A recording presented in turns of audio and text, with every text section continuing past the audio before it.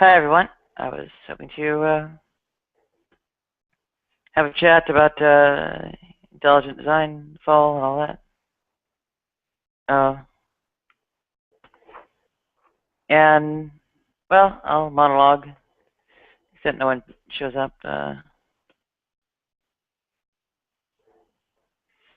So here we have a paper by Dembski on designinference.com. It's somewhat self-published, but I think there is some kind of Discovery Institute or CARM or similar that does about it. And people are trying to get me to go there, but I can't get in.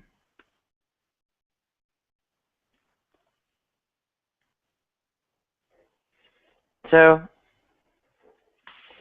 in the meantime, teleological argument is, well, not a new thing. I believe it has a history. You can Google a bit for it even. So,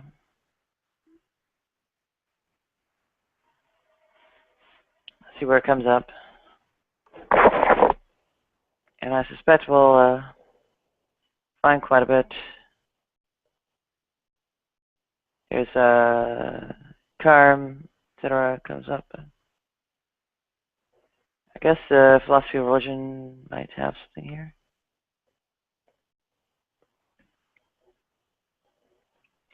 St. Thomas Aquinas, so it's pretty ancient. And it might very well be older.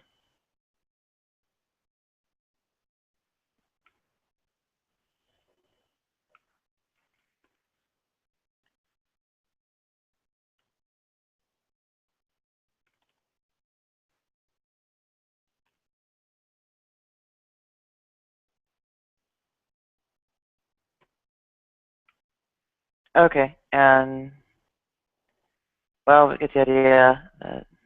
Quite a few descriptions of all this.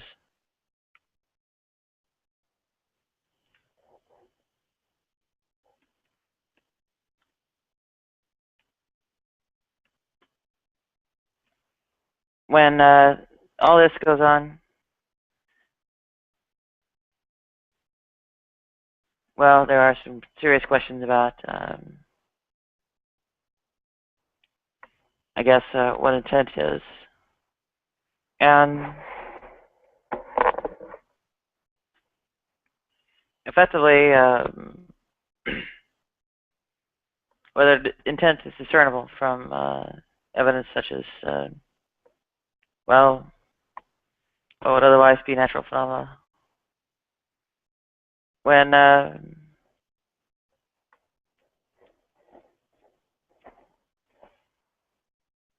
concluding that something is designed,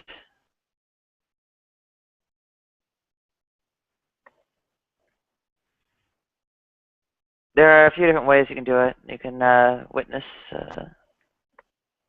suppose the procedure. You can go on about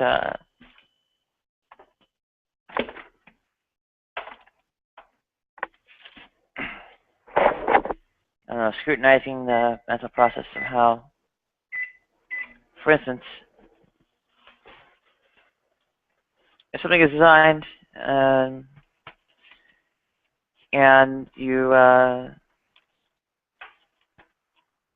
have essentially like blueprints or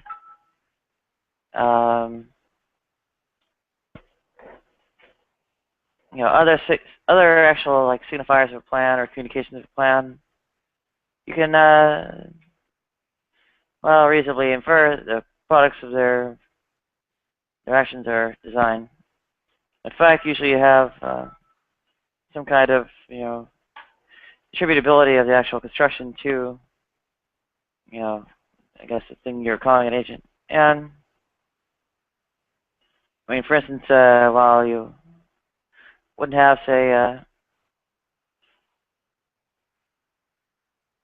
let's say, witness an architect, building a building themselves, or In fact, they probably don't build a building themselves. They hire people to. But on the other hand, you see the blueprints, you see the signature. There's also a style, identifiable style. Right. Now, when we go up to here,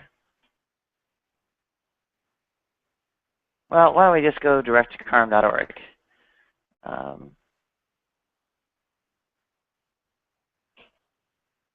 You know, Paley's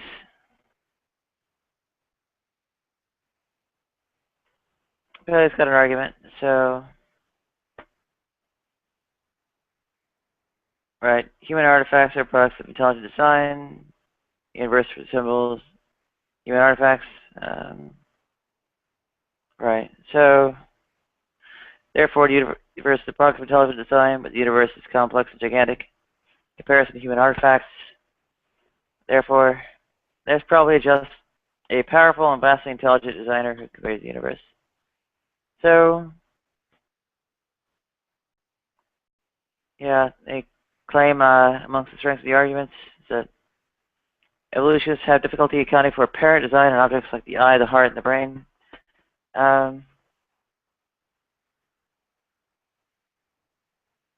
That's pretty interesting. So have really all that of apparent design. This is claims to have some weaknesses. It says it's subjective. Different observations can produce different theories. It's built on analogy, and so on. So that's pretty quick rundown. Carm.org. Carm.org basically doesn't really claim that it's that great of an argument. Now,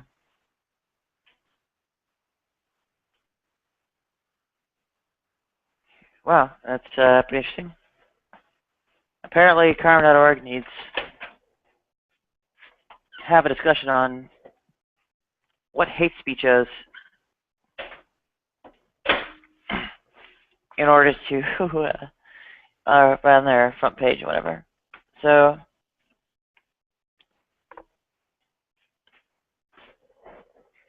I will note that as rather interesting, but although not strictly speaking related to our cause and such. Now, we have objections and answers, apologetics, dialogues, cut and paste information, evidence and answers. I guess they have evidence and answers here. Maybe they'll have listed teleological argument.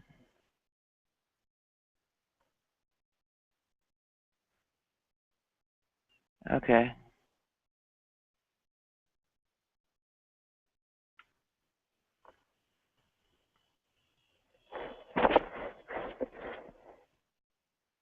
Yeah, essentially they don't really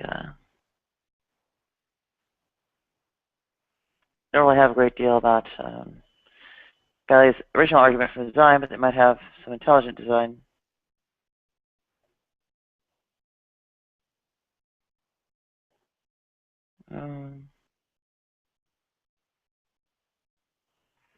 That's curious. They only have the cosmological and teleological argument and their arguments for God's existence. This is an apologetics ministry. They don't have the ontological argument.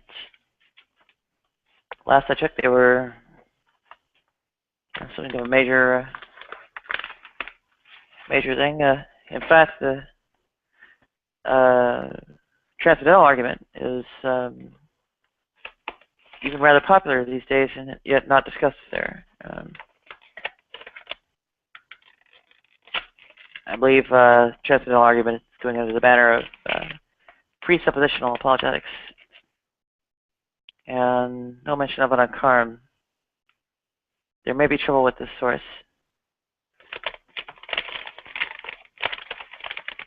Well,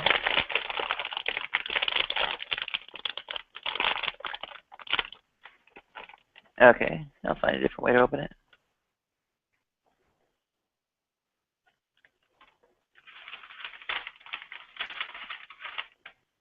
Hopefully, anyway. When smoke clears,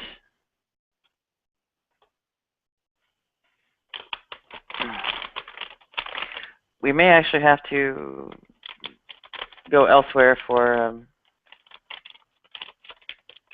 I don't know, more elaborate or coherent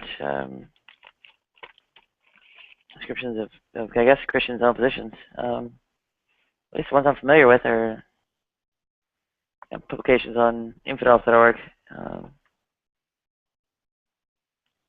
which are verbatim responses and, I guess, kind of debates conducted through philosophical journals. So they're faithful representations of the arguments made. Now, let's try above here.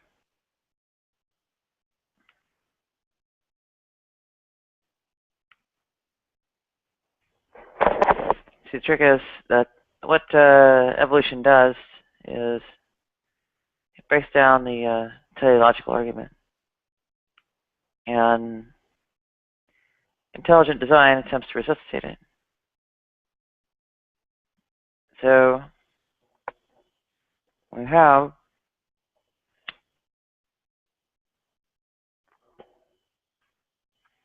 something like complex specified information, such as appears in William Dembski's work. There is trouble.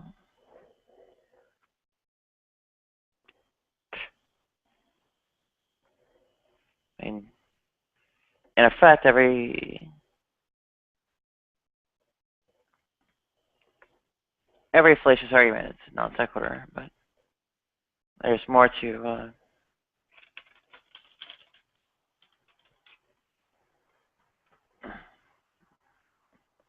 I guess there's a burden somewhat greater than simply declaring something a non sequitur.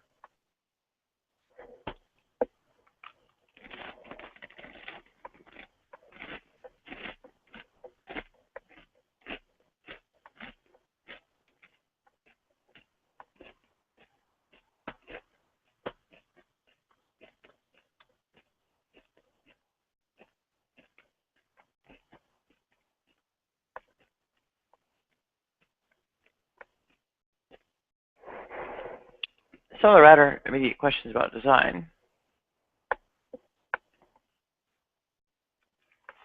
arise from what are essentially immediately apparent. That's what you might call imperfections. And I guess what's being touted as design by the proponents.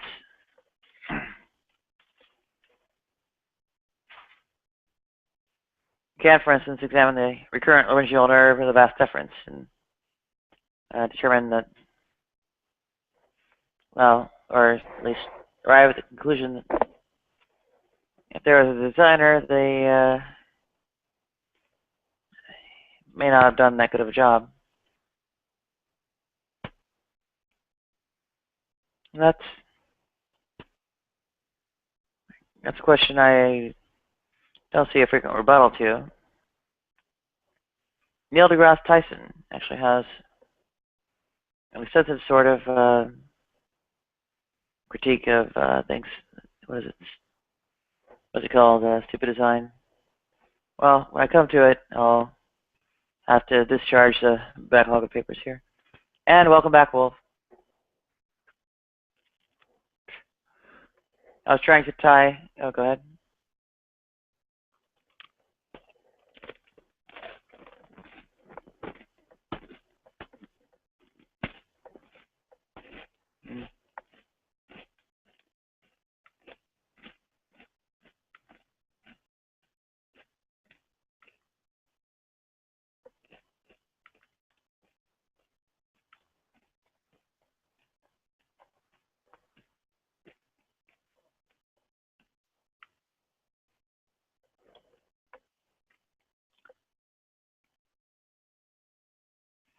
I was trying to tie intelligent design into history by essentially tracing its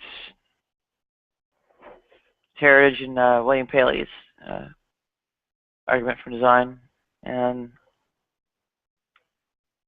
well, Carm.org's presentation of it, it was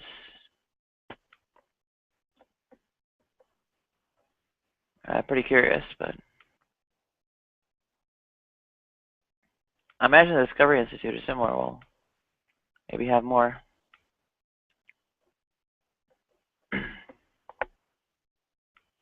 Okay, I should have Dembski's paper in the showcase.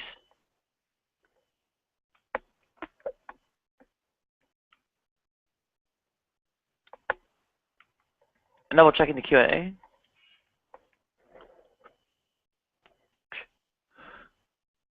No questions yet.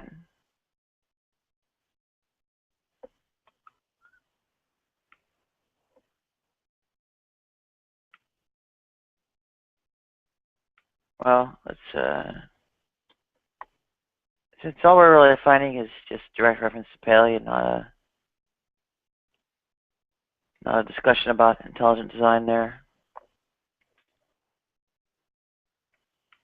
Okay, intelligentdesign.org attempts to articulate something about itself. Okay. Front page, read more.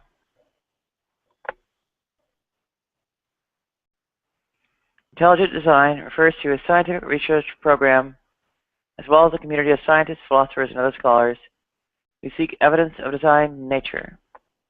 The theory of intelligent design holds that certain features of the universe and of living things are best explained by an intelligent cause, not an undirected process such as natural selection.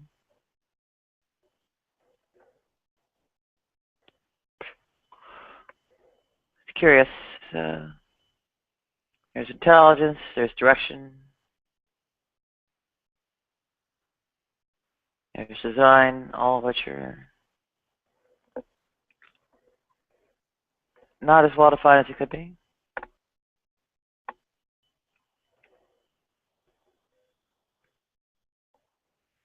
Through the study and analysis of a system's components, a design theorist is able to determine whether various natural structures are the products of chance, natural law, intelligent design, or some combination thereof. Such research is conducted by observing the types of information produced when intelligent agents act. Scientists then seek to find objects which have those same types of informational properties. Here's another question, which we commonly know come from intelligence.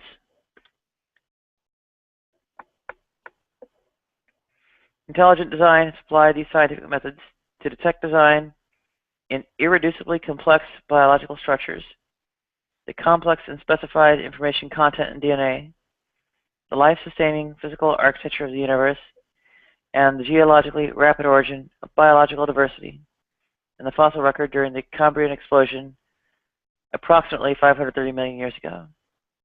So it appears they're older, but is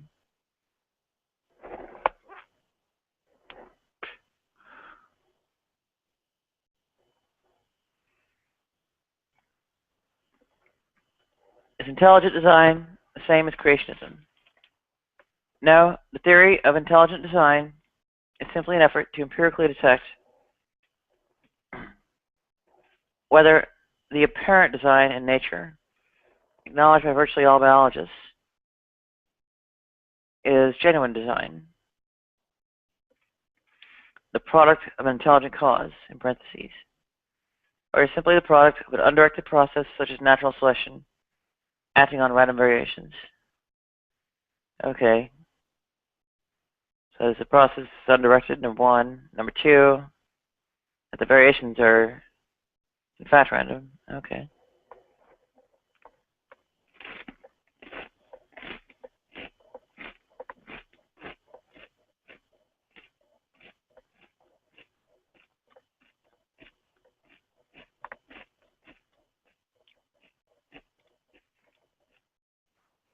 Creationism typically starts with the religious text and tries to see how the findings of science can be reconciled to it.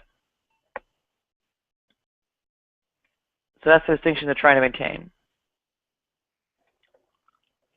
Intelligent design starts with the empirical evidence of nature and seeks to ascertain what inferences can be drawn from that evidence. Unlike creationism, a scientific theory of intelligent design does not claim that modern biology can identify whether the intelligent cause detected through science is supernatural.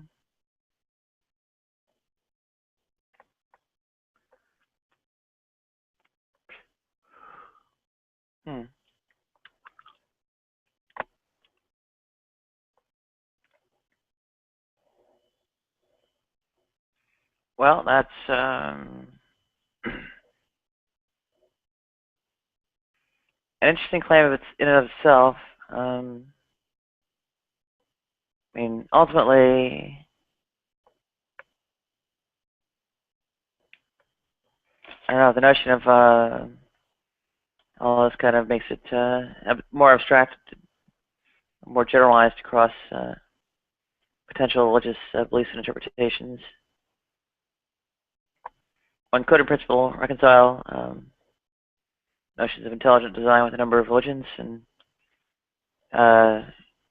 of course, Christian doctrines.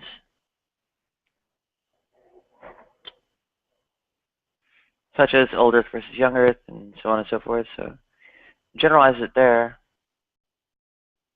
But it's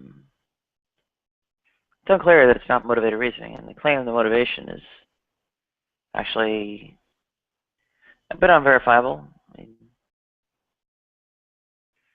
you can say it with their lips, but we can never know their hearts.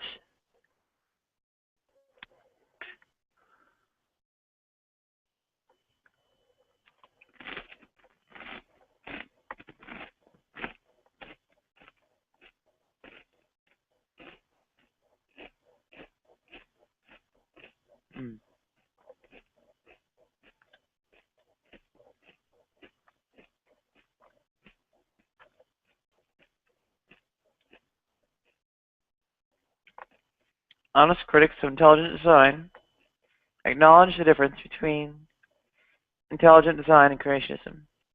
University of Wisconsin historian of science Ronald Numbers is critical of intelligent design, yet according to the Associated Press, he agrees that the creationist label is inaccurate when it comes to the intelligent design movement. Why then do some Darwinists attempt to keep trying to conflate intelligent design with creationism? According to Dr. Numbers, it is because they think that such claims are the easiest way to discredit intelligent design. In other words, the charge that intelligent design is creationism, but the rhetorical strategy on the part of Darwinists who wish to delegitimize design theory without actually addressing the merits of his case.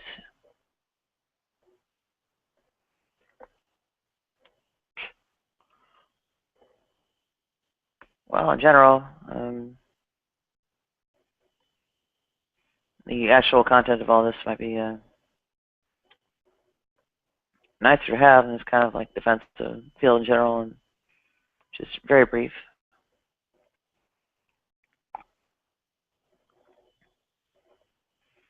Is intelligent design a scientific theory? Yes, the scientific method is commonly described as a four-step process involving observations, hypotheses, experiments, and conclusion.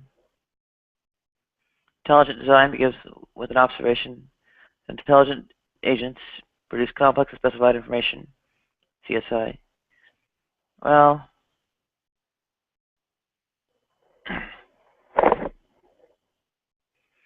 okay, I see two problems. Number one, the scientific method is not quite so narrowly circumscribed. Second, that the observation of complex specified information is, well, I don't know, very much something of an interpretation. It's not kind of a brute fact observation. It's and especially when you go about, trying to quantify it, as Dembski does, you don't have quite. It's questionable whether it can be called an observation.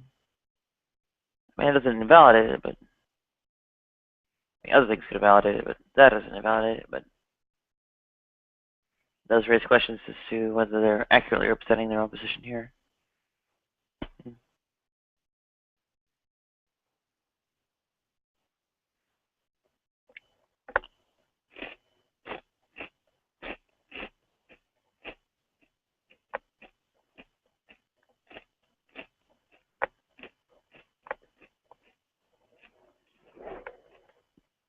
Design theorists hypothesize that if a natural object was designed, it will contain high levels of CSI.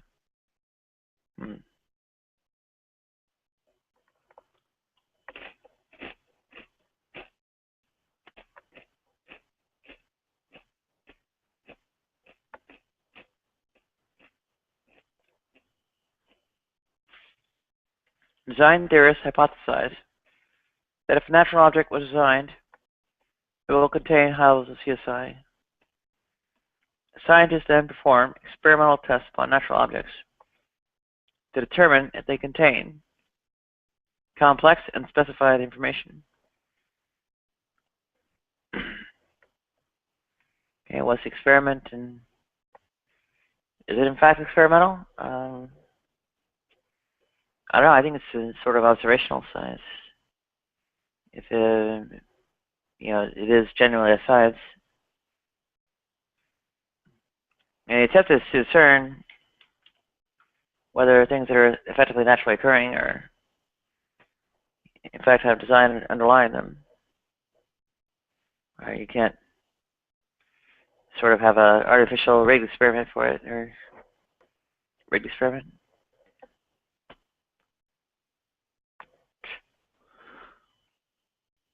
If you artificially set up the situation or object, whatever, it's always the product of that. It has to be, I think, an observational science, not an experimental science.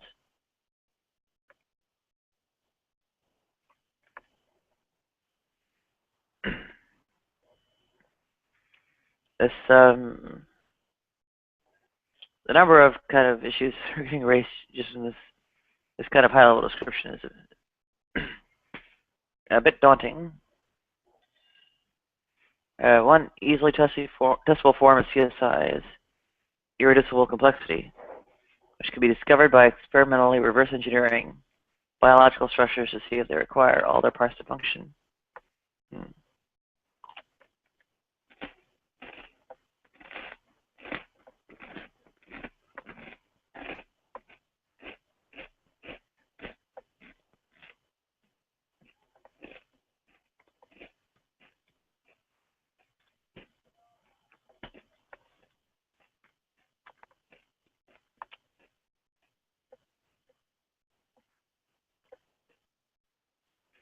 I could see two or three problems with that. I mean, the process of like dissection or whatever is just removing apart doesn't correspond to how doesn't necessarily correspond to the predecessors. Another one is that the function can be changing out from under you. And the extent this function is extrinsic, not intrinsic.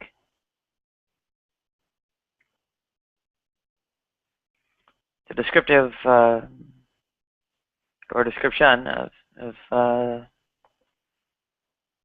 sort of interaction with the rest of the system here, and the process of reverse engineering essentially just requires or has a sort of reliance on human ingenuity. If it's too much for us to figure out, then This loses, right? Mm.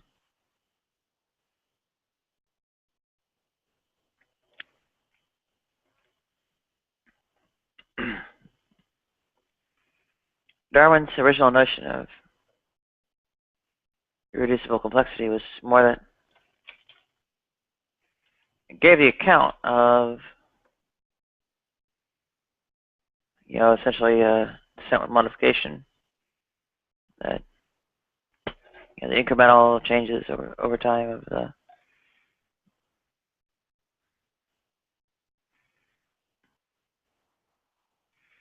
the organism and such are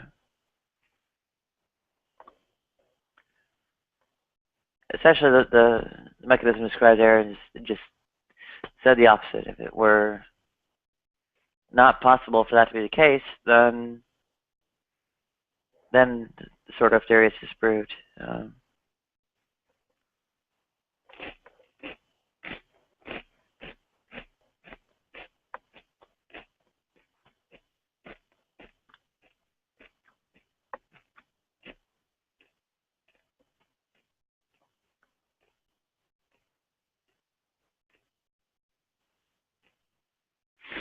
In a way, it doesn't outline a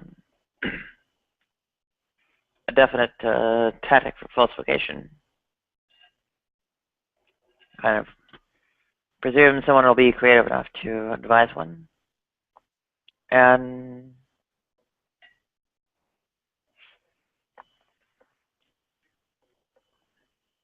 that wasn't really the standard or falsification test to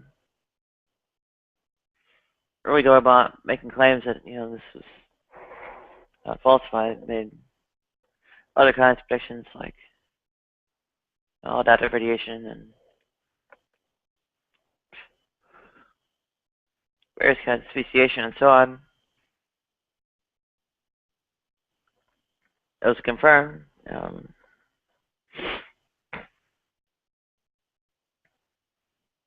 Gets predicted that well, so how is it falsifiable?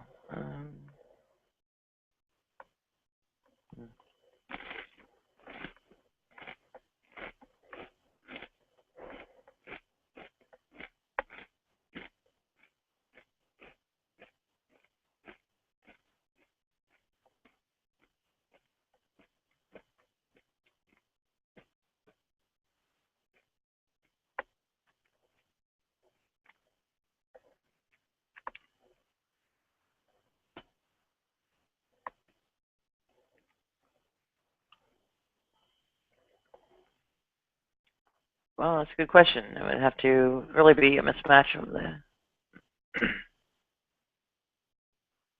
kinds of predictions made with observations opposed to some kind of actual binary tests, but it can be there.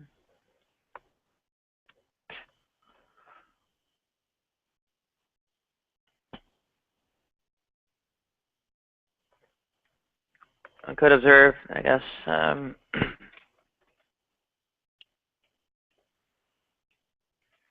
declines in fitness or other problems, but, well,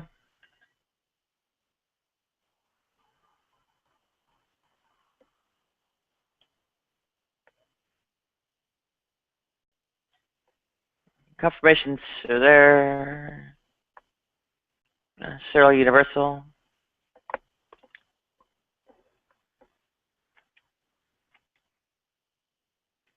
There's a problem with it, that's kind of it, but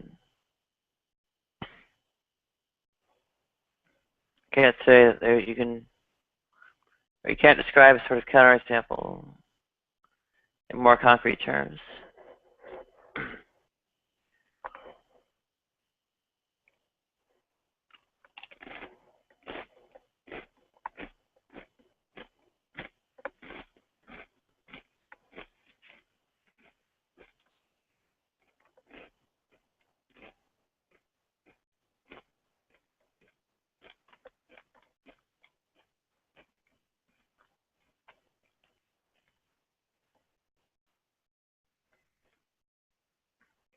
When ID researchers find irreducible complexity in biology, they conclude such structures were designed. That's interesting.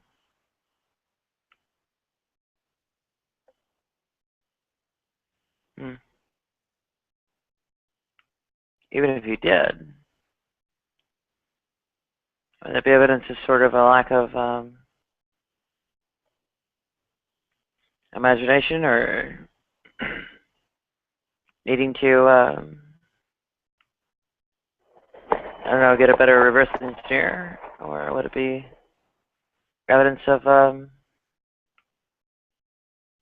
well, actual intelligent design? That's a good question. I wonder. So, it's a little bit tricky, you know, in a number of ways.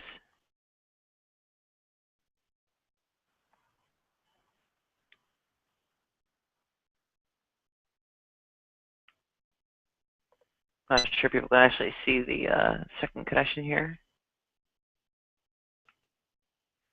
Well, next, I guess, is try to dig through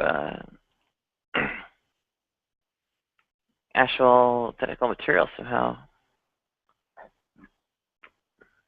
Might have education.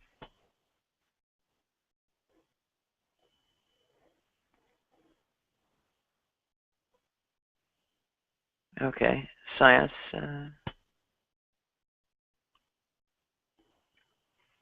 Intelligent Design Encyclopedia entry by William Dembski. Not by chance. Stephen C. Meyer, National Post of Canada. Defining Intelligent Design from researchid.org.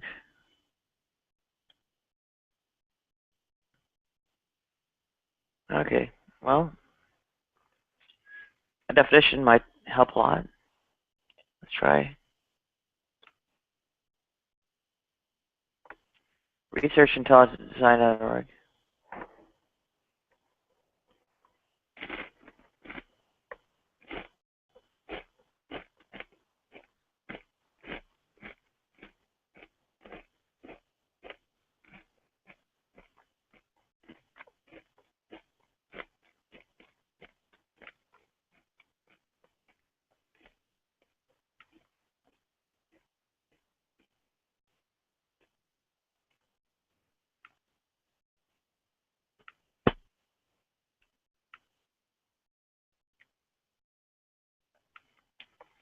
See if presenting is much of a problem here.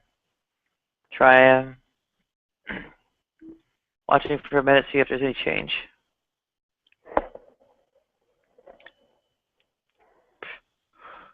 Oh, might need to go to present time.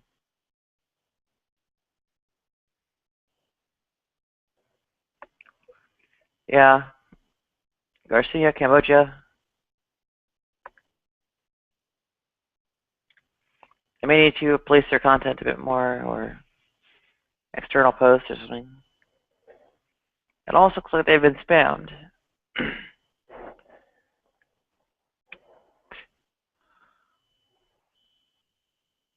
have to question a bit what's going on there.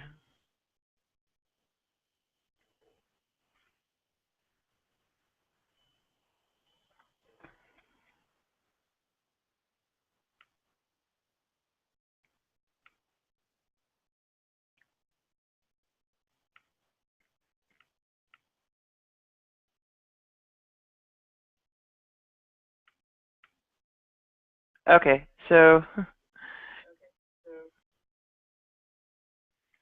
smoke layers.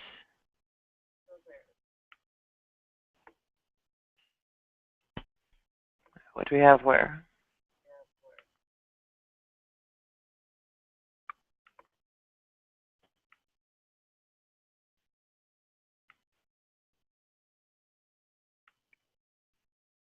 Okay, healthy food for children is not what I expected out of intelligent design sites.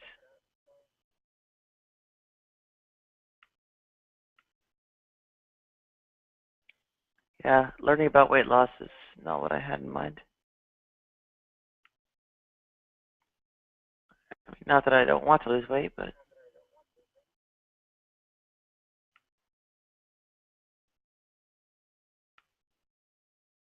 okay. So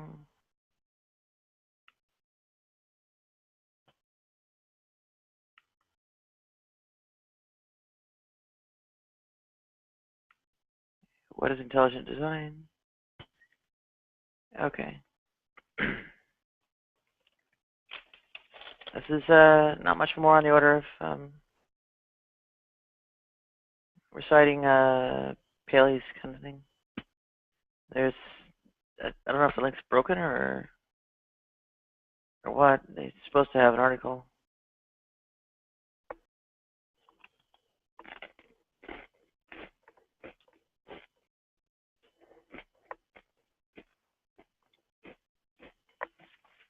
Hmm.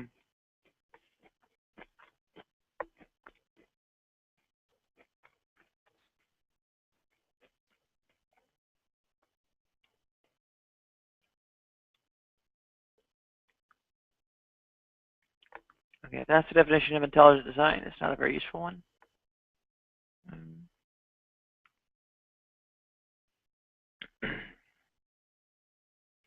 okay, let's try Not by Chance with Stephen Meyer.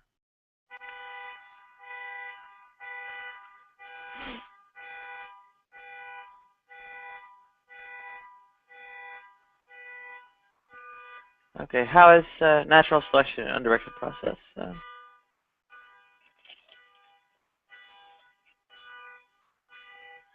Is it that there isn't some kind of agent behind all that, or I'm guessing they have to. It has to be it because I mean it does have a direction.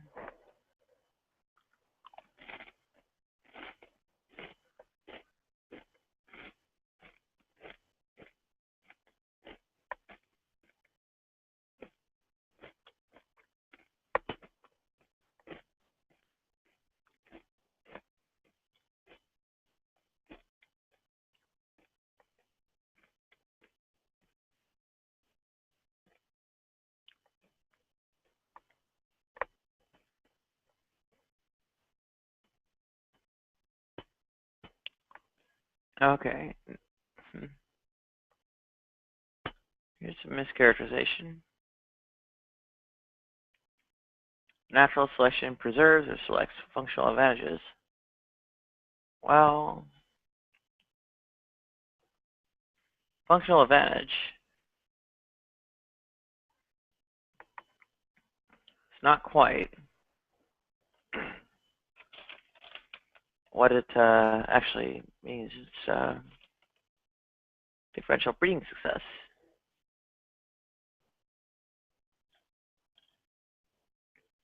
He said a functional advantage would be, well, a bit too vague to actually well, be making any kind of assertion. What function?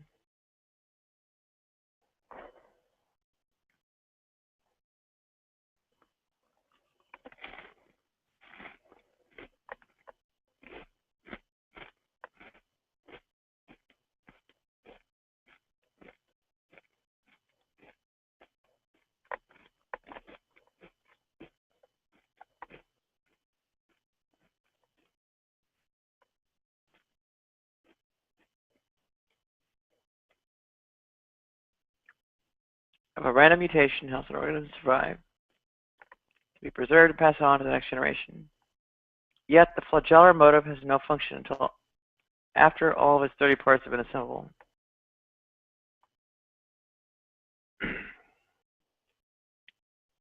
Okay. Is it really saying it has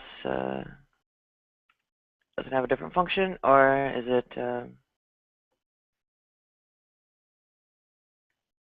also saying it couldn't have happened by chance? There's a good question there.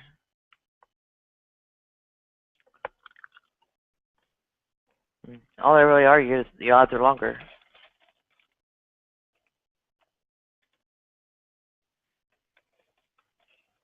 the irreducible complexity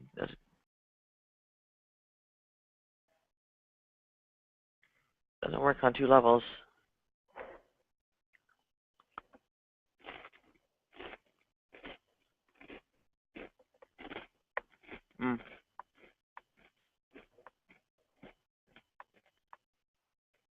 Three levels.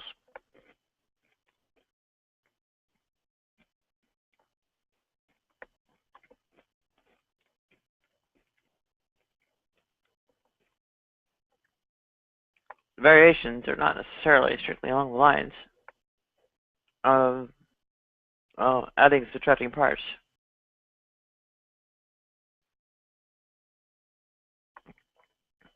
If so many genes are needed to, say,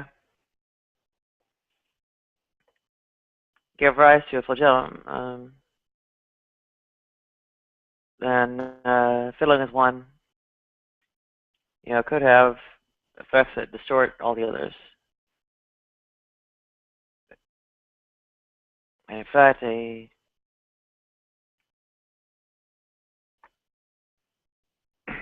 well, if there's a way to subtract an individual part, you don't necessarily have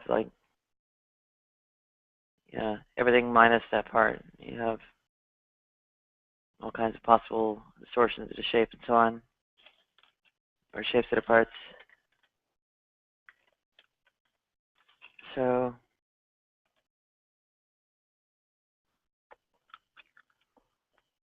this is Behe and so on. Straight out of the Doe trial. I think they might have done something similar. I may actually be getting this from the Dover trial, or at least my response.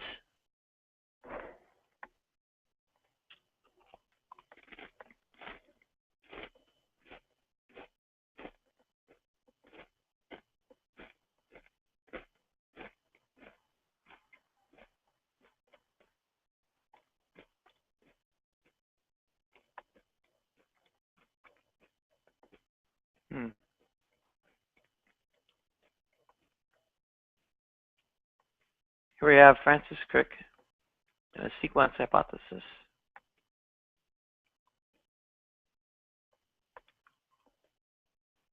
But it's not just a sequence. Polymers in general have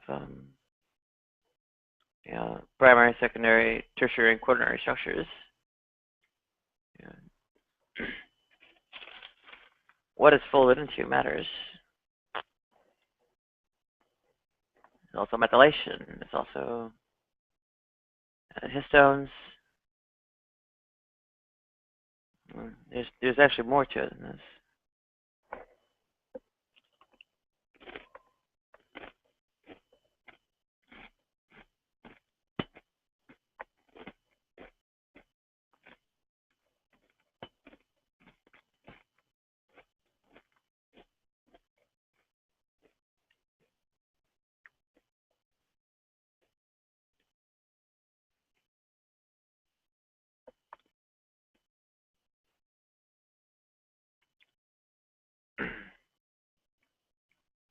Okay, after the early 1960s, further discoveries made clear the digital information, DNA and RNA, is only part of a complex information processing system.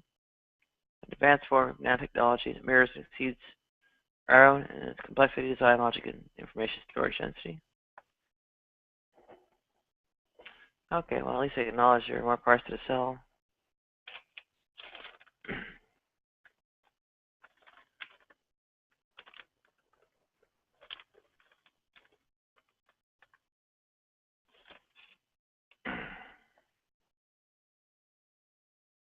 Information habitually arises from conscious activity. Who is Henry Quasler?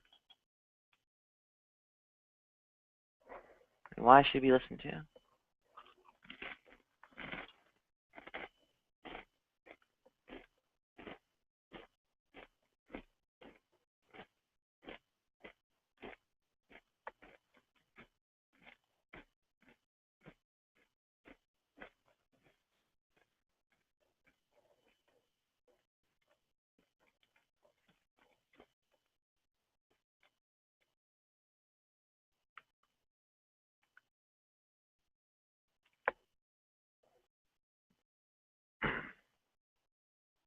Okay.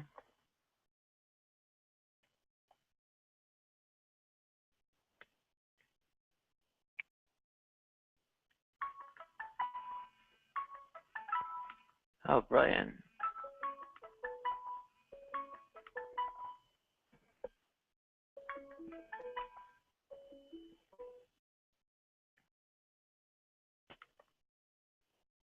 All right, so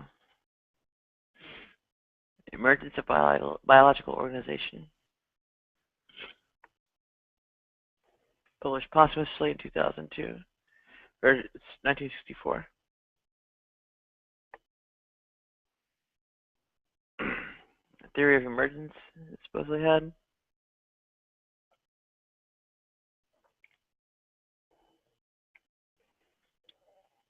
So one time a visiting professor of theoretical biology at Yale University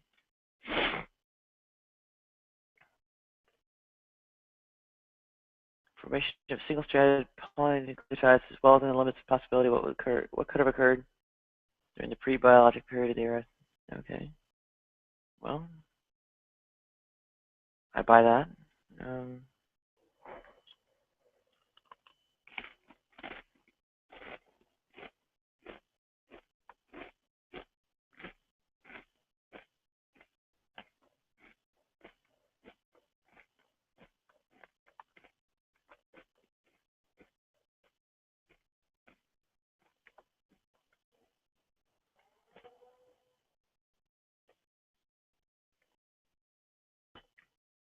Okay, basically he observed that DNA is a lot more stable than RNA, which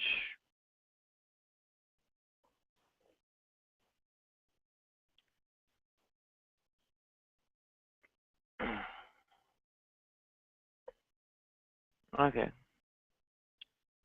As he claims that self-replication occurred when double-stranded polynucleotides associated with single-stranded ones, and then basically their strands that they're paired with emerged or were formed around them. Okay, or complementary strands, whatever you want to call them.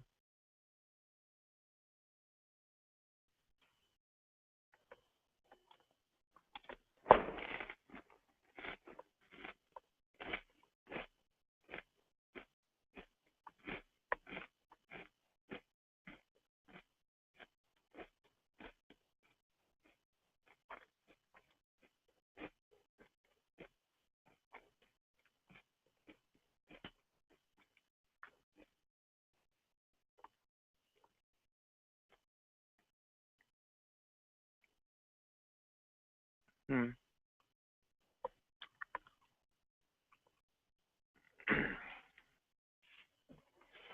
So yeah, he's been heavily critiqued, although closer examination it doesn't seem that he was really claiming anything like intelligent design. He was essentially almost claimed that abiogenesis was not only possible but likely, and giving I guess scenarios how it could occur.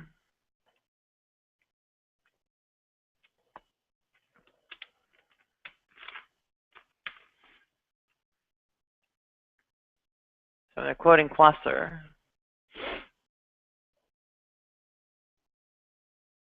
That's pretty interesting.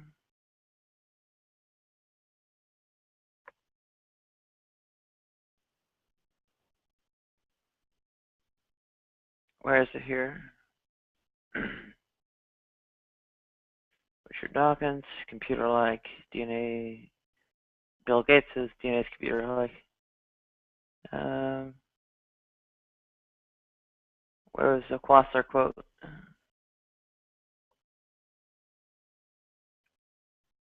Okay, there it is. And I think he was regarded as a pioneering information theorist. That's probably Shannon and Kolgaroff, but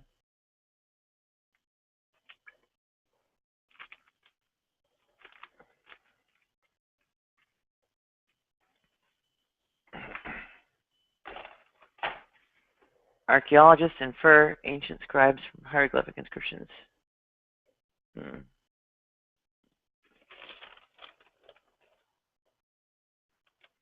Well, why is that?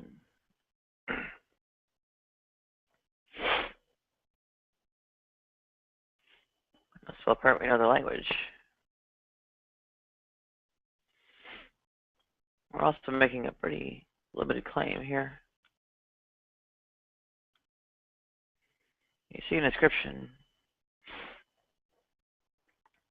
It's not even a whole object. It's marking its individual feature.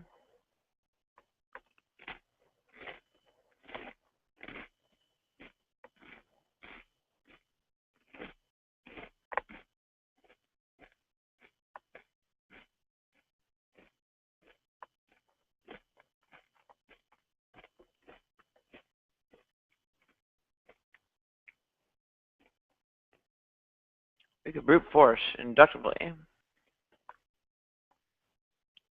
say that we see human beings make markings like that.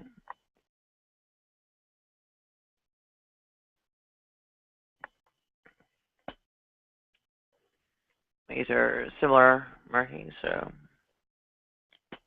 we can deductively conclude that they're all products of human activity. Okay.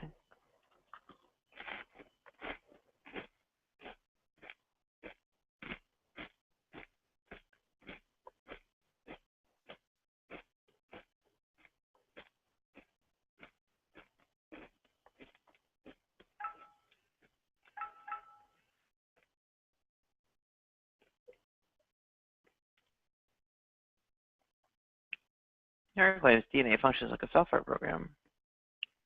It's a curious assertion. And you know what? I'm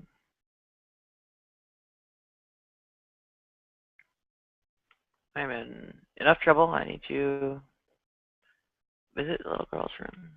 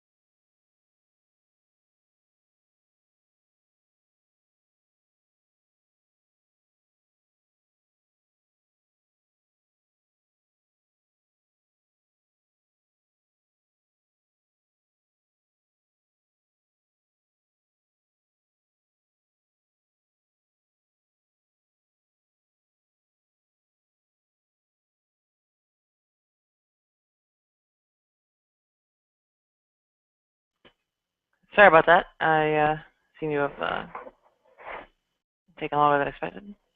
In any event,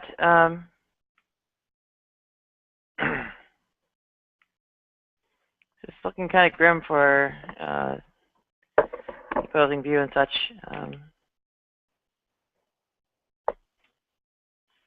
As far as I can tell, they kind of walked into a bit of a massacre. I mean, even the whole like words they use or terminology is in pretty deep trouble. So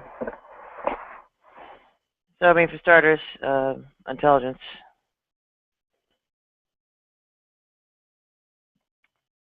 What does it make sense to call on omniscient being intelligent?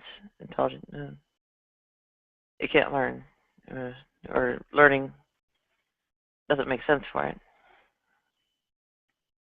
I mean, I wouldn't call it stupid, but intelligence is not quite the term to describe what it is. Next is design. Design implies intention, implies, I guess, action, number one. Well, timeless being essentially has no past, no future. Intent is, well, not something that would be applicable to it. And to the extent that it addresses any kind of need or want, you would have sort of a loss of Anselmian greatness or perfection.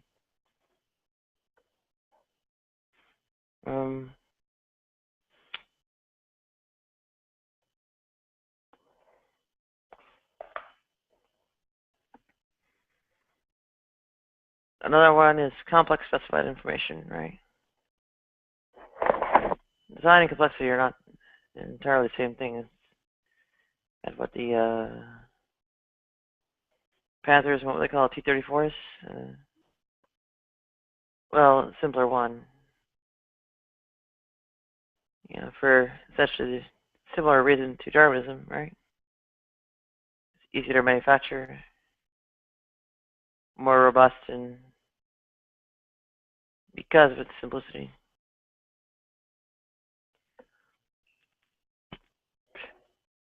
It was, in fact, an aspect of its design to take into account manufacturing constraints. And it was indeed designed. I mean, you can probably find the name of the Soviet designer,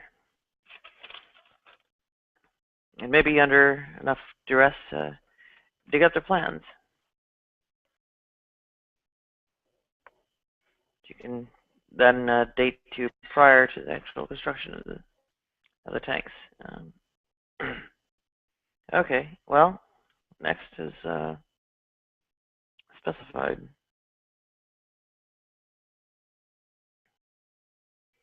Well, specified by what?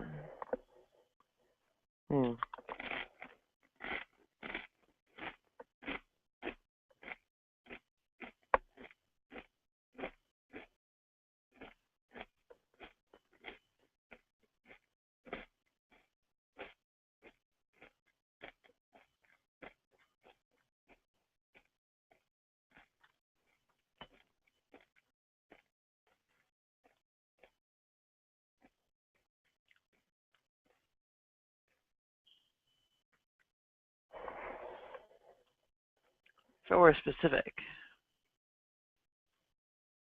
then,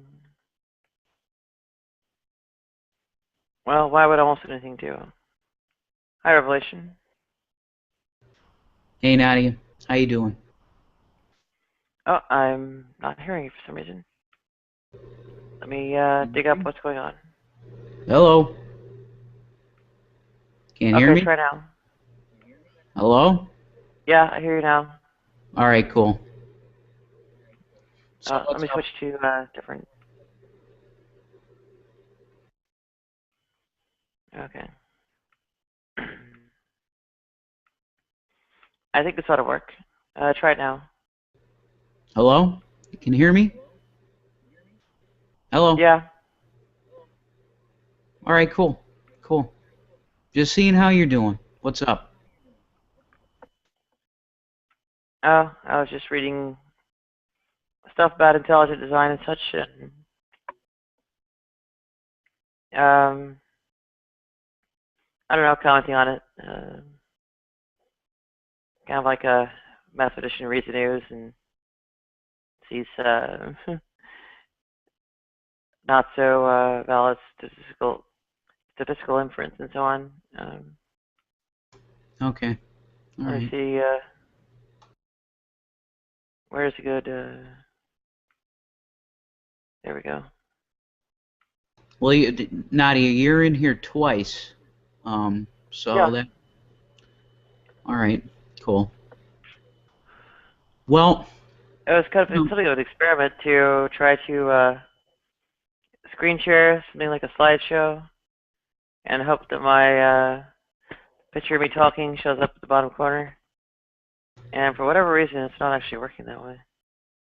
Let me try adjusting other settings.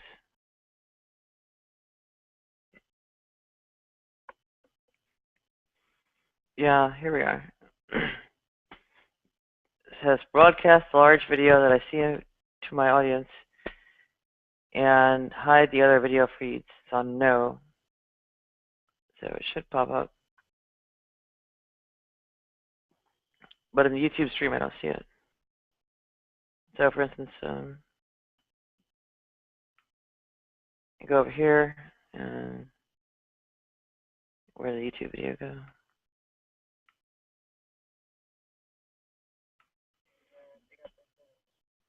I guess I do see it now, but when it was just the two of me, yeah, I hear you.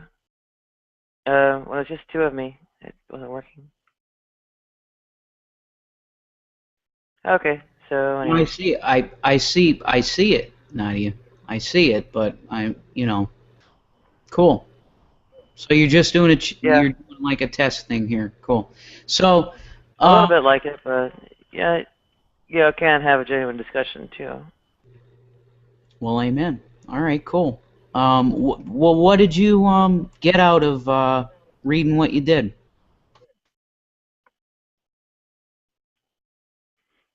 Looks like there's a bit of equivocation and oh dear. Um, Sorry, people are making noise. What was that, Drunken Nadia? monk.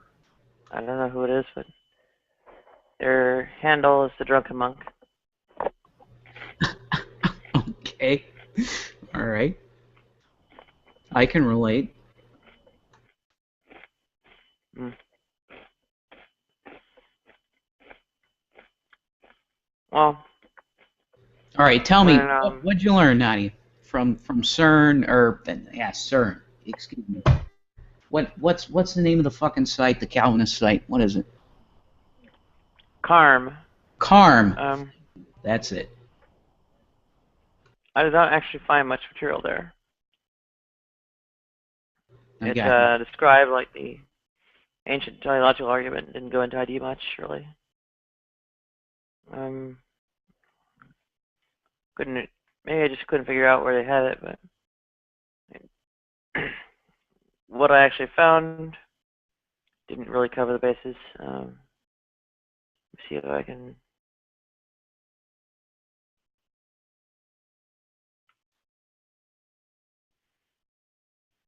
drop by there again. See what Cool. difficulties, other movements. Very cool. He I says, clicked the arrow that was next to your second thing, and now I can see what you're putting up here. Very cool. yeah, it helps to have your bandwidth far enough up that you can see video, Yeah, no, or I rather got it. the thumbnail video streams. Yeah, You have absolutely. to have it higher I up got a than, yeah. really good fucking cable connection, so I'm all good to go. Yeah, here we are. Women in ministry, women's issues. I'm afraid to find out what they say there. I guess apologetics. So here I go. Go for it. So they have think about presuppositional apologetics, logic, and so on. Arguments for God's existence has cosmological and teleological. That's it. Like, where's the ontological? Where's the transcendental? There are more. Nadia, do you ever listen to the Bible thumping Wignut and Matt Slick? Because Matt Slick, he's pretty good, man. He's pretty good. Yeah, I guess I can go to evidential apologetics here. Do it. It might have more than I found before, but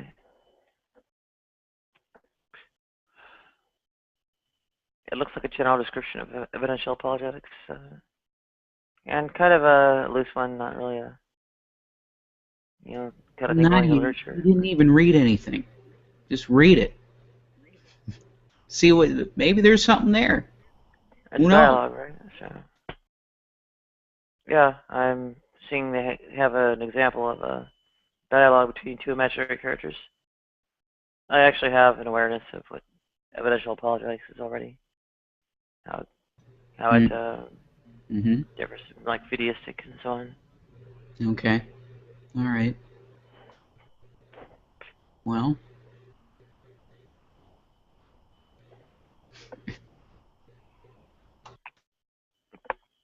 There's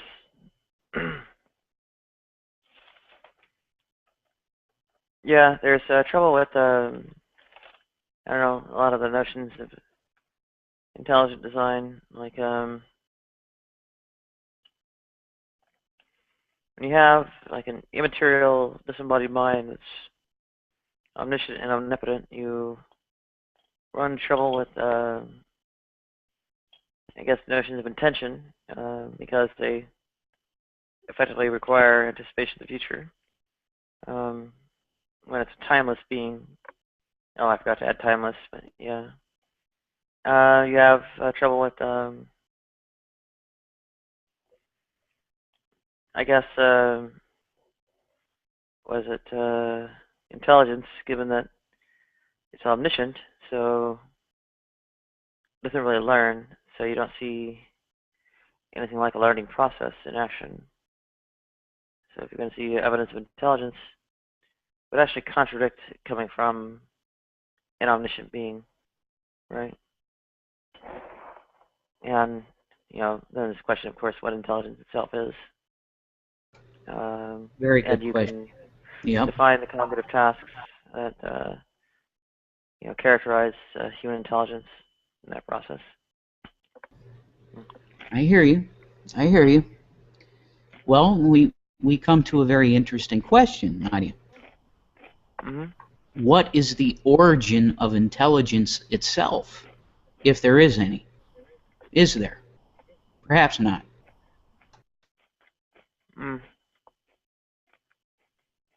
Well, typically,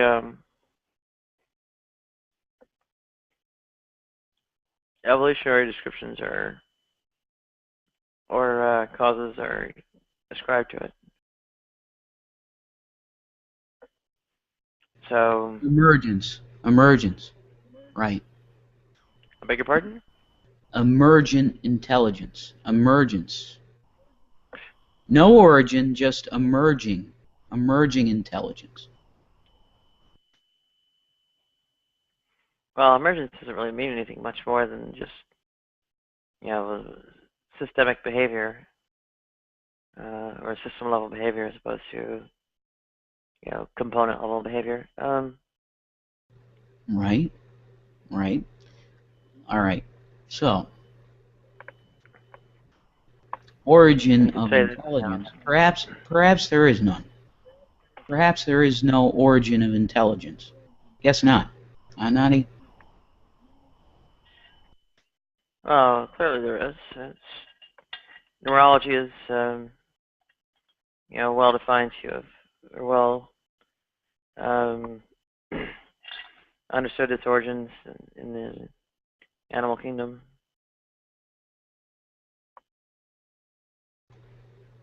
Nerves and Right? ganglia and so on in invertebrates provide ready examples of, precursor systems to what I guess our human ancestry and so on. We talk about the reptile brain. I'm sorry. Consciousness, Nadia. Consciousness. I'm telling you. That is right there. That's the pinnacle of science.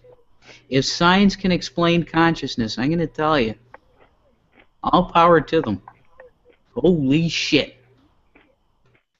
Mm.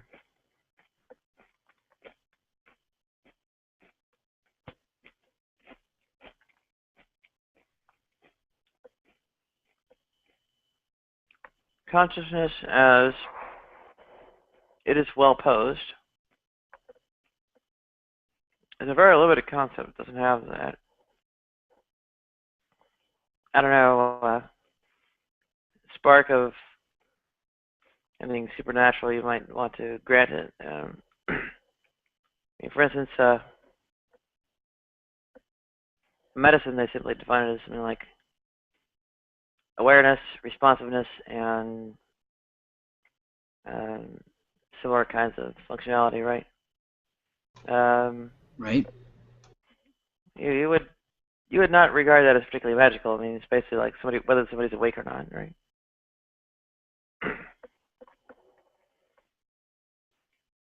When you go, further into Chalmers, the answers are a bit grimmer for, I guess, people who want to ascribe special status to it. And essentially, it's sort of idea of well-bounded or strictly circumscribed self, and don't seem to hold up. You have trouble, of course, with the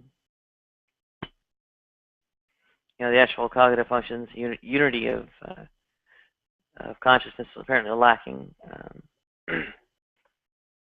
Various sort of components will act independently And so we come back. and involuntarily, even. Sorry. We come back full circle once again. And I'm drunk as a motherfucking skunk. We come back to the beginning once again. Singularity. Understood. Singularity. Well, How did it happen? may I at least momentarily ask if that's relevant? Say that again, Nadia. What? Hmm. Take your time. That looks good. Beans and rice, Triscuits. Come on, good stuff. Very good. Mm-hmm. Love it. Oh, yeah. Beautiful. Beautiful. Mm. Enjoy.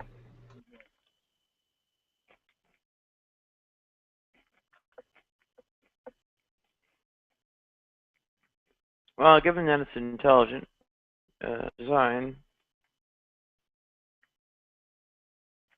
how is the origin of the universe relevant? It has more to do with like the, I guess, origins of humanity, biodiversity, and life. Well, I'm saying, Nadia, listen, please listen. Okay? All right. So, what's your view on the singularity? Explain to me how you view the singularity. I don't believe it really describes anything all that mysterious. Okay. What do you Really, believe? to the point where, sorry. Okay. All right. You believe in just an eternal state. Just it's always been, it always has been, no beginning, just eternal state. That's what you believe in? I don't have a definite belief. There isn't really there is no conclusion that can be justified given the evidence we have. Just because the accessibility of the such distant point in the past and or distant time in the past, and worse yet, conditions obscuring our ability to observe, or just prevent making conclusions. Okay. Here's my question to you, Nadia. If there was a doctrine of Nadia, all of that you believe, what you believe, all right, how we got here, how all this shit has taken place, how the world continues to be, what is the Bible of Nadia? I want to hear this. You tell me your doctrine. Mm. Mm. Well, I'd start at a very different level from questions of where we came from and where we're going. I think those are secondary at most. In fact, almost irrelevant even. I would say we really have to start from more of a moral question, or a moral precept. And the one I think should be paramount is to Love one another. alleviate and prevent all the suffering we can. Amen. Agreed. All right. So what? Hang on, no, bear with me. You say love one another. Yes. Is it right to love, murderers and rapists? Yes. Because they don't know what they're doing. Hmm. Well, I approach it differently. Right? How do you feel? You don't have to. You don't have to love them per se. The approach Sin. is. Hate the sin. Hate the sin. Love the sinner. Hmm.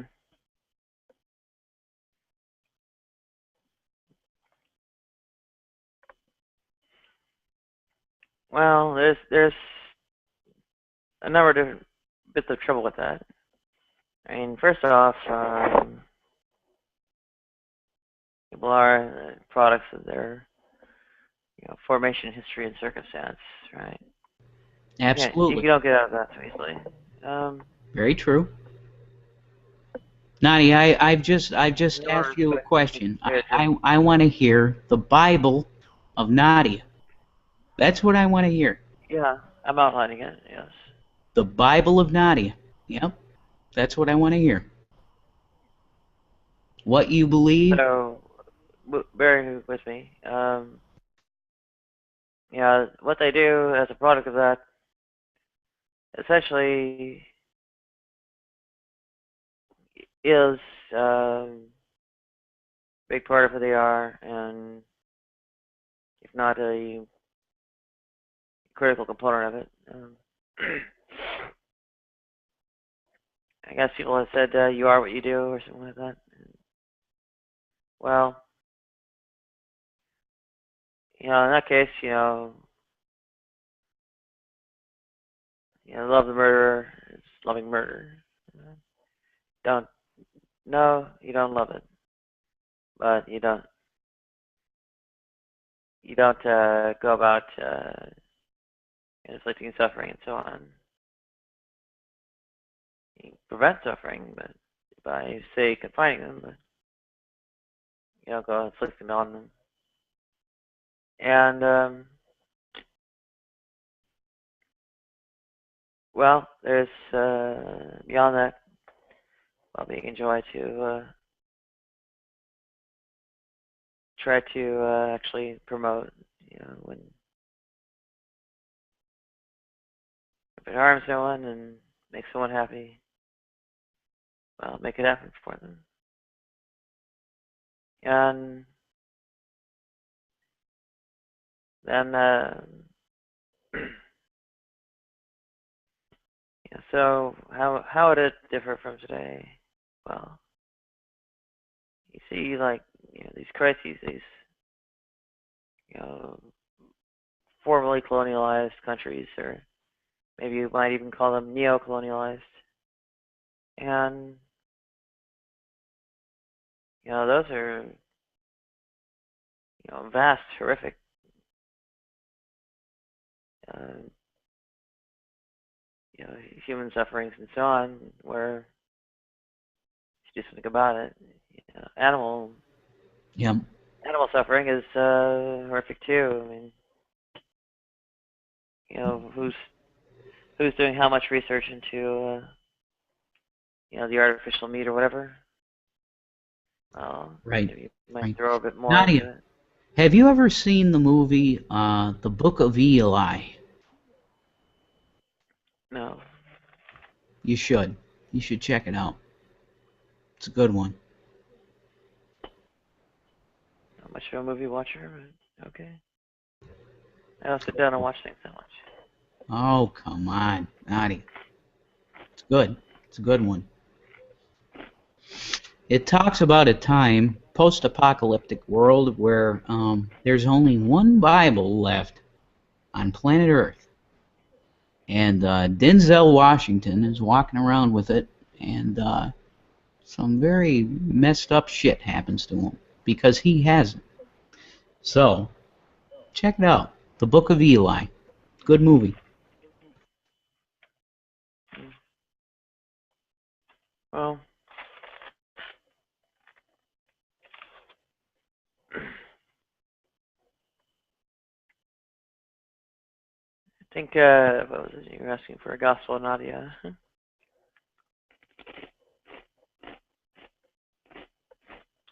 I had a hangout called that.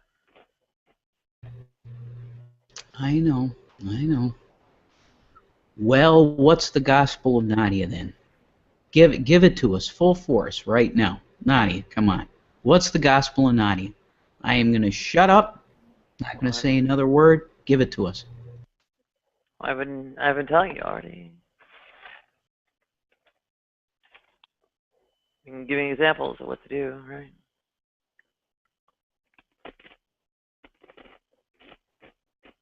To love all, love everybody. Mm, well,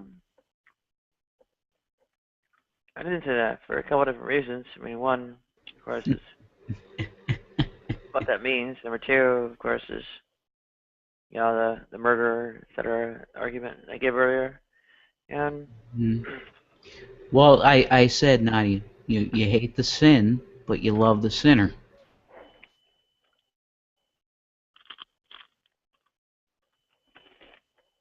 mm,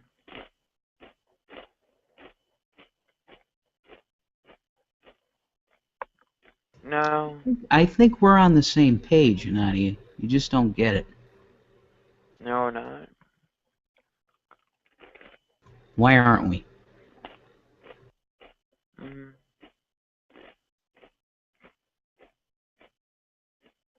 well, I'm cutting in very different directions.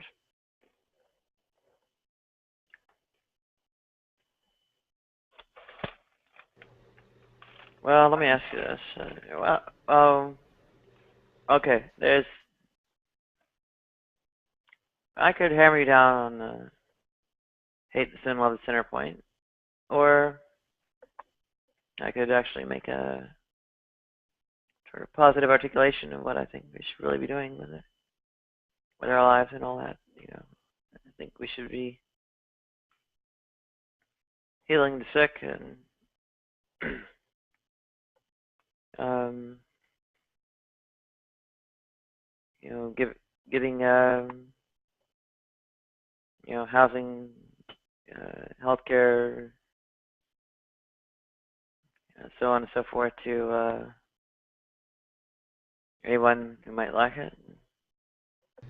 You sound like a believer in Jesus, Nadia.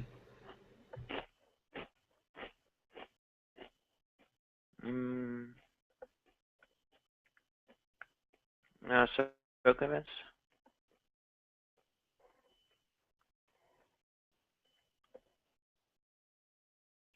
See what I think. Well, I call this hangout Intelligent Design in the Fall.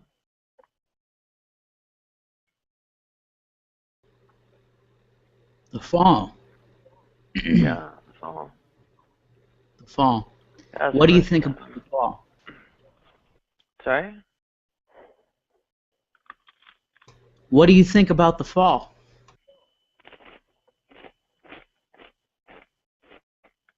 Well, first off, no such thing happened. Um, that's the first thing I think. Second one is this is I don't know, kind of double excuse.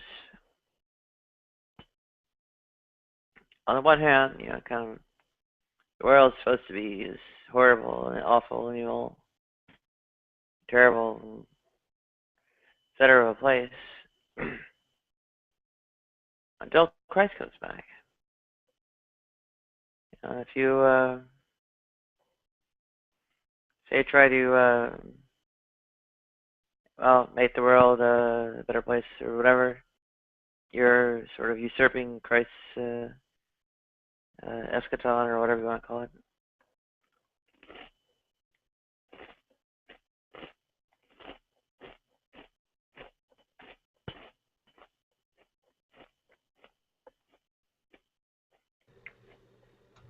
And also,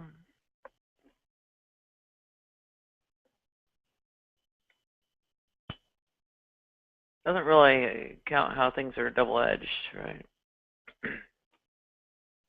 Well, you might have actually not just double-edged, but in some respects actually improving. Longer life expectancy, tons of modern medicine, far fewer disabled. Because we can basically set bones properly. Right. Okay. You So have back. the split effect with the IQs increasing over time. Okay. So back in biblical days, there were people living, 900,000 years. You don't believe that. So, no. right.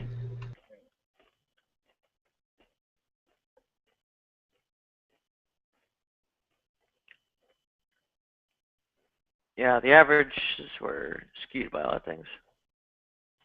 People weren't actually, truly innately different in terms of what the lifespan would be. The difference was essentially women dying during childbirth and men dying from violence, and everyone dying from random diseases.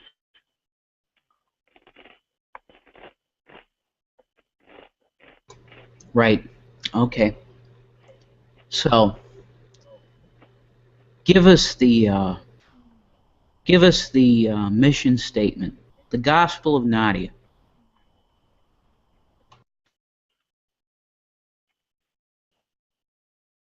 Say to, alleviate suffering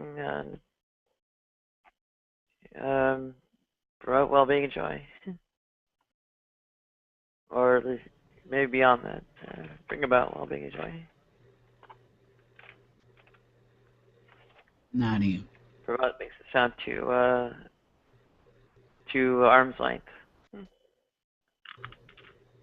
Okay. Understood.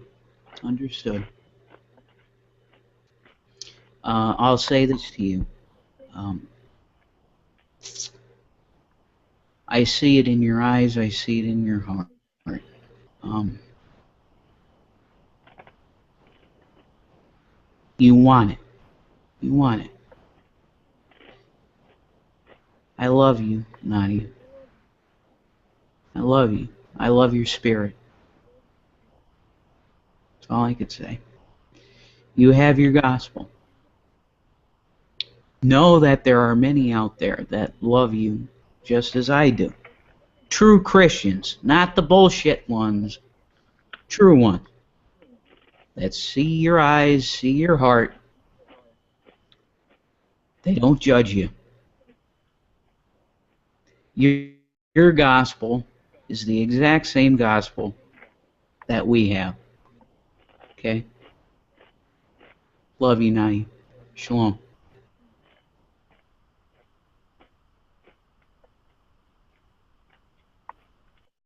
Mm.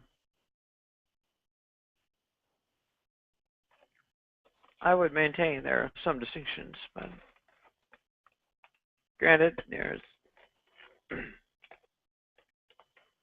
even if not explicitly stated as doctrine, some element of commonality with some common cause for the actual people involved.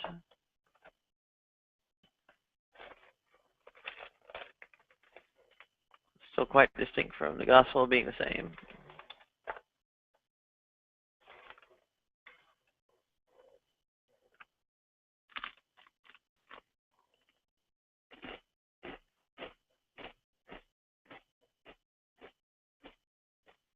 He was drunk, very drunk.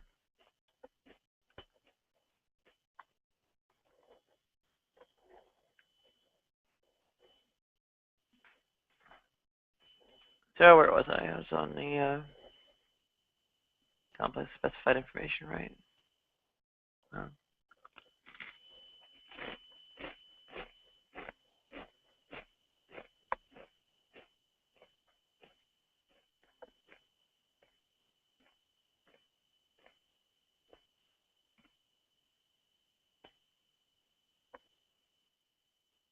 Complexity.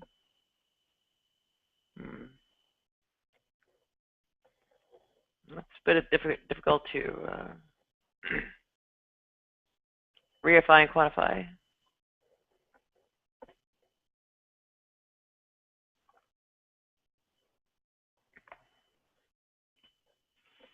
Specified, difficult to essentially say that. I mean,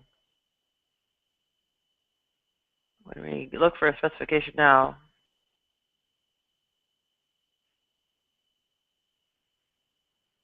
it's not typically by reverse engineering. Even to the extent we reverse engineer, it's not how we really deal with it.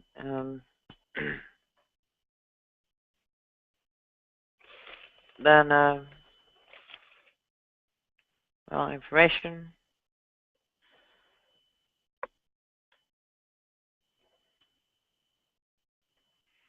Boltzmann entropy, Shannon entropy. Ow. Who knows? I'm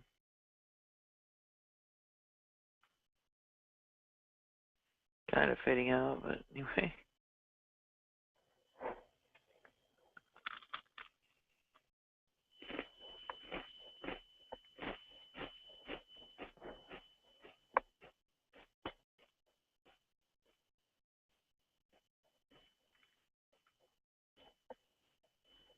Yeah, I think I'll just go over somewhere else, but anyway. Yeah, I don't know. Maybe I'll keep talking to you.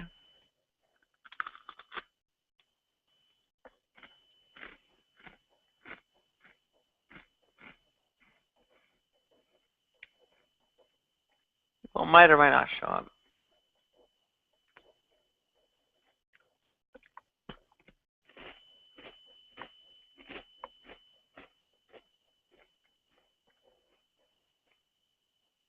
I usually see complexity is like O of something, right?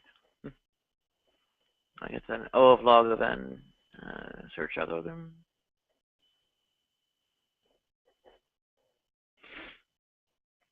Or uses O of n squared space. Occasionally, you can actually, get it down to, say n squared over 12 plus O of, I don't know, square root of n or something.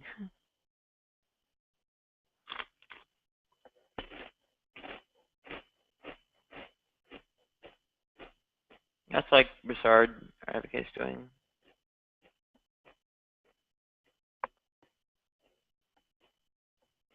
I guess Knut does at some point too.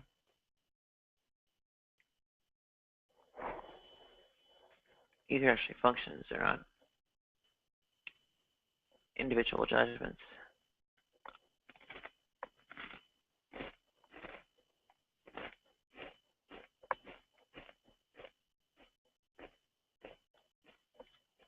They're families of objects. Fine. Not even specifically objects, they're actually, course of execution of the algorithms.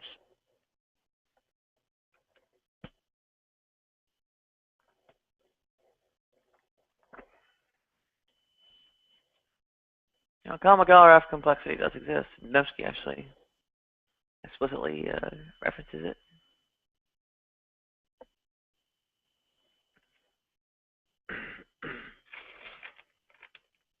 What does it represent, though?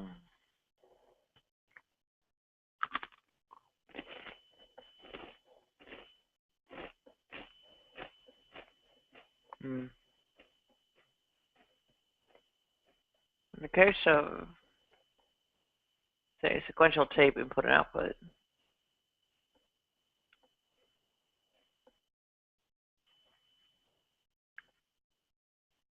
actually does represent something akin to, I guess, the O of n or whatever, but it's concrete patterns, individual executions.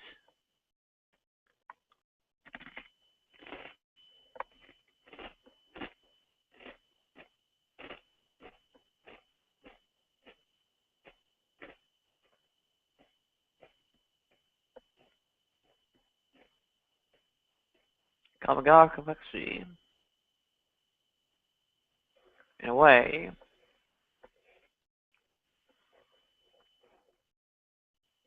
generalizes, I think, Shannon entropy.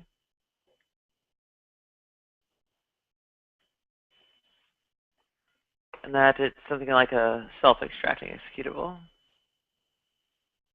Compression as a self-extracting executable, right?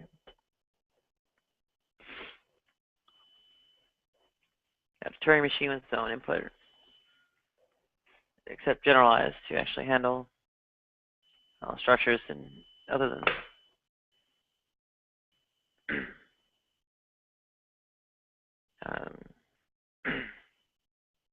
structures other than just sequential tape or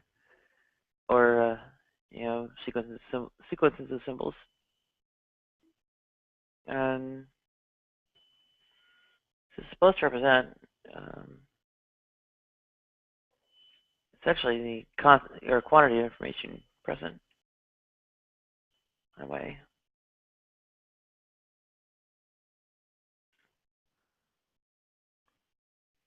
Right, you don't have quite as easy of a time as you might. Sorry.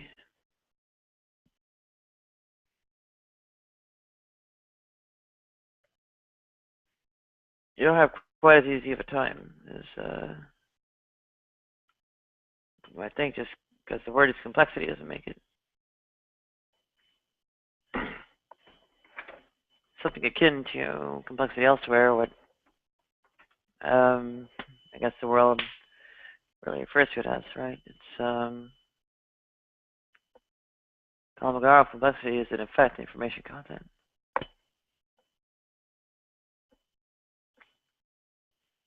So, what are they doing when they count up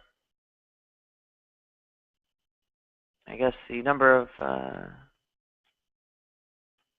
patterns of lesser Kolmogorov complexity than a given pattern.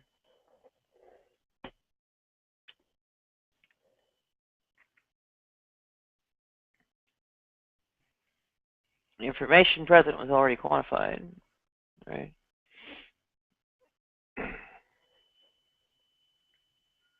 Now they're trying to, well, go on about like these, I don't know. They're trying to exaggerate the number, I think. Say there's more information present than there is. What are these other possibilities there? You know, should probably just go straight to Dembski's paper here.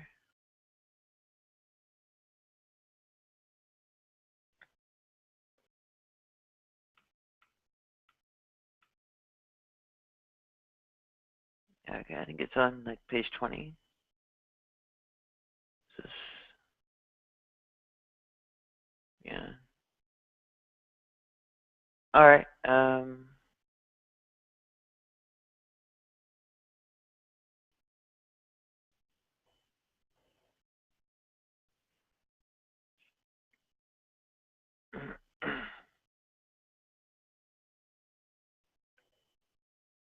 Context-dependent specified complexity of T.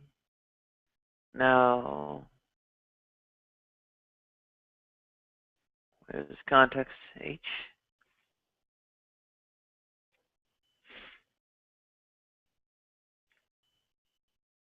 Chance hypothesis H.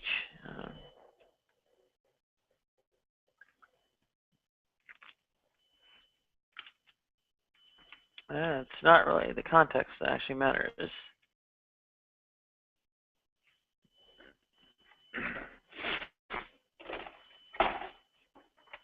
Imagine the determining factors, the environment surrounding the pattern. What is really involved here?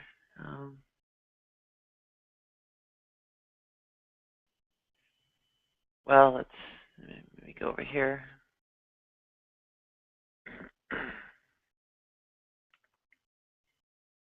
And present and so on.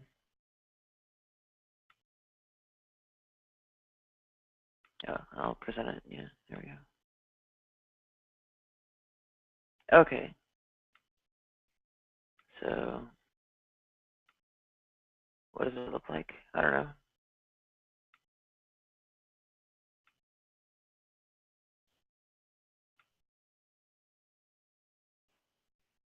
What the hell? Let's see if it's actually working. And we have it all. Okay, where do I see it?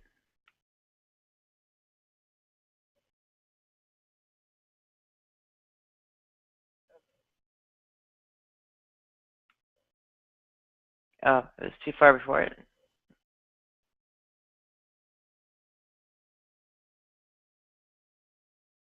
Who knows?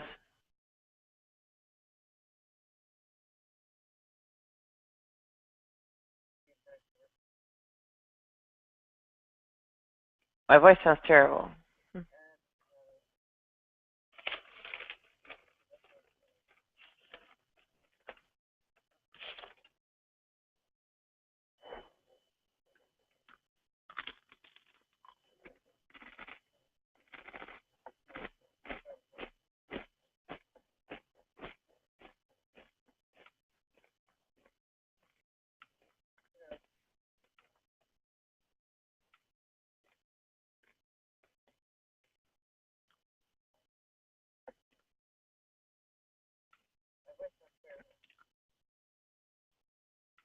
Yeah, it doesn't seem that I'm actually getting the sort of like picture-in-picture effect.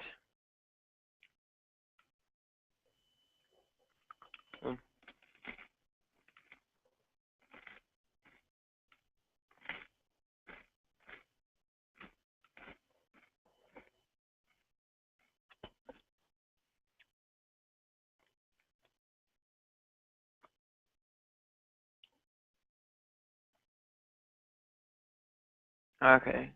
Conforms to the pattern T. That's an interesting definition. Conforming to a pattern wouldn't have a Kolmogorov complexity per se.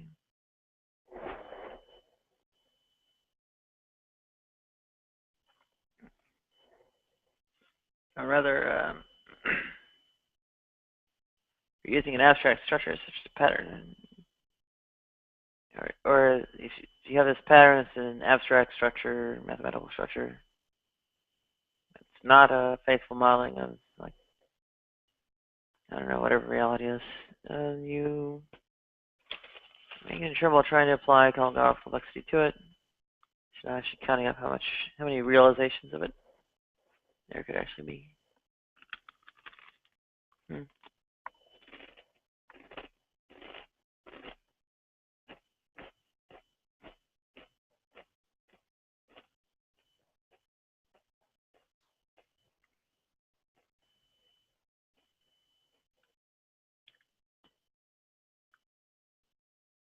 Yeah, this phi of t.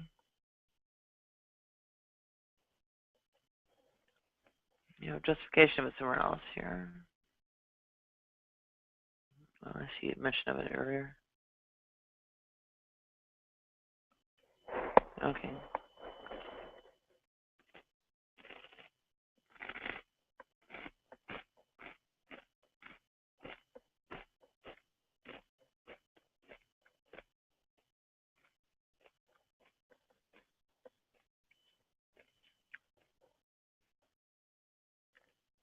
The number of patterns for which S's semiotic description of them is at least as simple as S's semiotic description of T. They're using a horrible misnomer for, I guess, Turing input involved with Kolmogorov complexity, or, well, it's something else.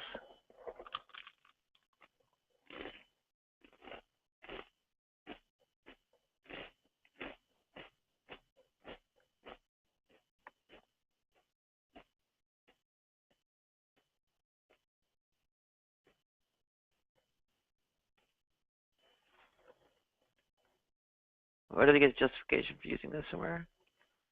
Descriptive complexity.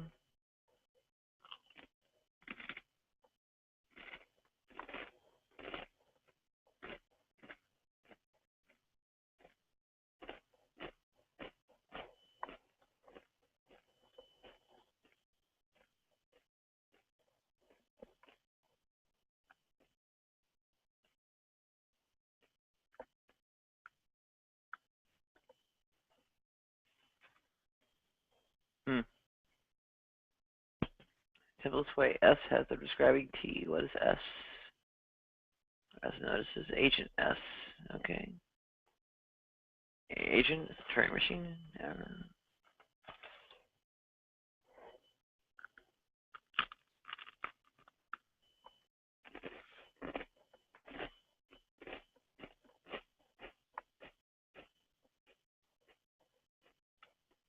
It's for not promising signs.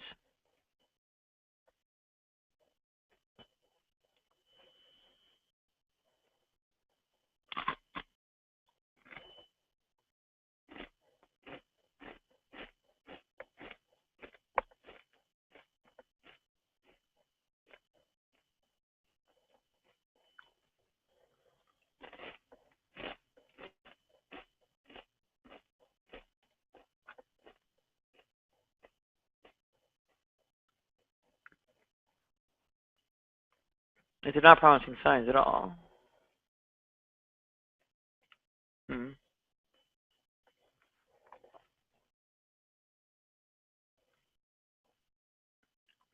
Okay, intuitive characterization of specification needs now to be formalized. Okay.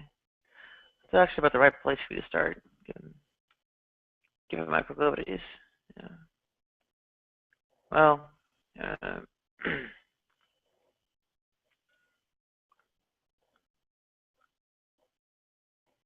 okay.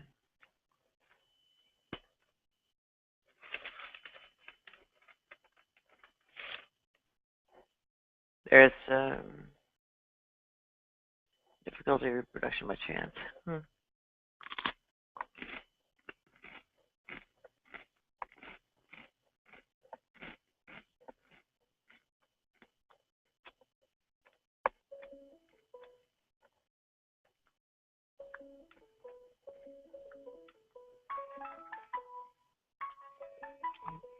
Specificity is no more than unlikelihood.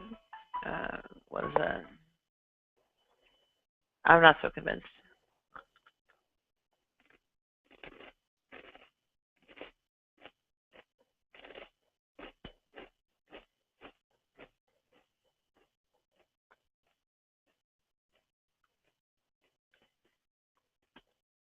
It's just a combination of pattern simplicity and event complexity.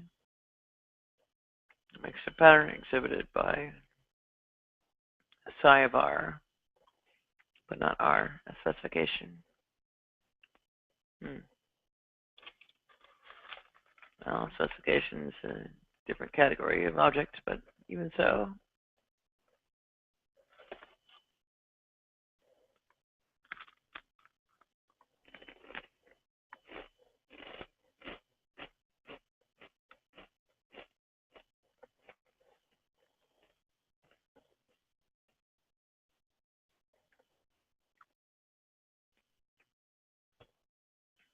Some chance hypothesis H.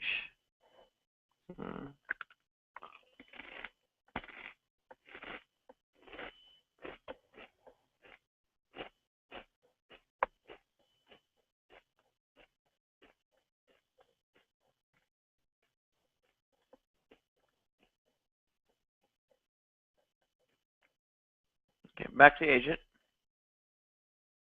We begin with an agent S, trying to determine whether an event E has occurred did so by chance according to some chance hypothesis H, or equivalently according to some probability distribution P of whatever given H. S notices that E exhibits pattern T.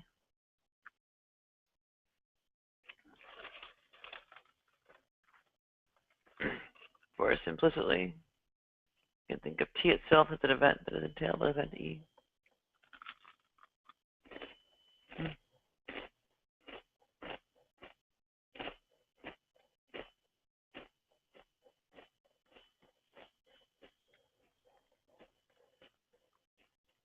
Thus, the event E might be a die toss at land 6, and T might be the composite event consisting of all die tosses that land on even face.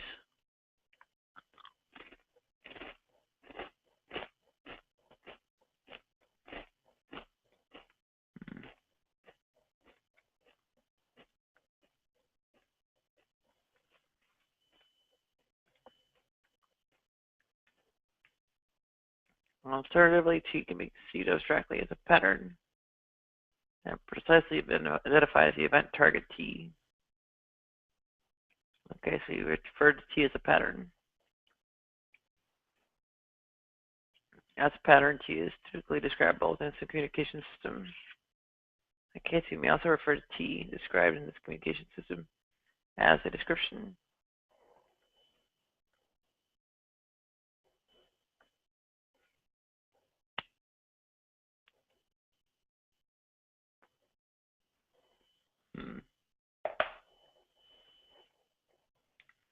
This does not look like what I remember from ProbStat. I remember, things like measure spaces and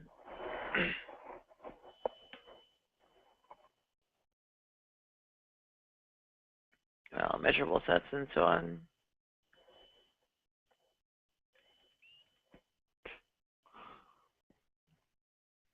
Borel measure, Lebesgue measure, Donche from gauge.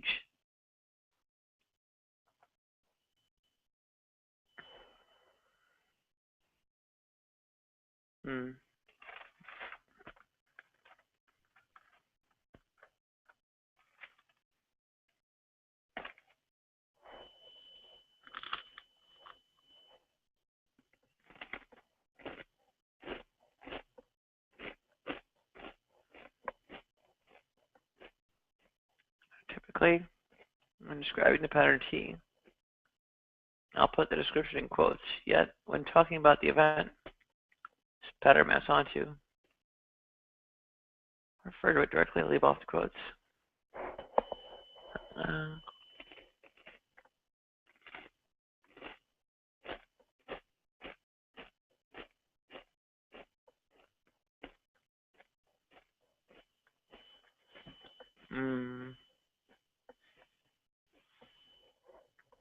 that sounds very, very fishy.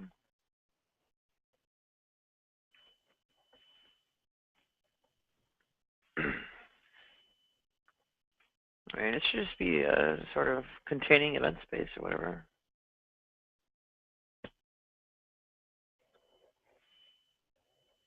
I mean, if T is, say, all die tosses landing on an even face, then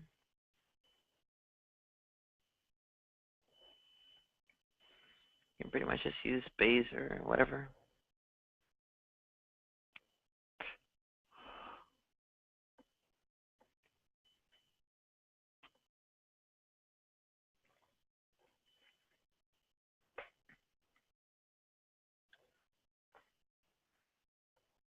This is not lining up well. Our concept of pattern is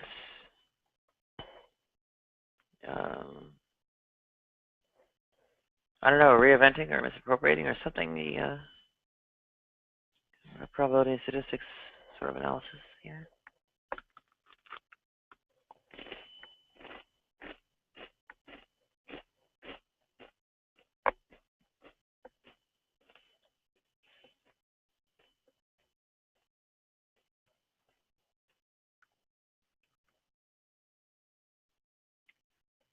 S is therefore not merely an agent, but a semiotic agent.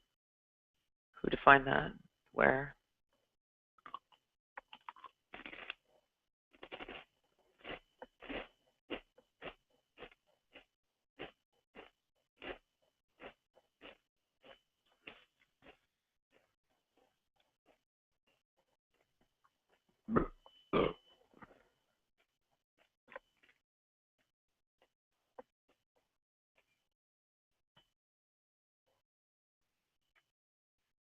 Simplest way S has of describing T. To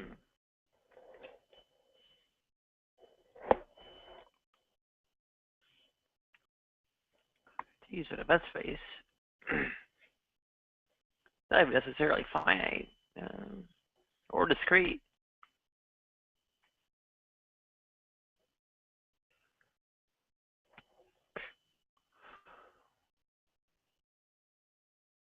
It's not necessarily amenable to computation.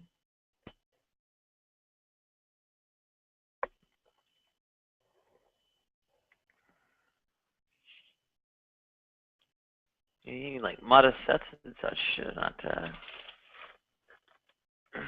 arbitrary measure spaces. This is not going to work.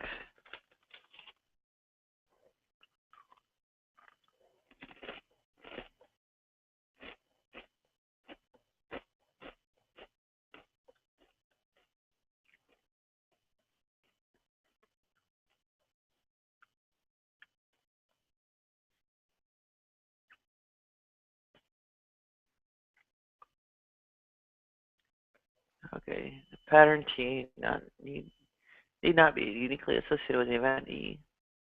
S is trying to find a simply described pattern to which E conforms. But maybe there are still simpler ones out there.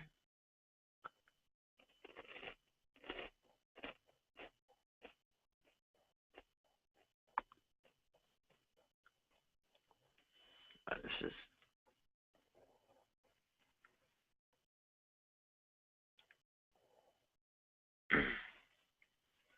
it's qualified by S, but not E.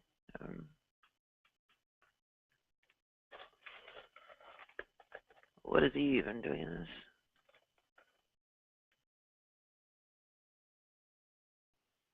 This is the event it's trying to determine.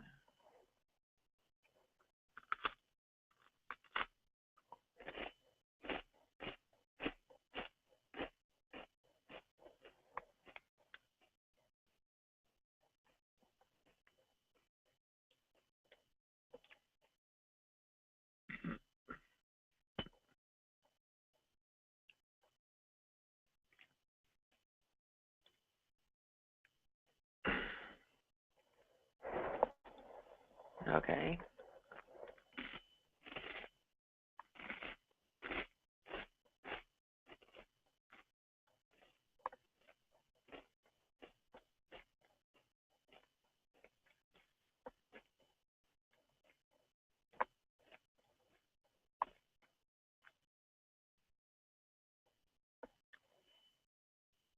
In what way does the communication system being posited in this sort of abstract description have any genuine relationship to, well, communication system being trying to be used, or that's trying to be used by, I don't know, the actual physical things constructing this?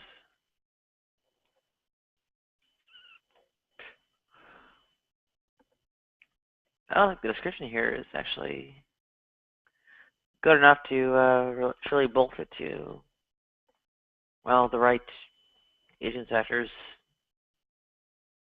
and so on, in like a normal sort of communication event.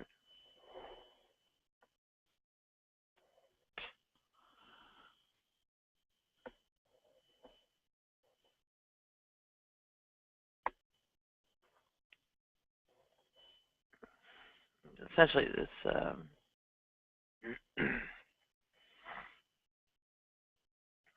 the agent S.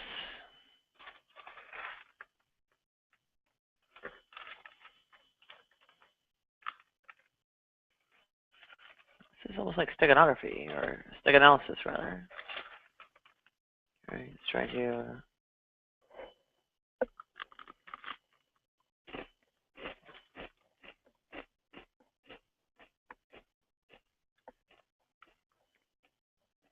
Yeah, the actual way to go about this is steganalysis.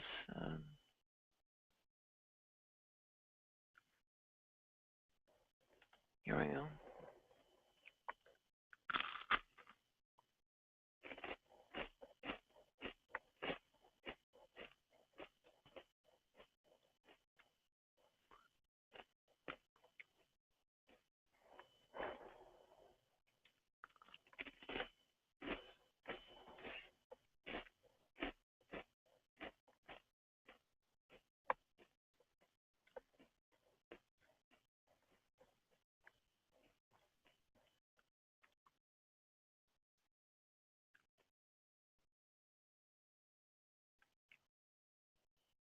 Here we go. Detecting hidden information.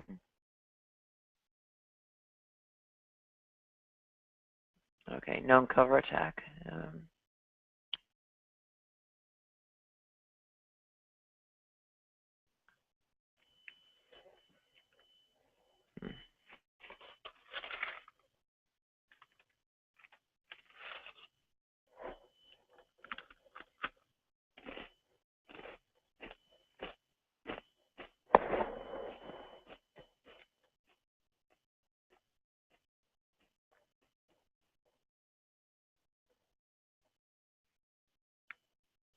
Hmm.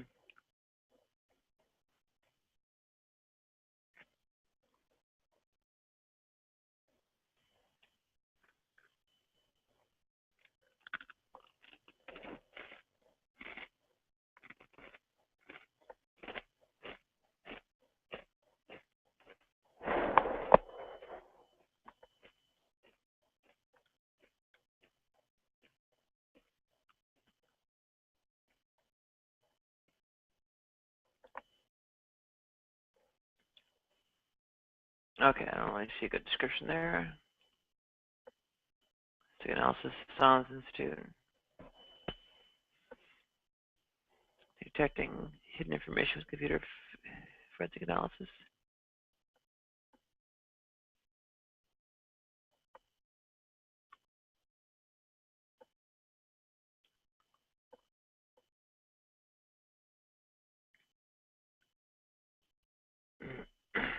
Okay, only stego object is available for analysis. Only the stego carrier and hidden information are available.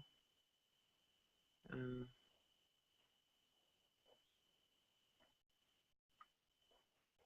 No message attack. Chosen stego attack. There's a message attack. No stego attack.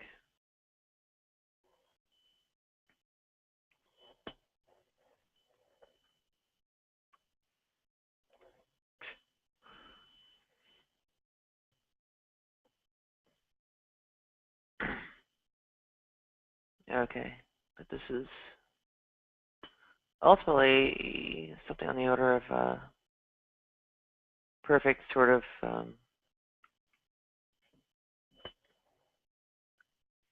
detection of information or hidden information.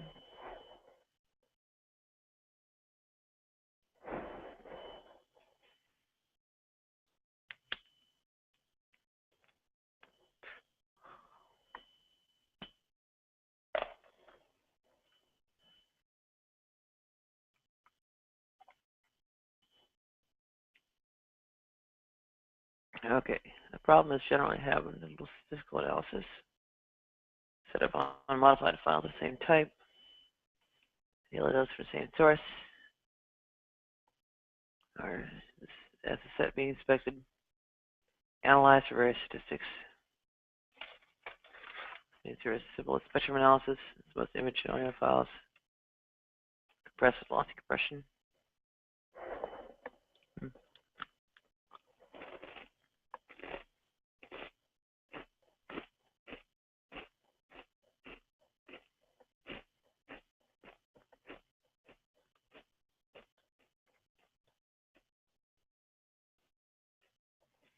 Okay. Common artifact. In JPEG compression is edge rigging, or high frequency components, such as the high contrast edges of black text on a white background, distort neighboring pixels. This distortion is predictable, and simple steganographic encoding algorithms will produce artifacts that are detectably unlikely.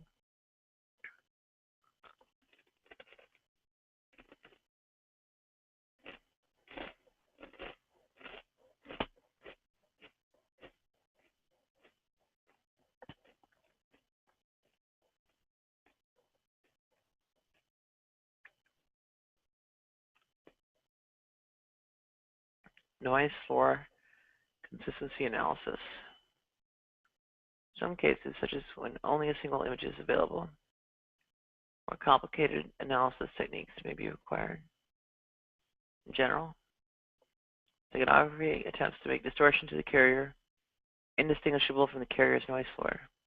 In practice, however, this is often improperly simplified to deciding to make the modifications to the carrier resemble white noise as closely as possible, rather than analyzing, modeling, and then consistently emulating the actual noise characteristics of the carrier. In particular, many steganographic systems simply modify the least significant bit of the sample. This causes the modified samples to not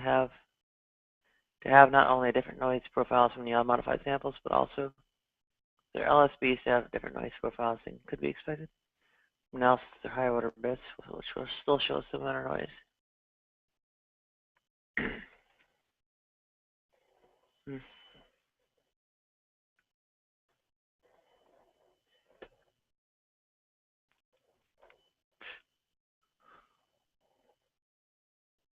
Okay, encrypted payloads, barrage noise. Alright.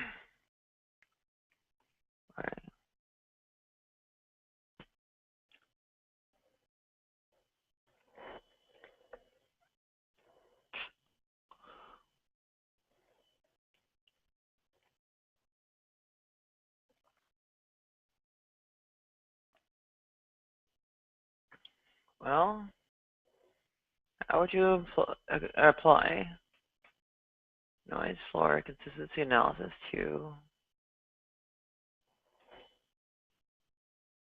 something like DNA? Detect the hidden message.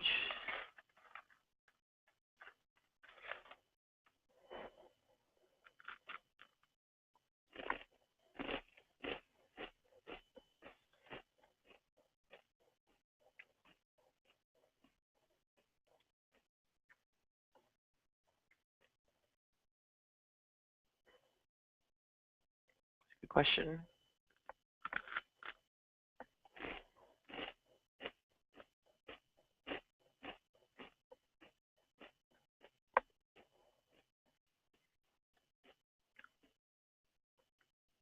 Or for that matter,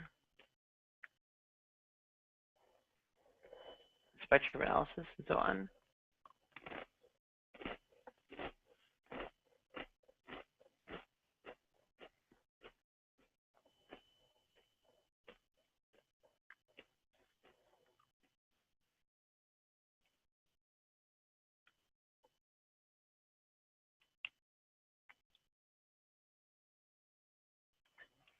Obtaining a warrant or taking other action based solely on psychoanalytic analysis evidence. It's a very dicey proposition unless the payload has been completely recovered and decrypted. Because otherwise, all the analyst has is a statistic indicating that a file may have been modified, and that modification may have been because this is likely to be frequently the case. Yeah.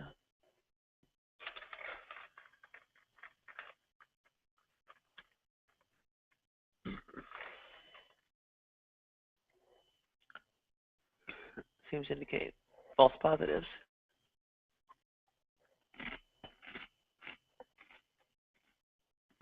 Or rather, frequent false positives.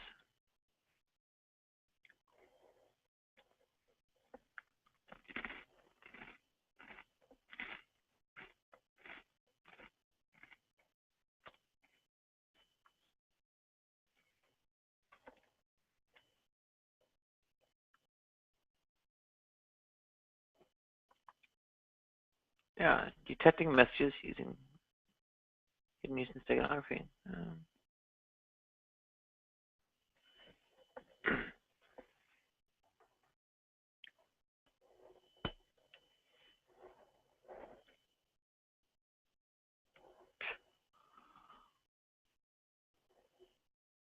Okay, this is a very different sort of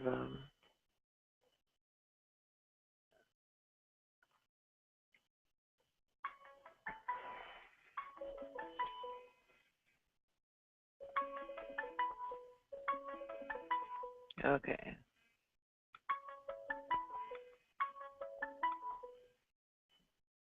I'm getting calls from all over the Middle East.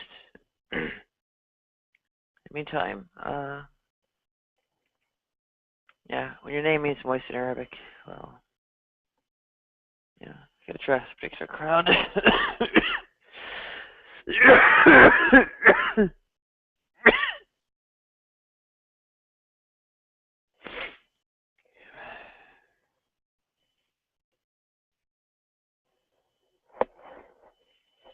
How would you detect hidden message in DNA?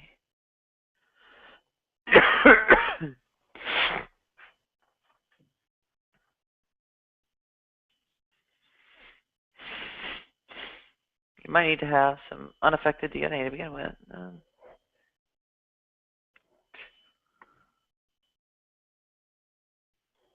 DNA that was otherwise naturally occurring. You know there's not a message in. Okay, hang on.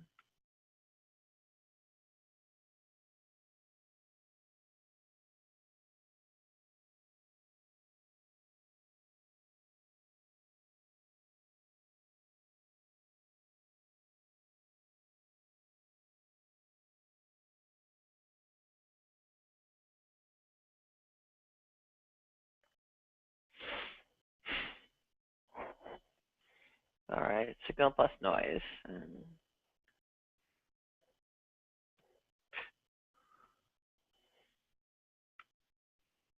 Okay, so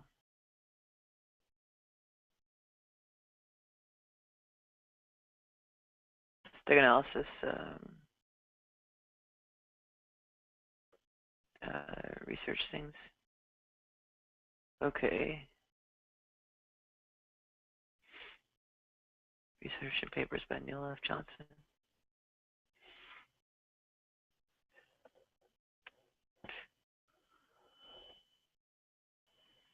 Okay, I've already been here.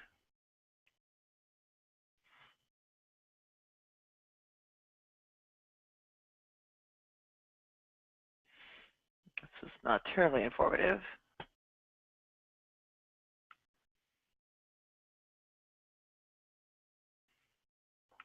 Well, actually, let me try this.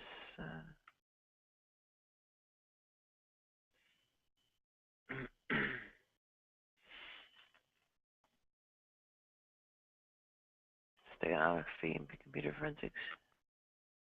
Investigation of information.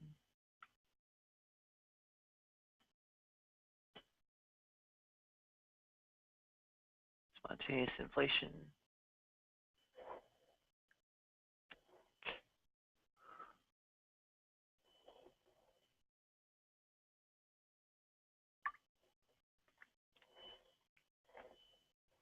I think it's just a loop. Doesn't seem to actually go back to or go out to anything.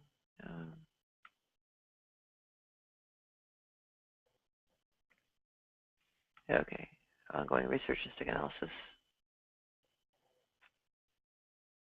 NYU NYU Poly, and it's just out by NYU. Not too long ago.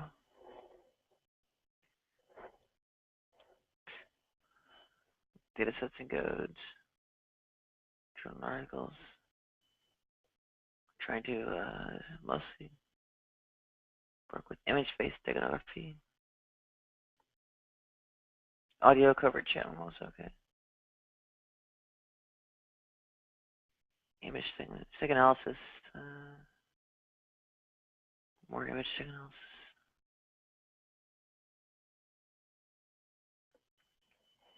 Cover selection for steganographic embedding.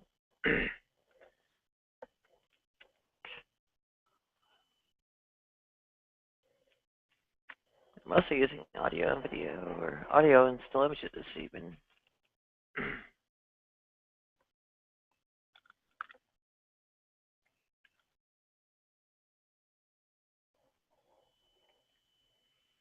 Steganographic capacity from an active stick analysis perspective.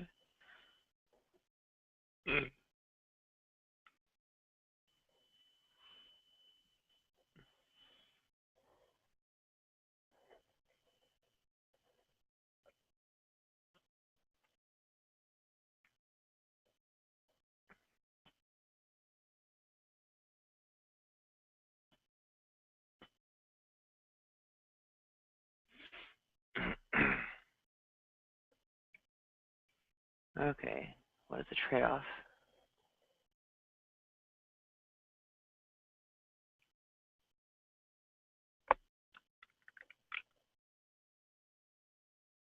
Detect the presence or absence of a secret message.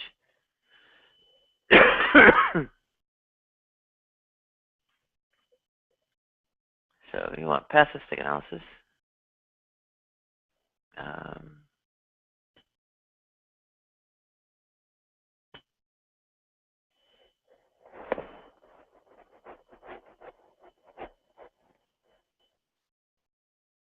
Oh boy, I have to.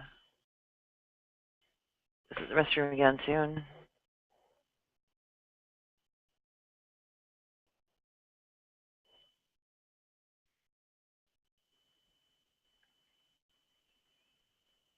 This is getting awkward. Ultimately, if there's a hidden message, there is a field of computer science devoted to detecting it.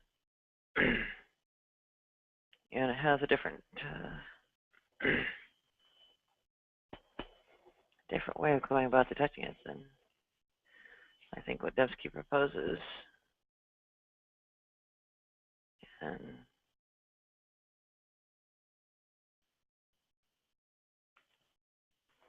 might get some kind of insight for examining that.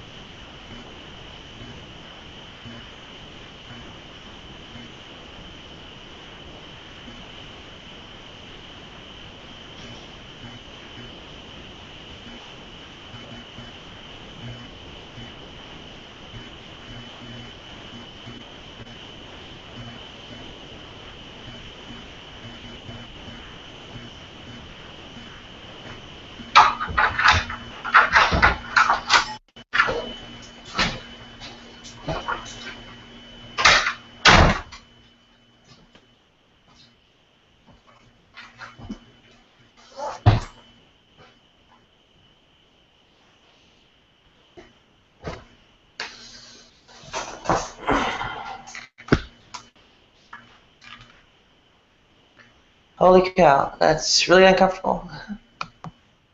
Alright, sorry.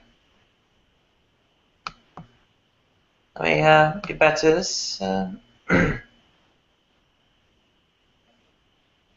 analysis detector, independent, or dependent. Stack on RFA security.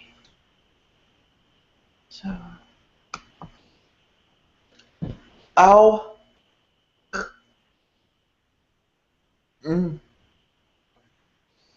Ow. Okay, here we go.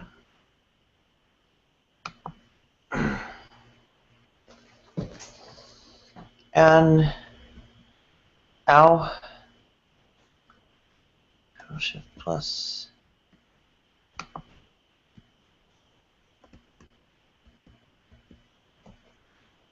Okay.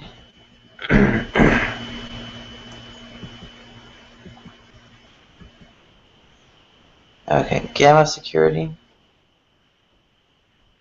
What is gamma security?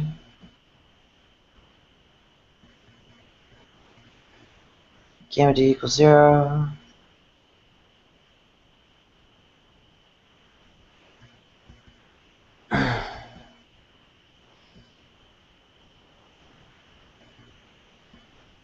Okay.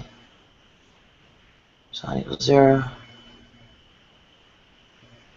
Cover and stego distributions.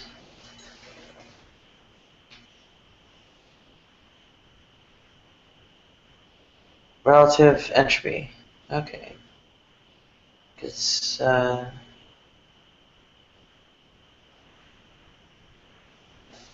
Kilbert, Lovelock divergence or something like that.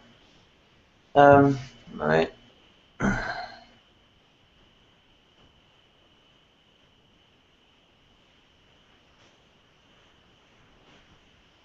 Gamma D.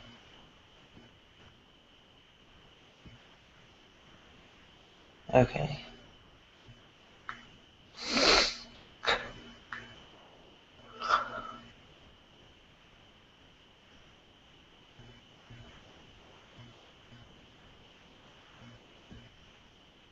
Beta D minus alpha D.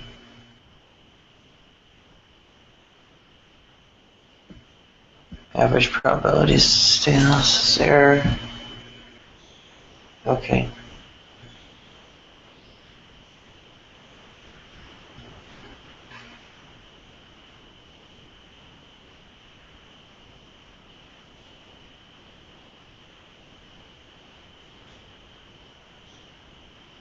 Gamma D equals 0.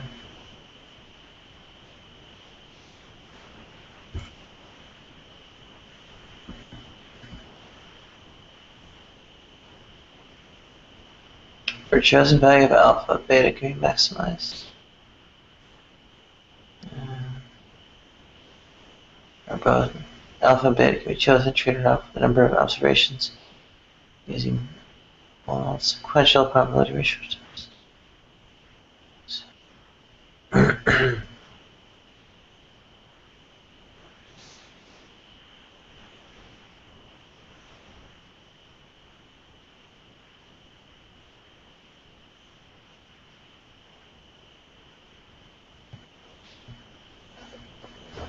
Alright, formal definitions. Numerical example. Mean value of a Gaussian curve signal by M2 bit, embed a message bit.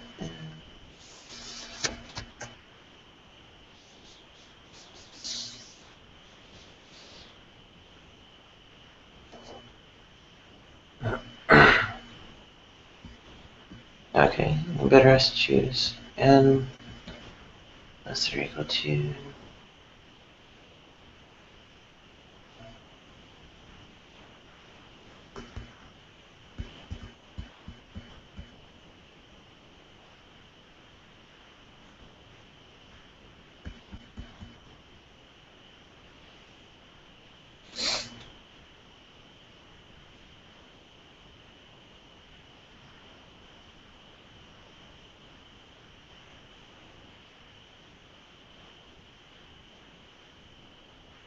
Okay, number symbols can be used for embedding. Still satisfy the gamma security constraint.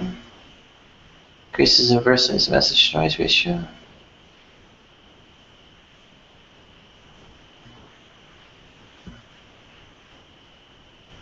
Guess a conclusion.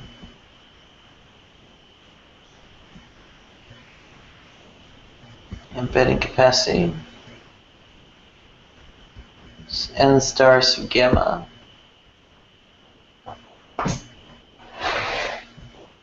Max of N such that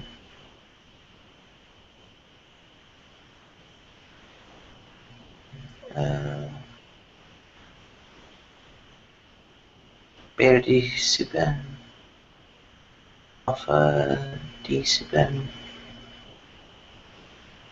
all absolute value less than or equals to gamma sub D.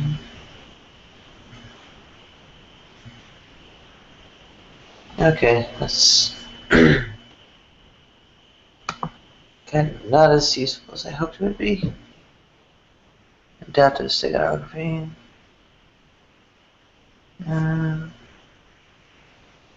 Should be a detection framework for state analysis.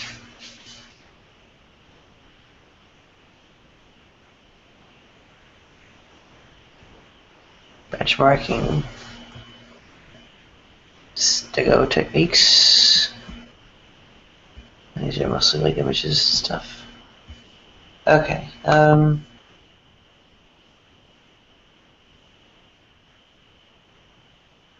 Start steganography screen. Steganography. Rotation detection.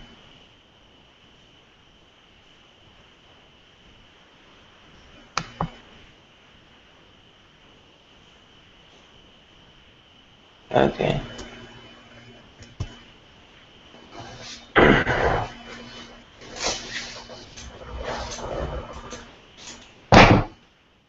Hiding information inside information, right?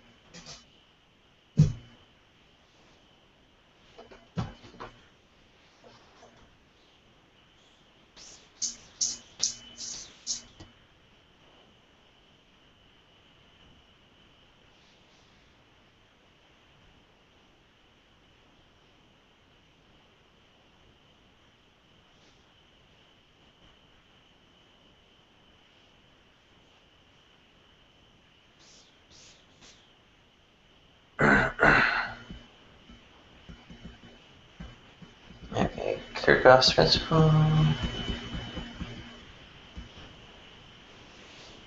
Denial, cryptography. Rubber hose.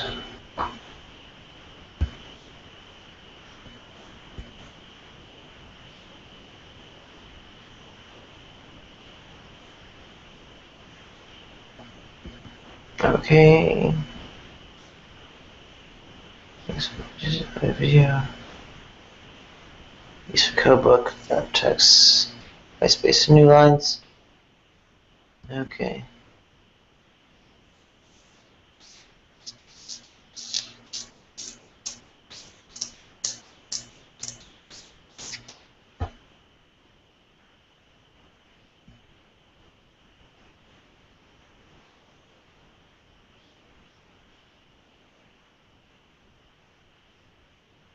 Okay.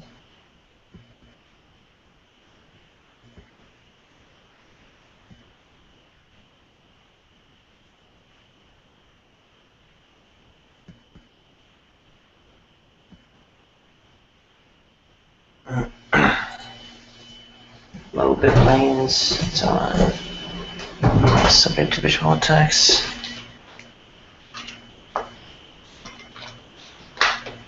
Interesting idea.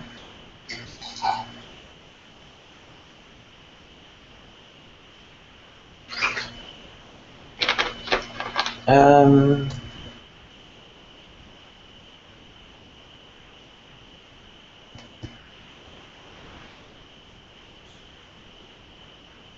Embed data using LSP.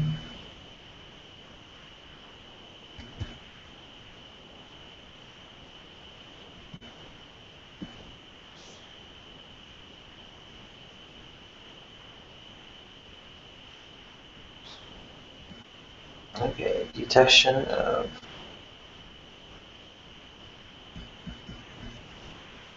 text from disturbing patterns, audio languages, line heights, white spaces.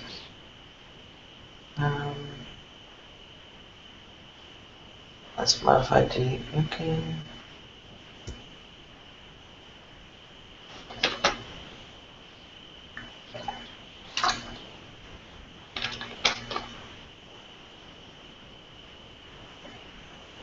Hidden entropy of redundant data. Hidden content, higher entropy.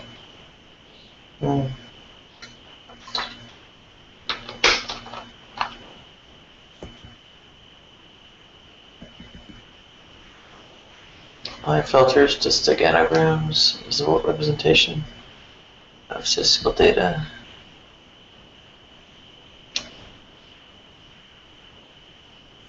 Original language embedded data.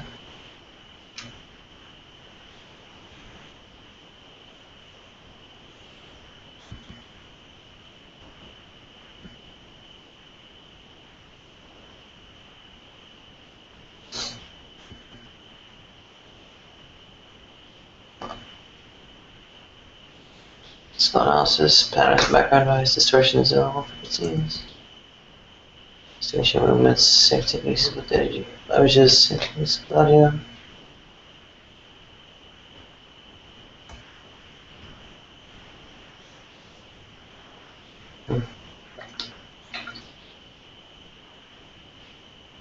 Spacing interfunction. Okay, this is like just blocking the messages being sent.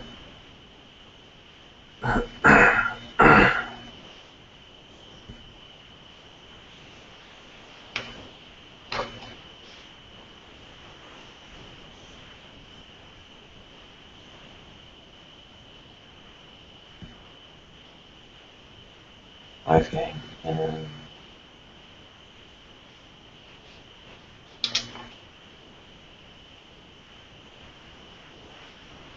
detection. Yeah, Stegosaurus, yeah. Okay. Article. More in-depth resource.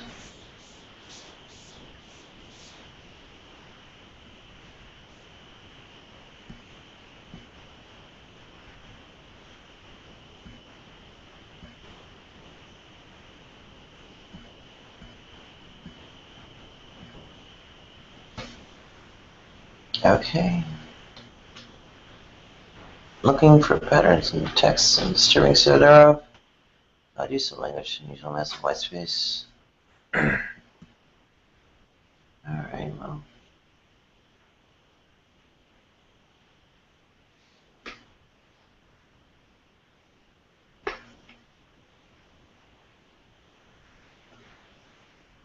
Statistical analysis, okay. It's pretty brief. Defeating, same kind of thing as the slides. Okay. Next, source. Okay, the rest of them are software.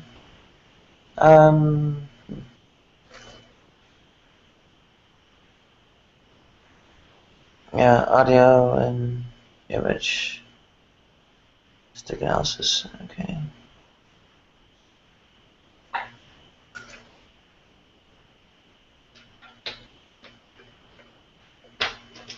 That's a little bit discouraging. I guess it's a new, must be a new branch or something, but I've heard about this for a long time.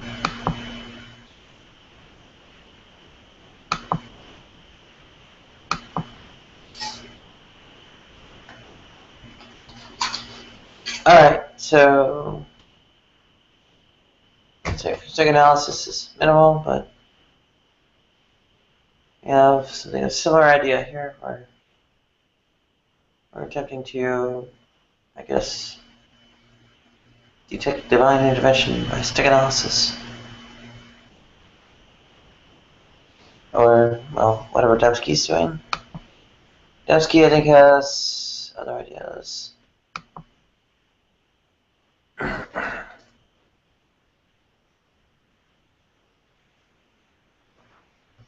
M times N times phi squared of T times P of T given H.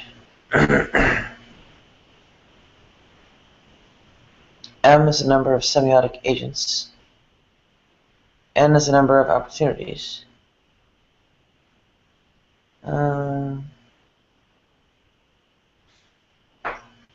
Specificity.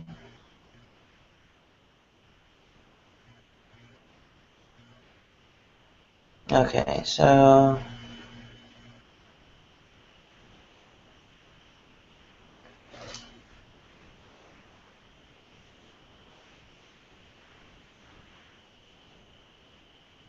probability times those patterns.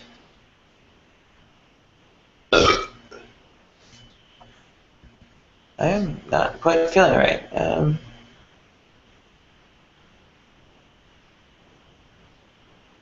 That's kind of uncomfortable.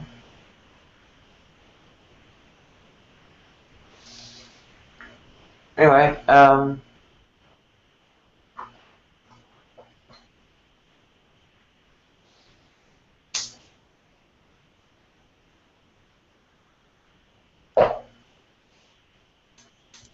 do I think the multiplying the probability by the Kolmogorov complexity gives rise to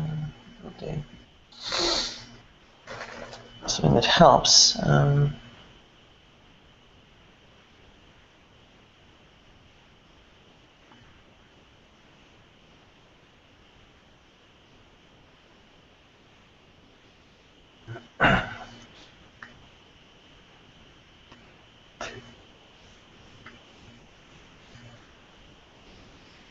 Okay.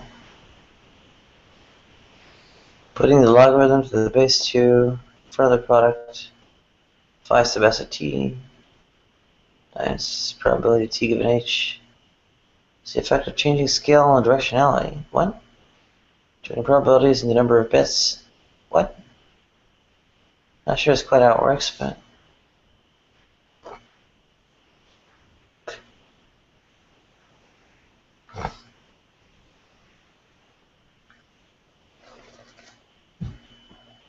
I'm not sure that's why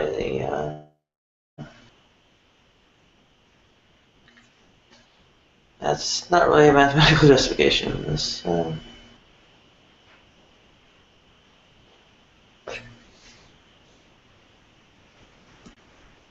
you're just putting it through any old grinder that'll, I don't know, have output in the right units.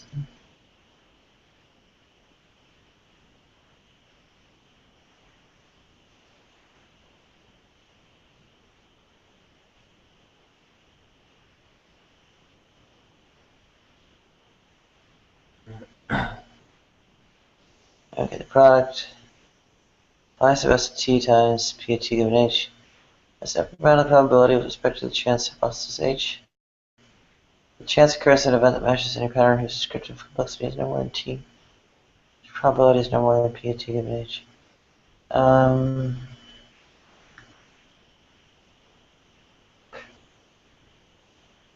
That's not entirely, doesn't sound right. And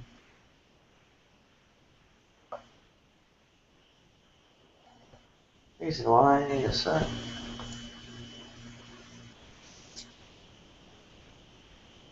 the way the patterns are described, not necessarily non-intersection.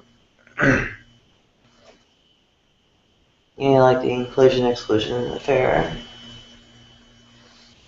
You can't just have like a count of those things. You have to. Where they also.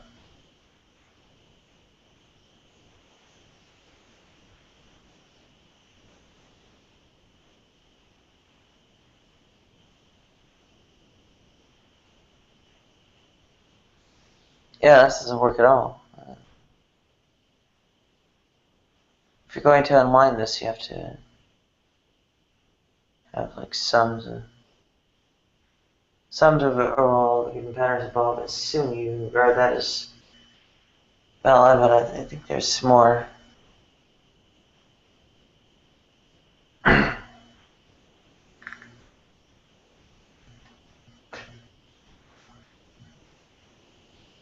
mean, you have to do inclusion, exclusion, you have to sum over all those things, and you have to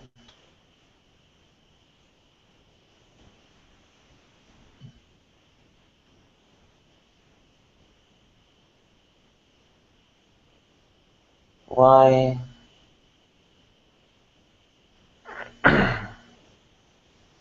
specification of resources. Does that make sense?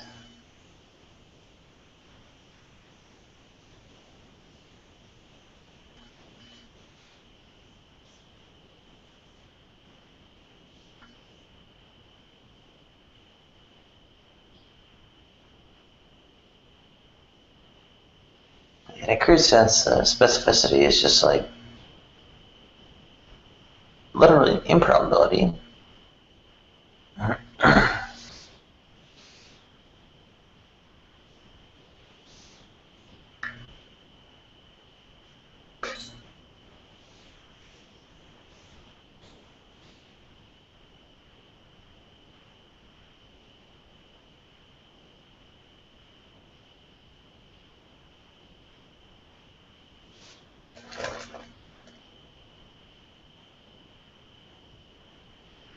To the extent these things have been specified. Well, let's go back before ideas about patterns.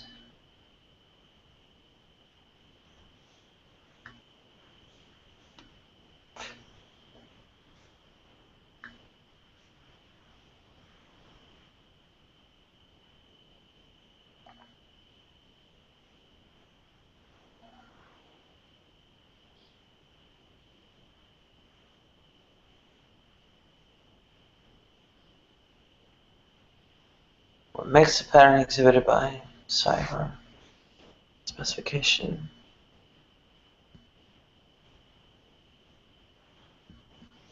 Pre-specifications versus specifications. Specifications are patterns limiting events of small probability. Occurrence cannot be reasonably attributed to chance.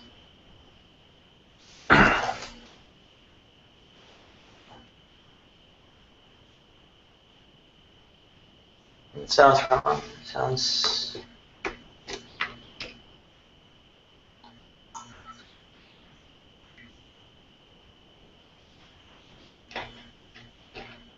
Shouldn't have absolute judgment. It's not attributable to chance. You have to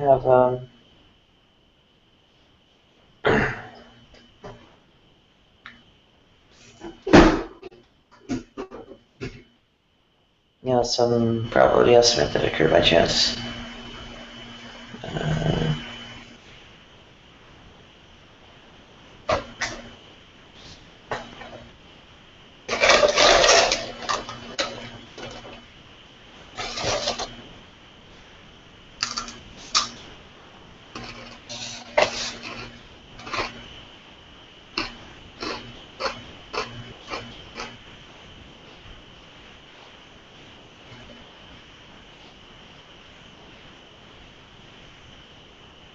Rule of chance.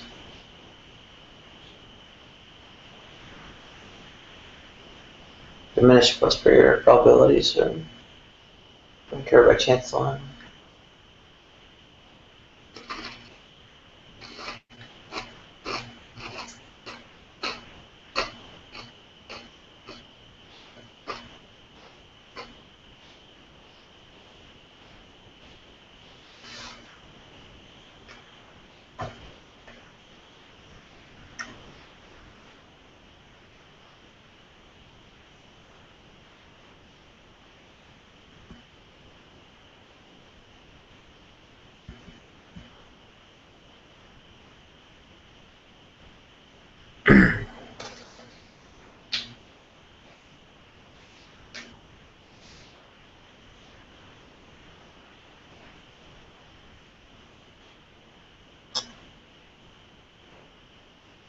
There's a lot of trouble with this.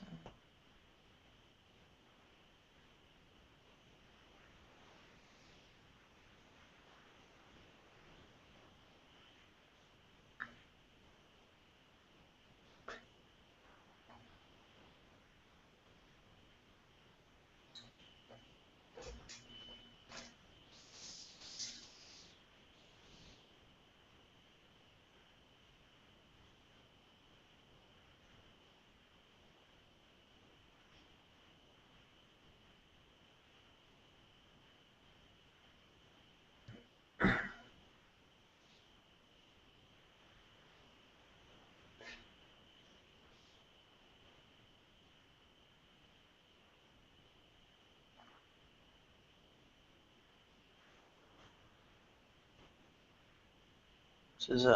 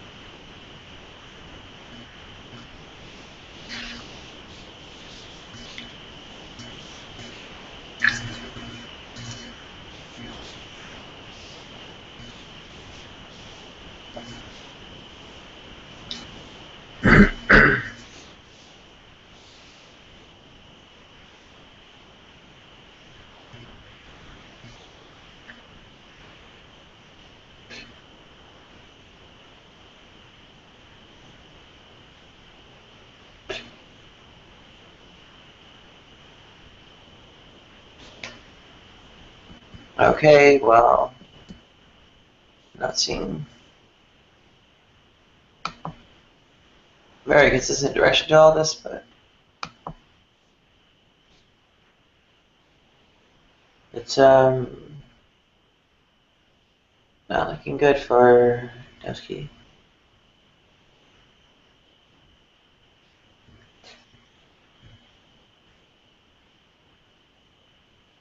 Not like wise.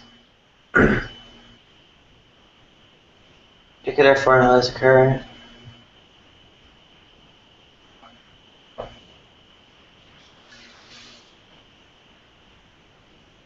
It's a total mystery, remember. Or just descriptions aren't pertinent to justifying why he's using these particular modifications. You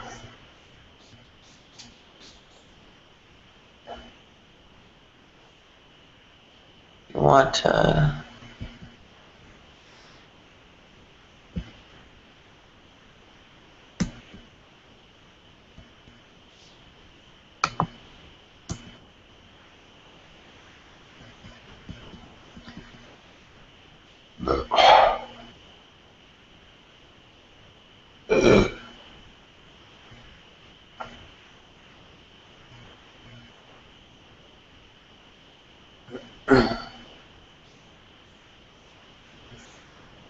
Number of patterns for which S is a description.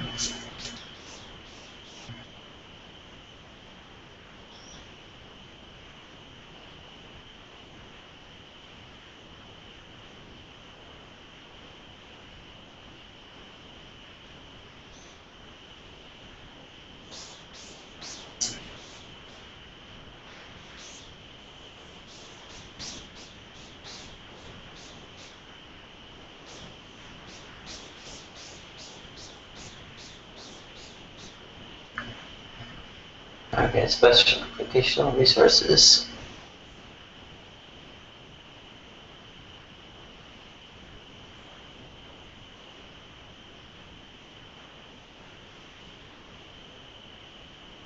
That's pretty questionable.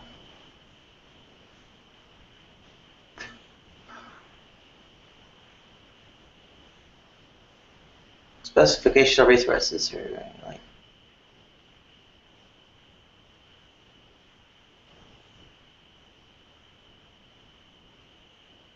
I don't know, they don't represent something that could actually have mean something.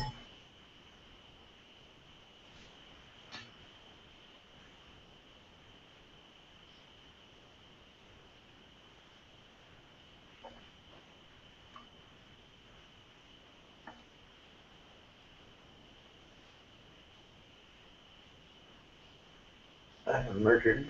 Oh.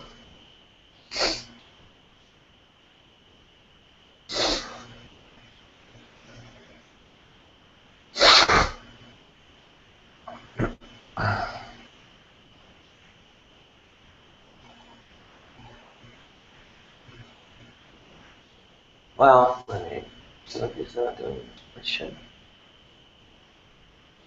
Okay.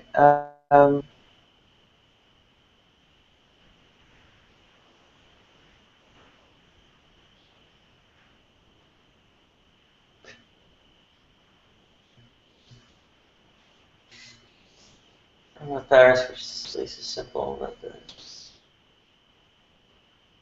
specificity is almost like just a probability or improbability in some sense.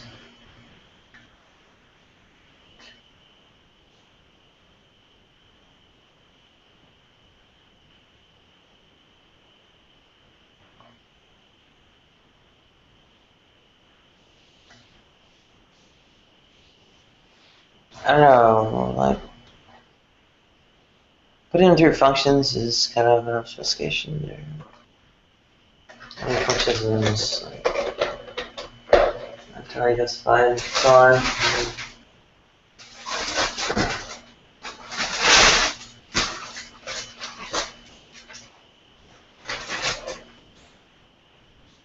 Improbability, I guess, is probability of the contrary, right? Should be like negative log base 2, just 1 minus g.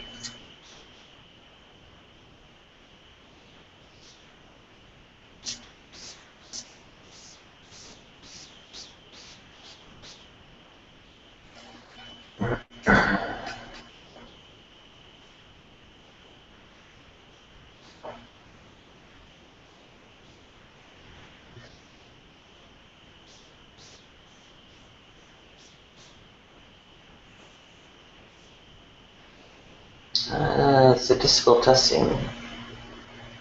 There's something to say about whether things occur by chance alone.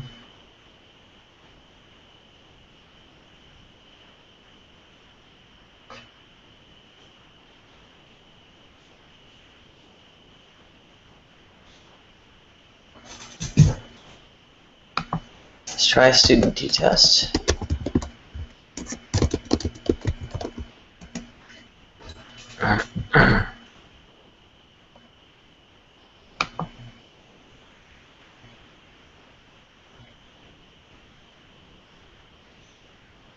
Okay.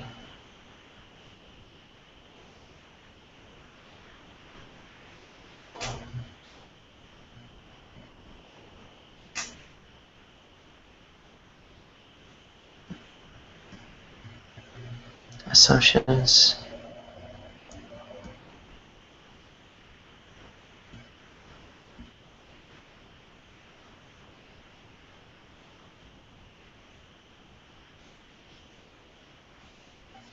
I think the t-test says has conclusions on the order of like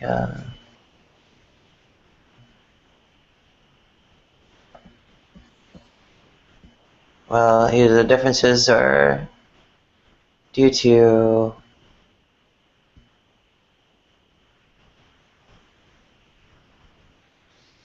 um, genuine differences in the means or are possible by chance alone. And this is what I seem to recall hearing somewhere.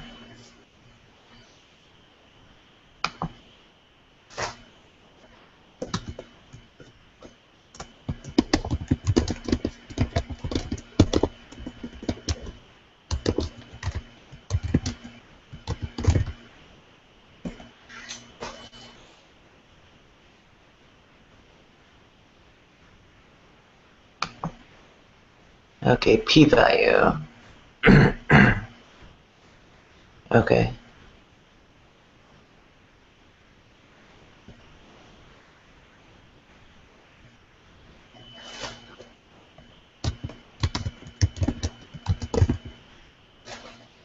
Okay.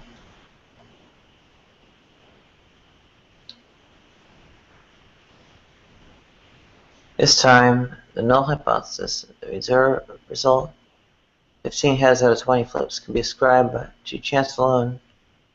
It's rejected. Okay. So,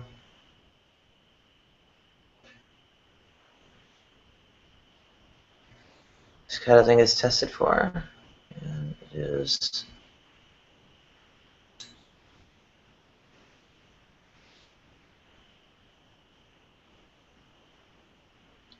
a test statistic.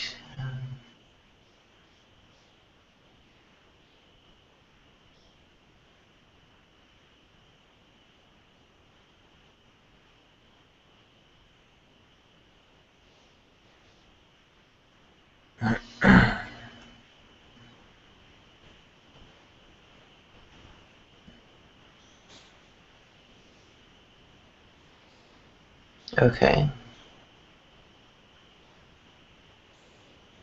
A null hypothesis is a neutral or uninteresting statement. And the interesting statement, p-value is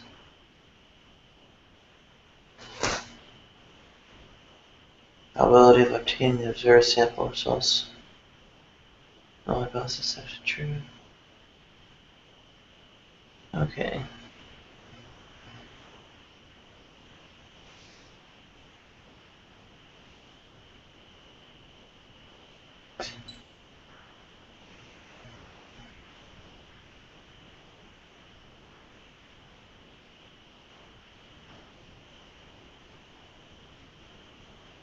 Okay, so that's all Fisher. Significance level.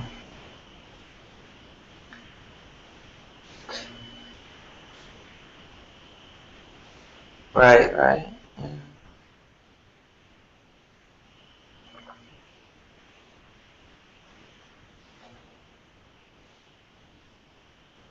So back to this.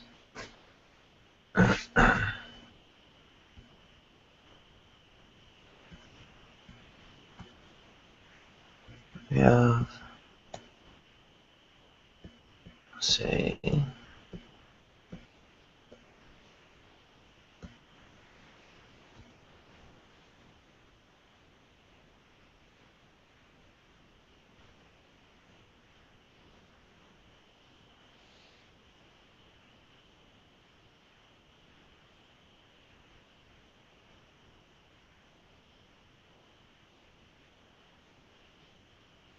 Mm.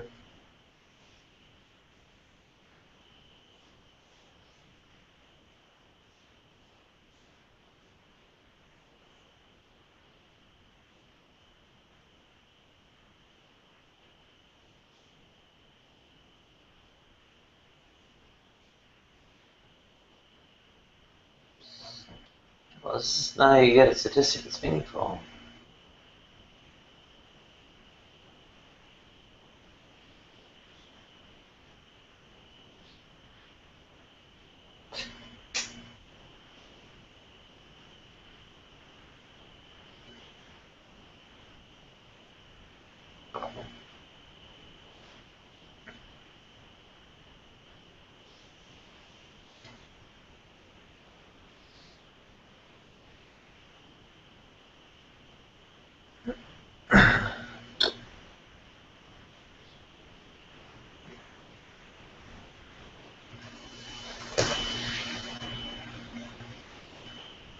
Okay, product provides an upper bound of probability.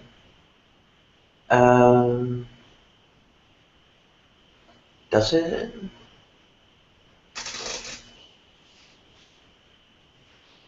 The chance occurrence of an event matches a pattern. That's the trouble, right?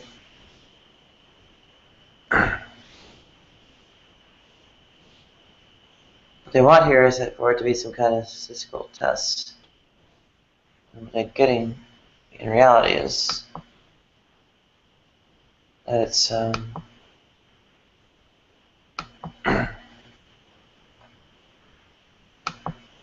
well, not the probability of the event they say it is.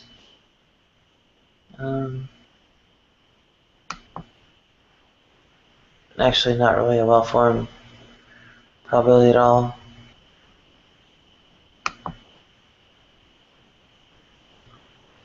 Went out to the door.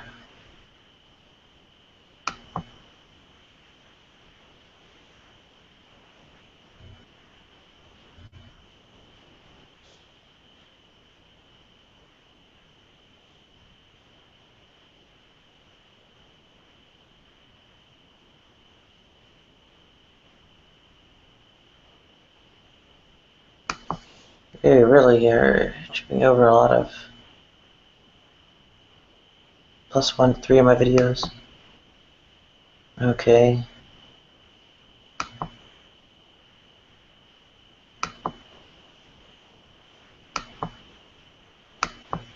Pictures after even grown. Wow, what is this stuff?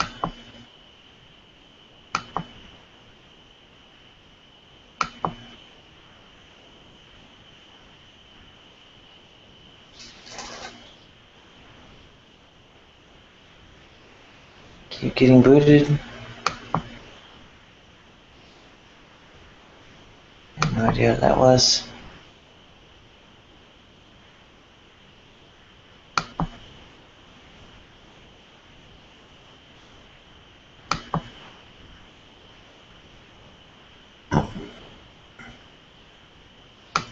I don't think I'm able to make a very good commentary right now, but the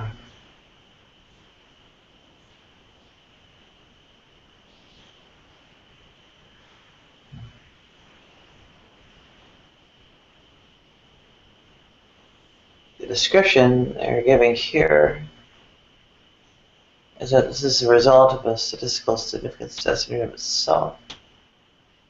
They're using the created statistic to be tested. Now, the trouble with what they claim a statistical significance test is, or the p-value or whatever,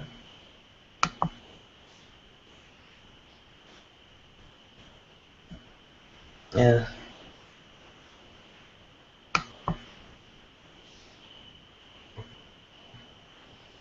is they're just making up a number.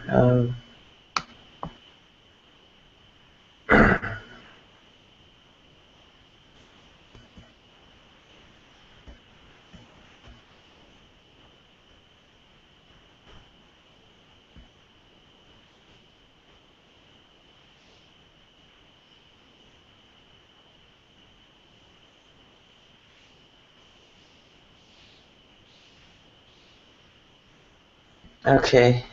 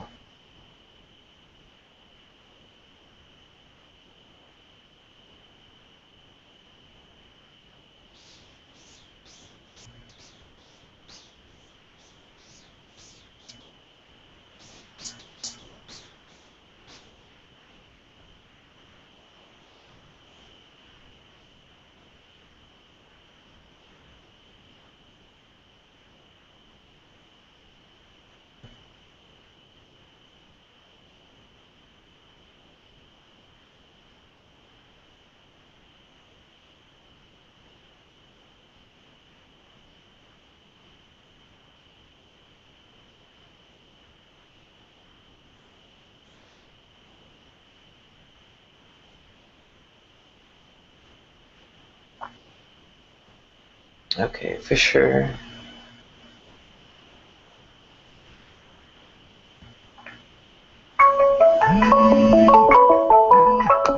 What the hell? Huh?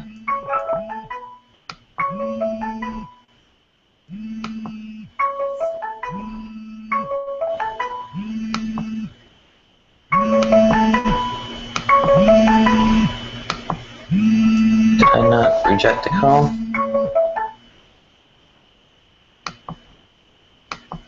Yeah, and of course my audio is fucked.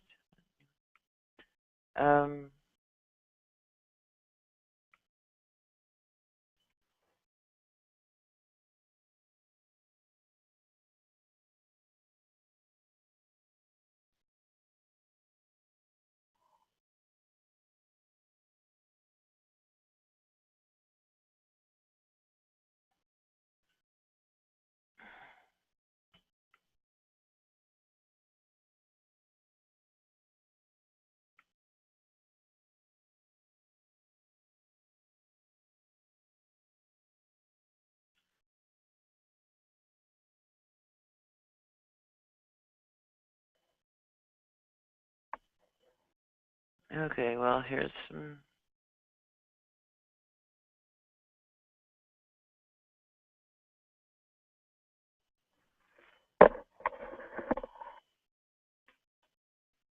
Ow. There's.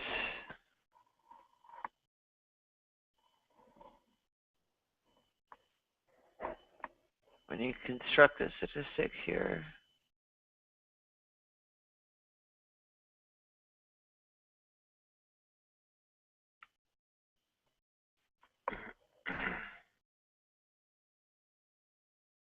She uses assumptions.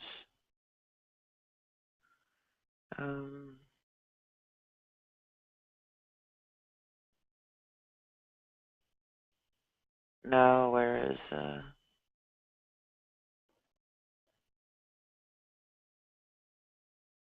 a derivation somewhere here.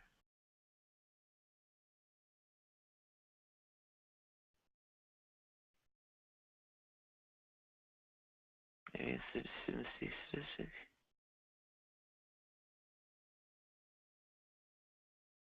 Definition.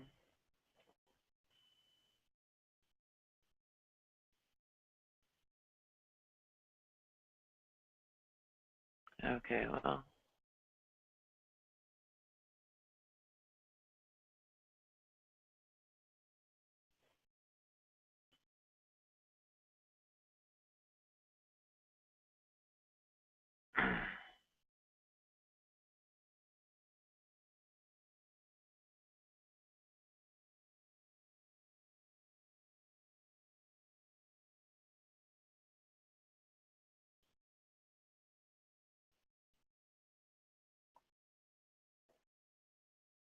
Pivotal quantity.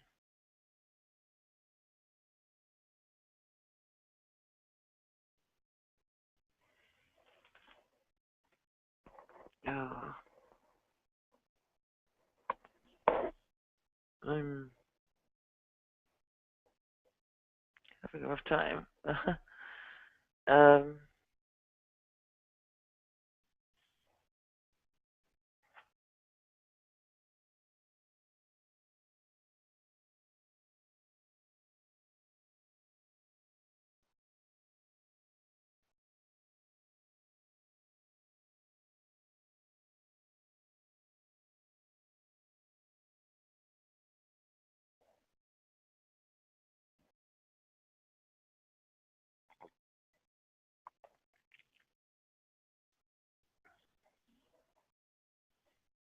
okay, I'll push myself a little bit further.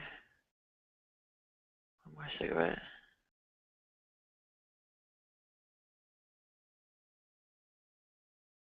It's a Guinness Brewery.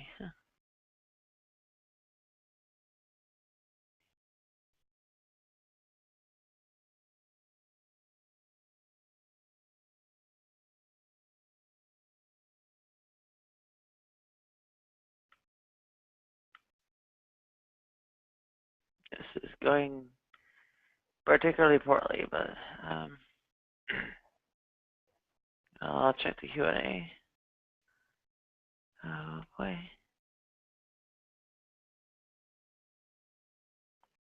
Have you ever read the Bible? From the Drunken Monk. Well, yeah.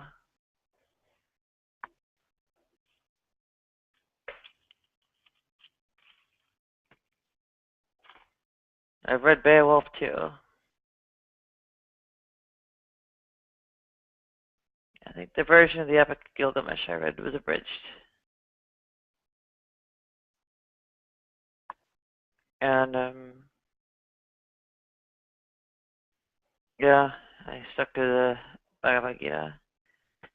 The whole Mahabharata was more than I had time for. So, what's the question?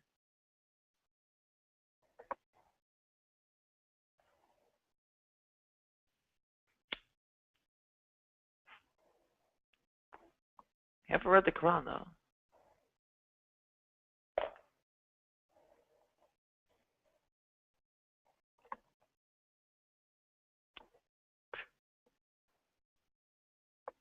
I probably should at some point.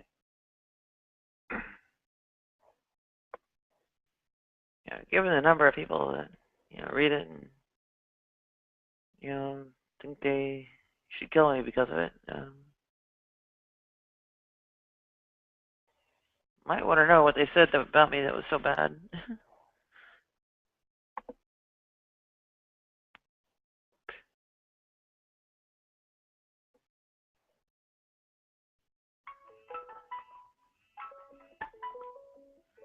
Wow, what is this? Did I not turn off notifications?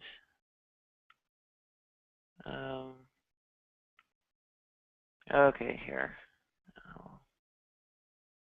the Druken Monk.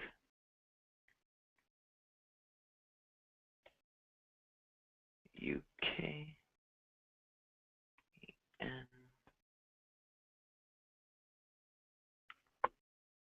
see if I can get this weirdo in here.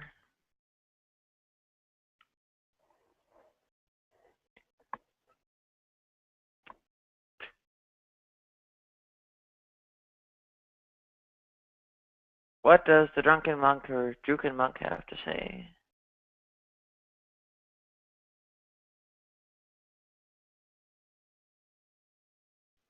The Druken Monk 13.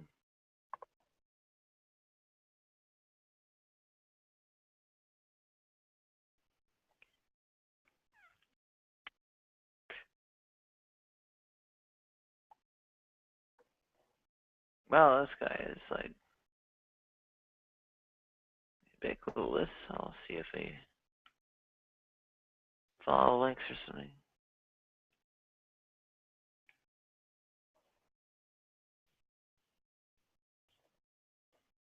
Not going off air to answer him.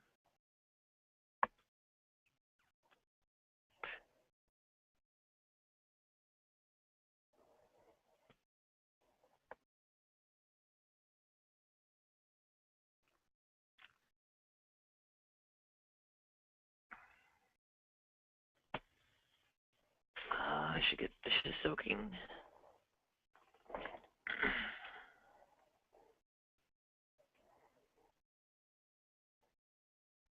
You know how it is.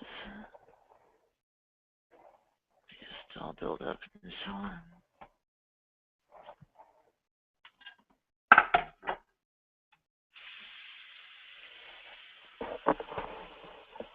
Where is the Druid monk?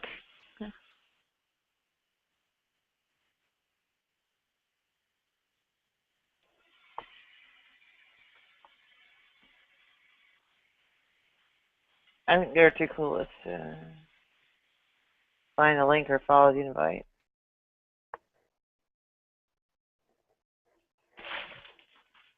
Send me notifications, but I don't know how to hear notifications of their own. Which little thing to turn on? Google Plus settings.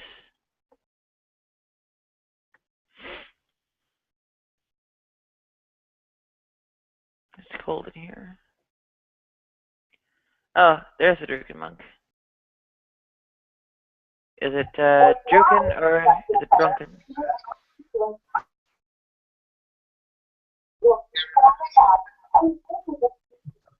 Is it meant to be Druken or Drunken? How are you doing this morning, Nanny? A little bit under the weather, I guess. Oh, I'm sorry to hear that. Okay, you're There's asking me always, if I've read the Bible. I have, of course. yeah, I was just curious. Have you ever read the Bible? Yeah. And what do you think of it? It was a bit painful to read. It was kind of ancient, epic / religious literature. I take it from that response you don't really think much of it. No, not really. And there are greater literary achievements in general. This is true. This is true. It was dumbed down a lot. I think that if most people understood that the Bible is a collection of stories, and you know, it's like you make a movie about Abraham Lincoln.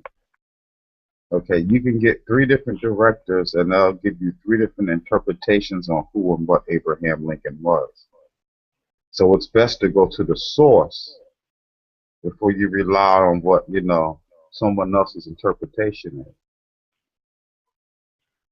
So, as to say something like Genesis, well, if you read the Vedas, then you will understand exactly what Genesis was all about. I think the Vedas were independent work from the Genesis, and No, probably but more pertinent works like the Epic of Gilgamesh to Genesis. this is true. This is true. I stand corrected. I stand corrected in that. But it gives you a clearer understanding as to what is going on and what the Bible was trying to interpret. I don't know. I'm not sure the average lay reader really knows Hebrew well enough. It's very much sort of, lost in the mist of the history of language. This is true. I've been trying to learn it for 3 years now, and I'm just now getting to the alphabet.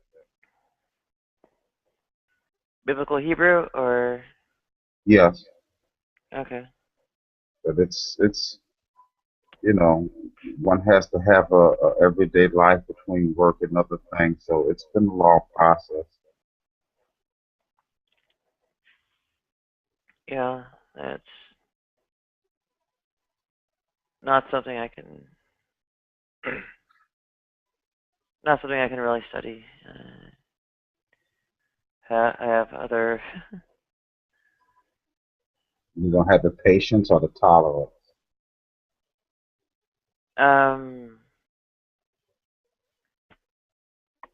Well, when I have, I don't know, I guess my own some means or employment or whatever to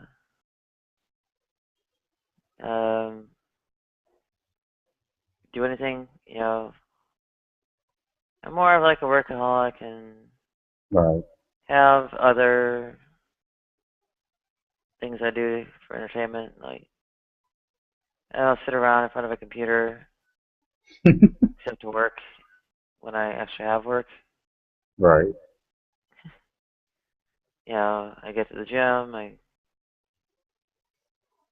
go out and see people face to face and so on. There's Well, I've been sort of following you from a distance for a while, and I'm quite frankly, I'm honored to get a chance to finally talk to you. okay. Well, it's good to meet you too. Is it the drunken monk? Mm-hmm. Okay. It kind of looks like it says Druken, but I guess drunken it is. Yeah, there's I am I've been around for a few years, yeah, but not for much longer. Why's that?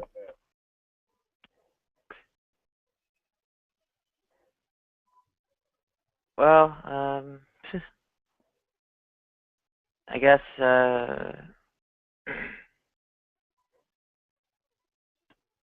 Run its course? sorry? Does it run its course? No. I Are you, am gonna get cut short. Because you've lost your fascination? No, Bored?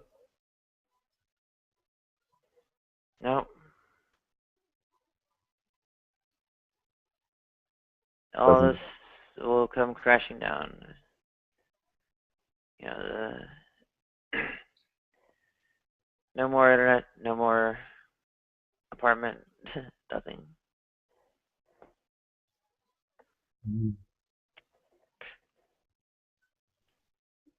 Is there something that can be done to prevent that? Uh, nope, You seem to be resolved to your fate. no. You're not. So you're a very bright, creative woman. What can be done? Well, there comes a time when you're helpless. And Never. Never. well, you've I not been through believe. enough. Oh, trust me, darling. I have been through the fucking wars. Excuse my French. I have been homeless. I have slept in my car. I have seen some difficult days, love. I don't want to make comparisons, because we all have our journey, you know. But from my own experience, let me say it like that. From my own experience, there's always a way if you think it through. And you seem like the type of person who's, how should I say this? You're comfortable in your surroundings, and I would hate to see you lose that.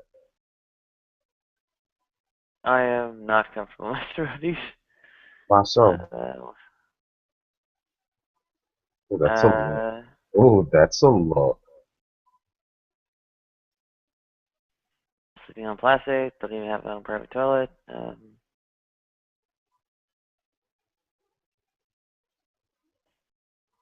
Like, there's enough petty pinching going on, and you know, So what's the alternative? there isn't one. Always. Always. It's either this or that, up or down, left or right. There's always an alternative.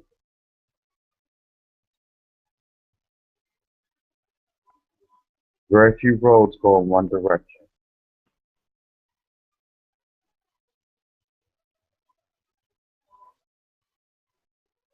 If you've ever lost a battle or whatever, I've been defeated. you can't say that.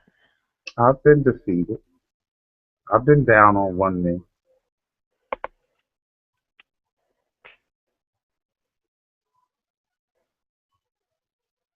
Then how do you not know that? It's from that experience I know that there's a moment when you have to say enough. And I'm not going to let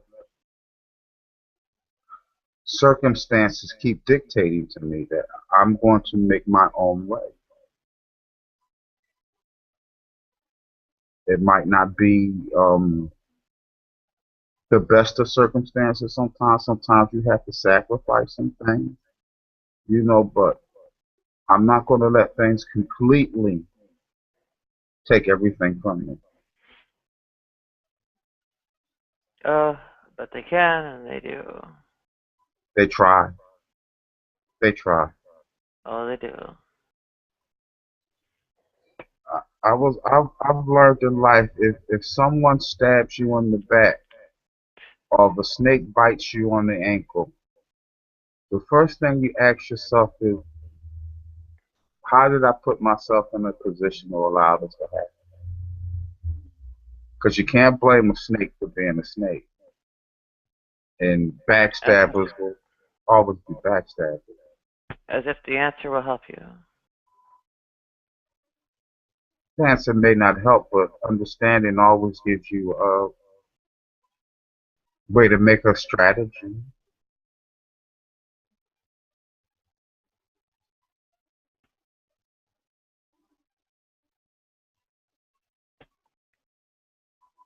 And what I meant by comfortable in your surroundings, I mean, you like having a roof over your head, don't you?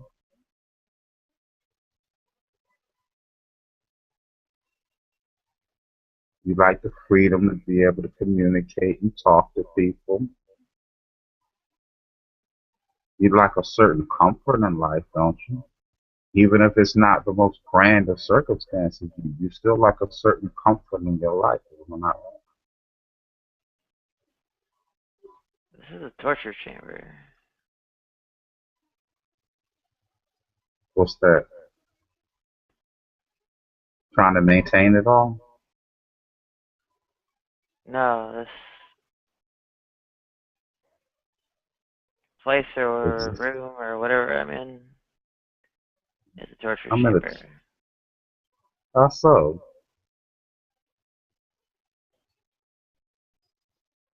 I'm boxed into it because I can't go anywhere alone.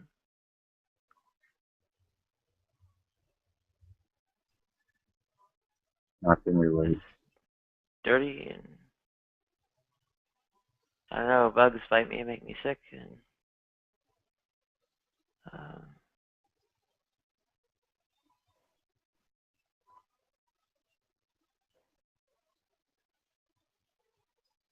But again, what's the alternative?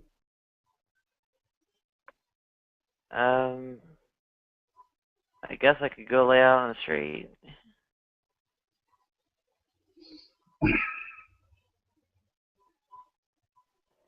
Is that a better circumstance? No, there are none available. There's yeah, you don't you really don't get powerlessness or helplessness, do you? Yes, I do. I feel that way now.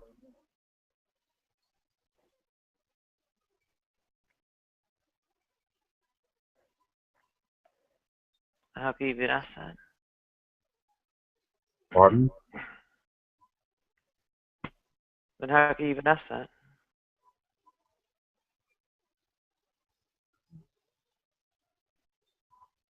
I don't know, Nadia. I know sorrow, and I know what it feels like.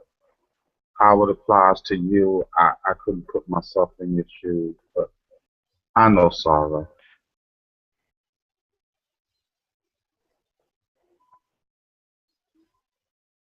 But self-pity only enhances it.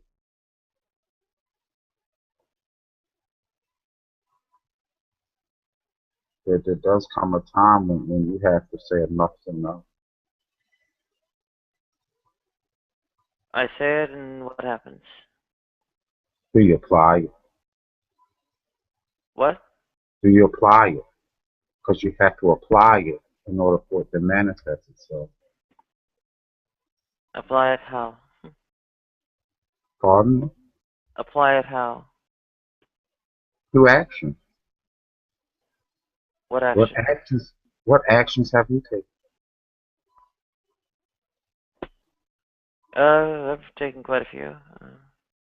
Um, And when those actions don't work,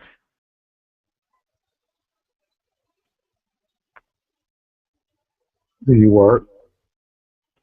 sorry? Do you work? Are you just saying they're going to work?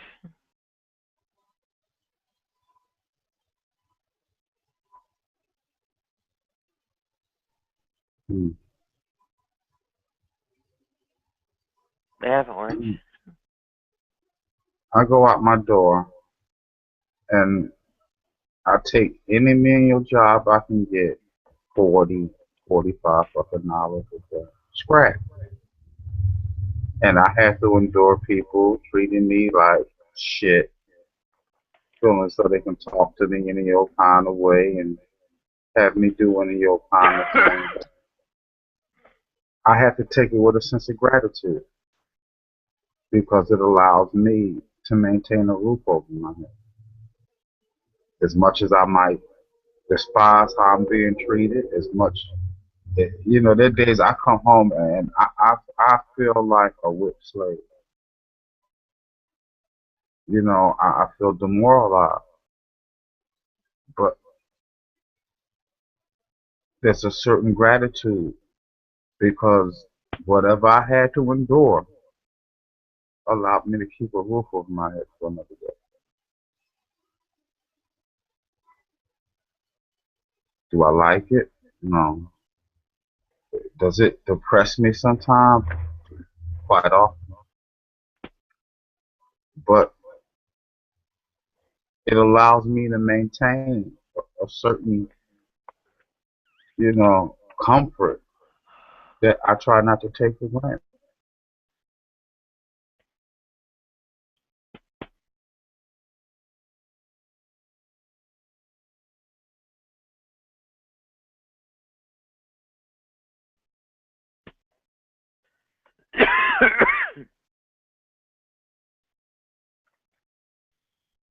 Well, this is supposed to illustrate what?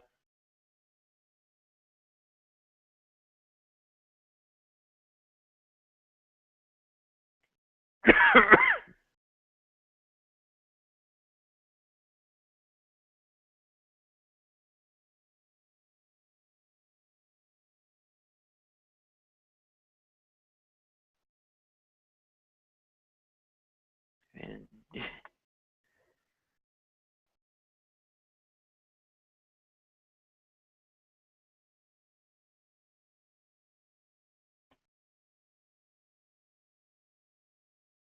what does it answer? How is that an action I'm supposed to take?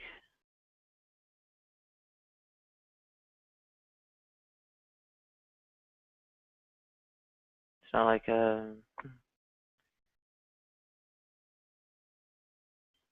not like the hiring managers at Panda Express think anymore of the hiring managers at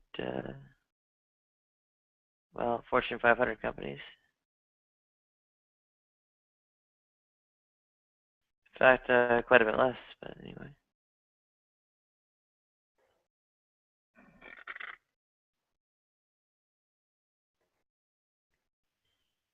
least at the Fortune 500, say, well, look at me long enough for an interview. Pan Express, so on and so forth. Dead air.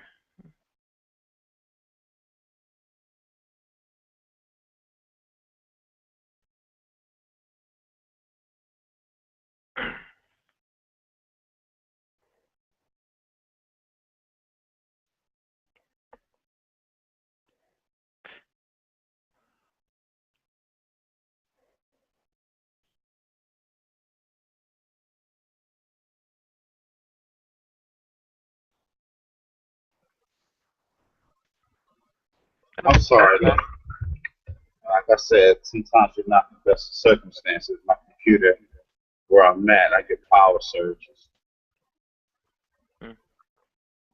No worries. But like I was saying, so sometimes we endure things that we might not want to, but we have to look at the bigger picture.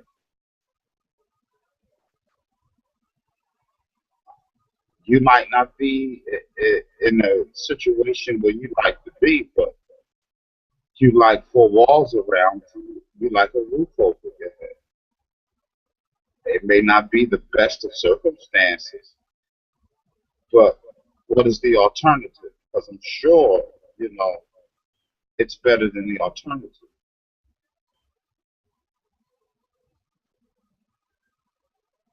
I meet very few people who enjoy being out on the streets.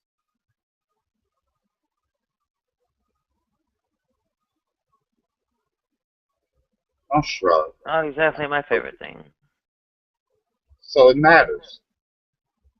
It does matter to you, right? Of course it does.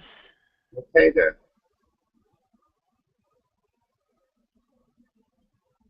It's all out of my hands. I'm sorry, love. It's all out of my hands. Not completely. Not completely. Okay, then what am I supposed to do? Have mind control to make a hiring manager say yes? If it was that simple, then we all be in a better situation. No, no.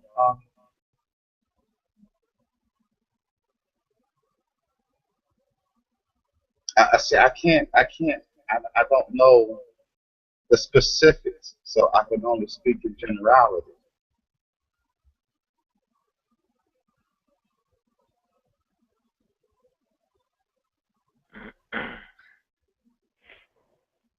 Yeah, I've seen people with felonies on their records get further and faster, and I've been able to. Let's think about the downward spiral. It seems to move faster than an upward.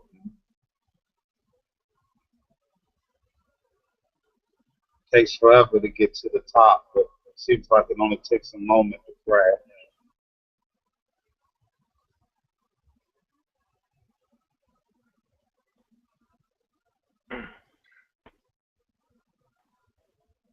Yeah. I don't know. I've drawn out the legs down a fair amount, but I'm sorry, love. I've drawn out the legs down a fair amount, but even so, What part of it's the all country coming are you crashing down. What? What part of the country are you in? Oakland, California. Oh, Cali. Bay Area. I've been up there. I used to drive trucks.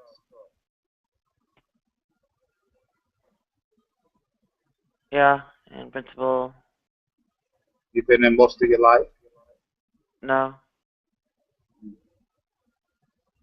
So you're a bit of a wanderer. no.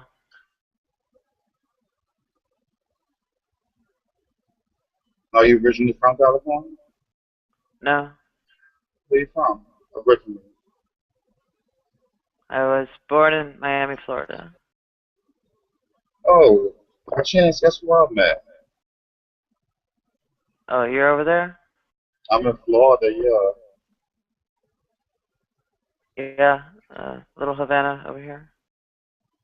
Oh, you're a South Florida girl. Well, I was born there.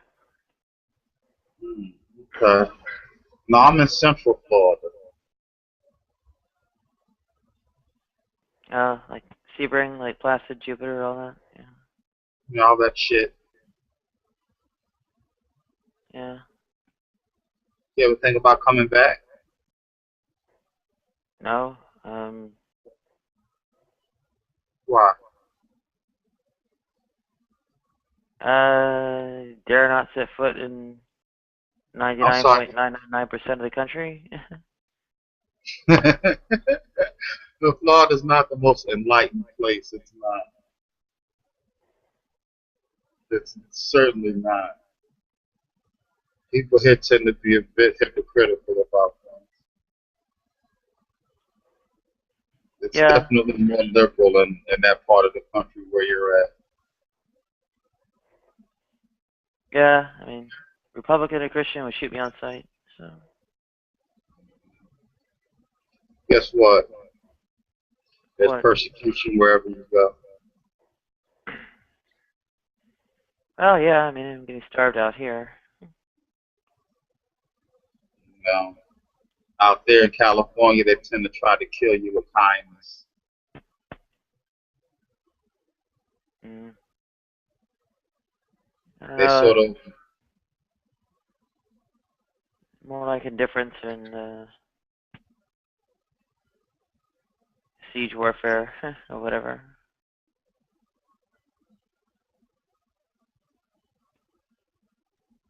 so how long before the clock runs out? Before the what comes out? The clock runs out.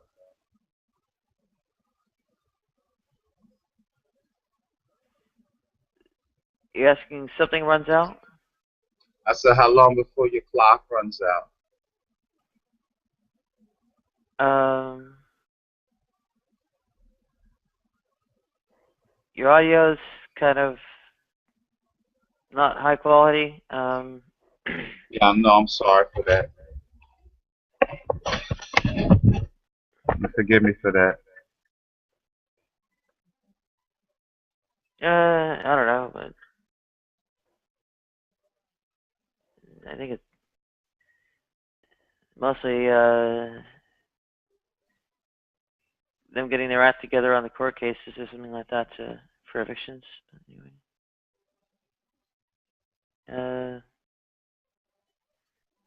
phone is probably going away a lot sooner.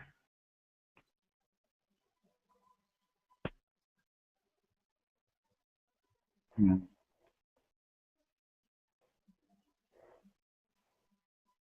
As I sit here and stare at walls, No, I know that wait for fucking the good. end. Yeah, I did it for 8 years.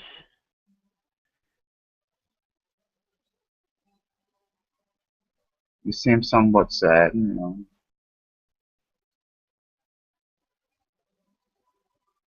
Well,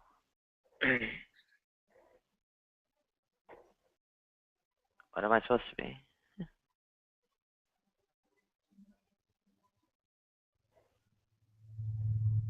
Supposed to rejoice in my own destruction? Mm. No, no. That would be insanity. So that tells you one thing, doesn't it? You're I certainly have sane. what? I said that tells you you're certainly sane, then.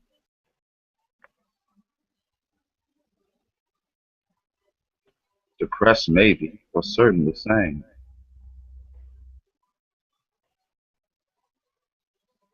I think depression is, you know, some kind of chemical imbalance in the brain, not being aggrieved about well, actual events there. Depression can actually be emotional and spiritual. Yeah, last I checked it was psychiatric disorders due to I don't see you neurotransmitter suffering. imbalances in the brain, not well, emotional responses to situations. Yeah, but I don't see you suffering from any intellectual deficiencies.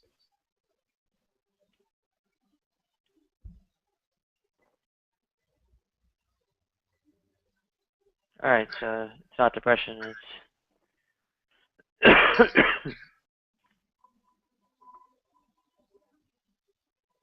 I don't want you to get mad at me, but could it just be an old-fashioned case of self-pity?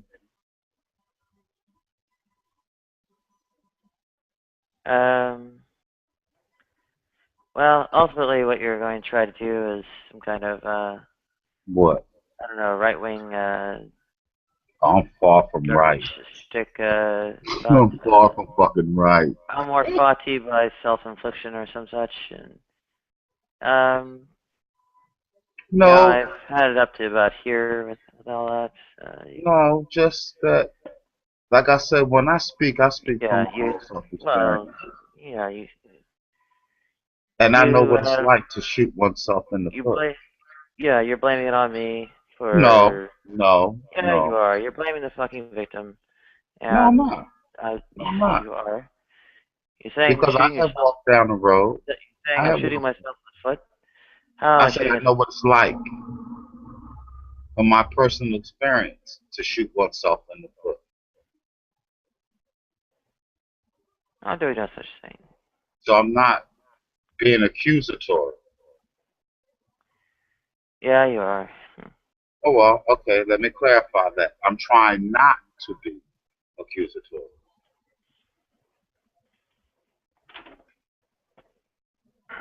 because I can relate very much to you.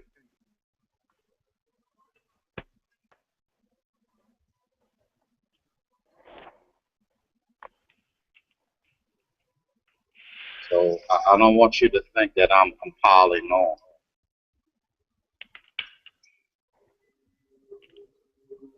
'Cause that's not what I'm going for here.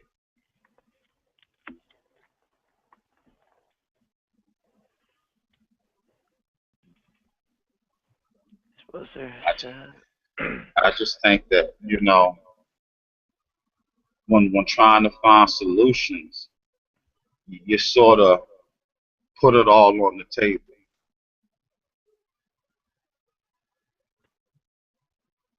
If you want to know the answer to something, or if you're trying to figure out a riddle or something, you put it all on the table. You try to examine it from every aspect, and sometimes it involves looking inward. Like I say, once I discovered that half of my problems, I have to start with me. As much bullshit is out there, and believe me, baby, the bullshit comes up to your fucking neck out here. Okay, you still have to first start with you, and it's not accusing, it's not persecuting, it's not blaming. It's a way of beginning to realize, how do I go about attacking this situation? So finding my strengths and understanding my weaknesses is how I began. And I'm still far from fucking right. I'm far from fucking right.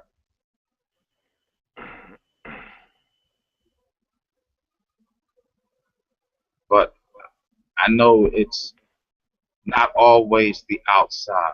Sometimes my problem started with me.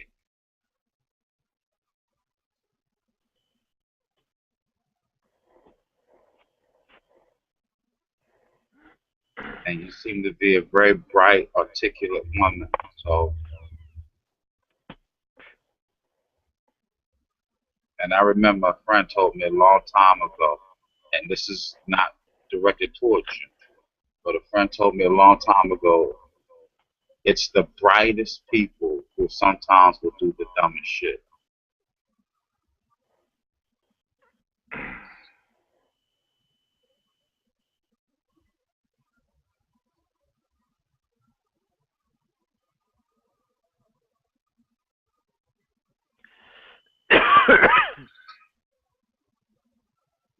Well, I've got I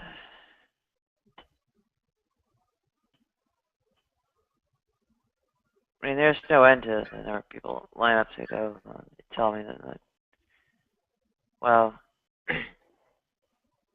by some kind of new age inner child amor fati self-infliction garbage. I'm going to say Very you dismissive. did it all to yourself, deserve everything you get, and Oh, you're are very dismissive and stubborn. yeah. I mean, this is a litany of Of what? I guess what people tell themselves, so I guess they can convince themselves it won't happen to them. But anyway, Oh, shit happens. Even to the best of us, shit happens. they basically just pretend they, helplessness doesn't exist. That anything they, Nobody's whatever it is they above do, the law. whatever it is they do somehow actually is correlated with, whatever their circumstances are. They're actually getting anywhere with what they're doing and so on, and Hmm.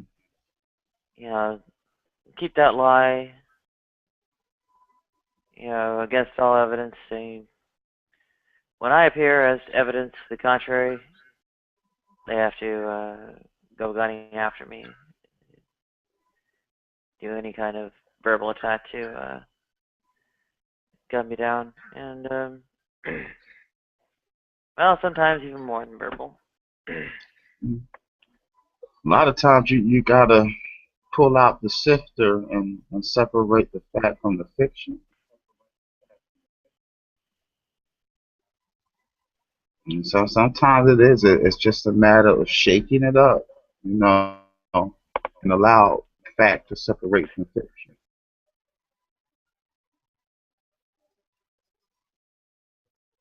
And the reality is what's in front of you, what you can feel, what you can touch, what you can taste. That's the reality. Everything else is speculation and fiction. Yeah.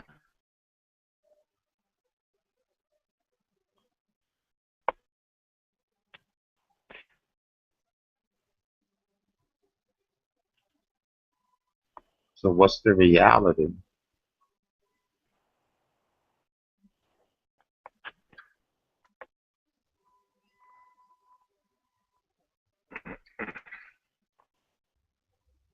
Like I was debating with a friend, okay, and I don't want to go down this road because it's not a religious talk. It's an example of what I'm talking about. We were talking about Jesus, and I was telling him that Jesus was married. And his whole argument over and over again, show me it in the Bible, show me it in the Bible, show me it in the Bible. I said, I will give you fact. I said, even his enemies, even his detractors called him rabbi, meaning even the people that opposed him recognized his title. Well, what are the qualifications to be a rabbi? You got to be 32 years of age and you have to be married. So even if the people who challenged him recognized his title, he still must have met the qualifications, which means I don't have to read it in the Bible to know he has to be at least 32 years of age and married. He's going off fiction. I'm going off fact. Separate fact from fiction. So, they will go on Christians, good Christians, well-believing Christians, well-meaning Christians, will want to hang you up by your ankles. Show me it in the Bible. Show me it in the Bible. Well, I'm showing you the fact that if even his enemies recognized his title, he had to meet a certain qualification. Oh, I see.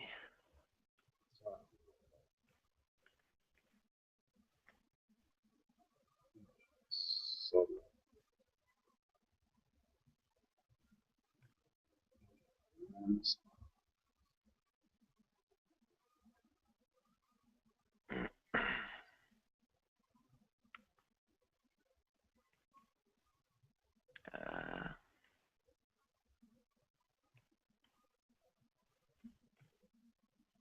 Do you understand what I'm saying by, sometimes you got to separate the fact from the fiction in order to really understand something? Yeah, well,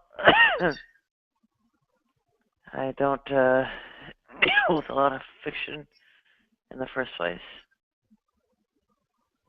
Most people tend to base their lives and their beliefs off fiction and not fact. Most religion is the spinning of fiction and not based on the reality of fact. So most people follow fiction and not fact, particularly when it comes to religion.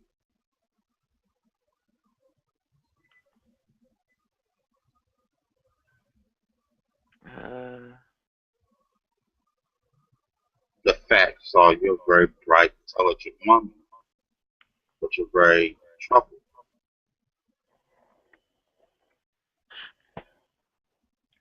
Well,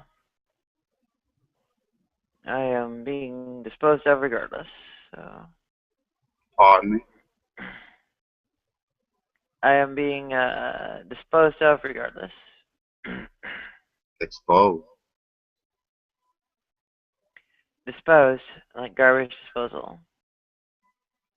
You're not being disposed because you're a human being. You matter. Yeah, I am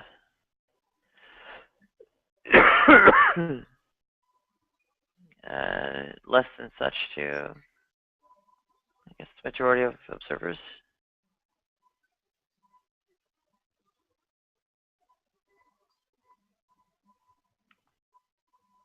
So again, we come right back to the same road. What are you doing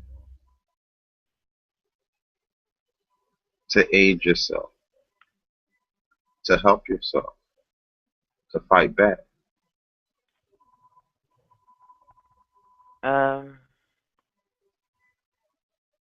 Well, there's lots of things I could go over. Give me the shortened version. Yeah,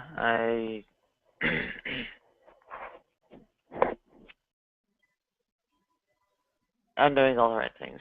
And none of it matters. They shall remain an abomination to you, it looks like.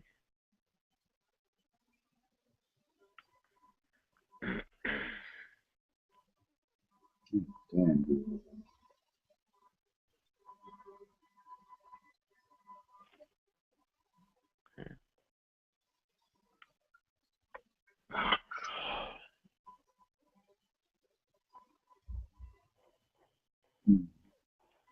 Yes.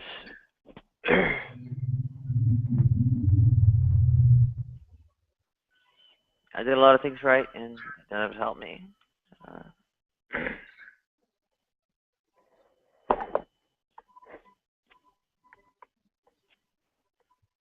You say you've done things right, right? What?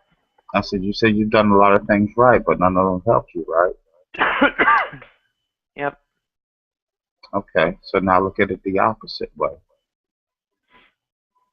What could you have been doing wrong that hurt you? Yeah. Nothing I could have seen coming. Bullshit. That's bull. Oh, no, fuck. That's bullshit. Come on. Come on. Reverse it. If you understood what you're doing right, and it hasn't gotten you where you needed to be, reverse it. Okay. What things have I been doing wrong that seem to be hindering me? I'm not going to hand you your What? new age Amar Fati by self-infliction. Oh, you're very fucking self-defensive. Yes, you are. They letting Well, you express you it. bet, because I've been attacked enough. I'm not attacking you. I get attacked nonstop. I mean, this is every day. Darling, my right hand is I hear the holding same your garbage hand. every day. Everybody trying to blame it on me. No, And my hand is holding your hand.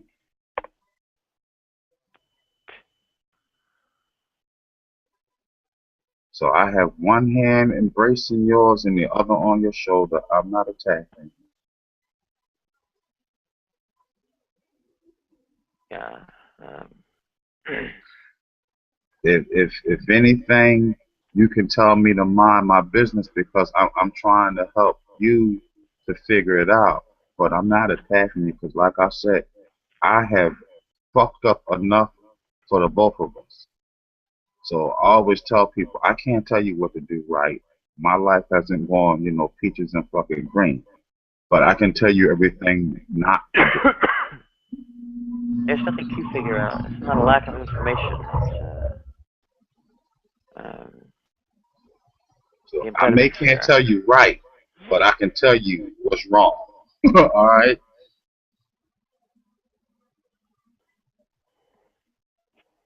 And it's the same information. There are people who can tell you what to do to succeed, and there are people who'll tell you the pitfalls so you won't fail. I can't tell you success. I haven't tasted it. But I can tell you every fuck up you can make to self destruct.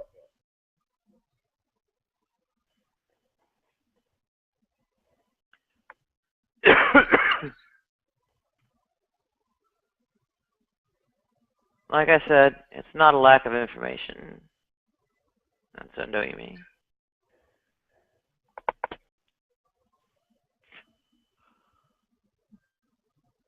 So again, the question is not a accusation. It's not an accusation, and I'm not persecuted. But it's just to get you to evaluate.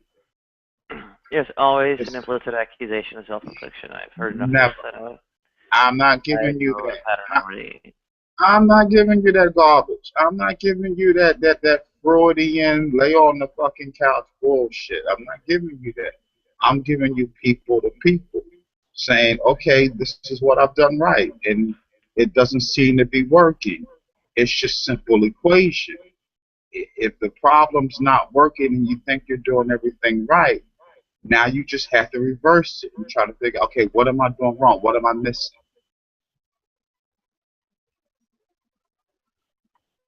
That's not holding a sword at your head. That's not nailing you to the cross. That's just getting you to think about something It in a is, different way. actually. Because again, you could be following all the correct steps and still not getting the proper answer. So you say, okay, let me rethink this. What may I be doing wrong? Could it be a decimal out of place? Could it be, it's just a matter of trying to not keep going over the same steps over and over again, but retracing it. See what you've done, and you might have missed something. So what have you missed? Since you don't like the term wrong, and what may have you missed that you maybe Nothing. could have solved? Nothing I'm doing on a continual basis matters. Gee, where's the music and the lights? Because you are throwing some pity party. Well, that's the whole New Age Amor Fati by self-infliction shtick again. Oh shit! Bullshit! Bullshit! Bullshit! You've been spanked enough. I'm not here to spank you.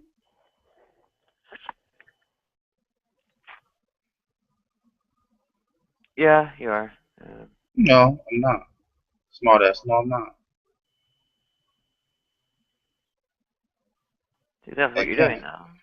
I'm walking hand in hand with you. No, I'm you're not not. dragging you along. I'm trying to walk hand in hand with you because there's a part of you that I can relate to.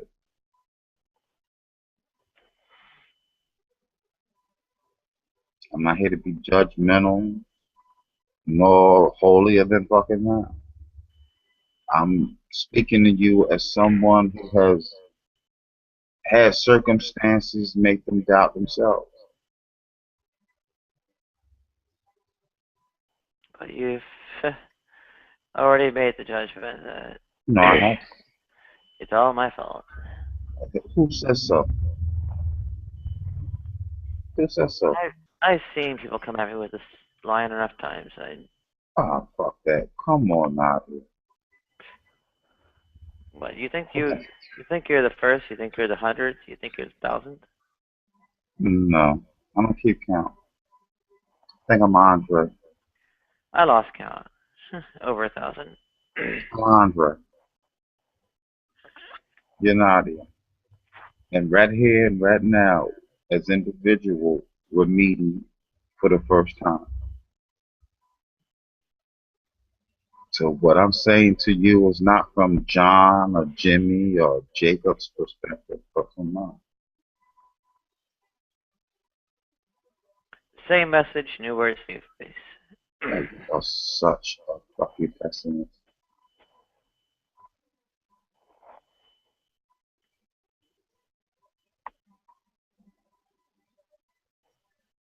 It's not pessimism. It's how it is. It's not. No, it's not. It's woe is me. Woe is me. Woe to thee.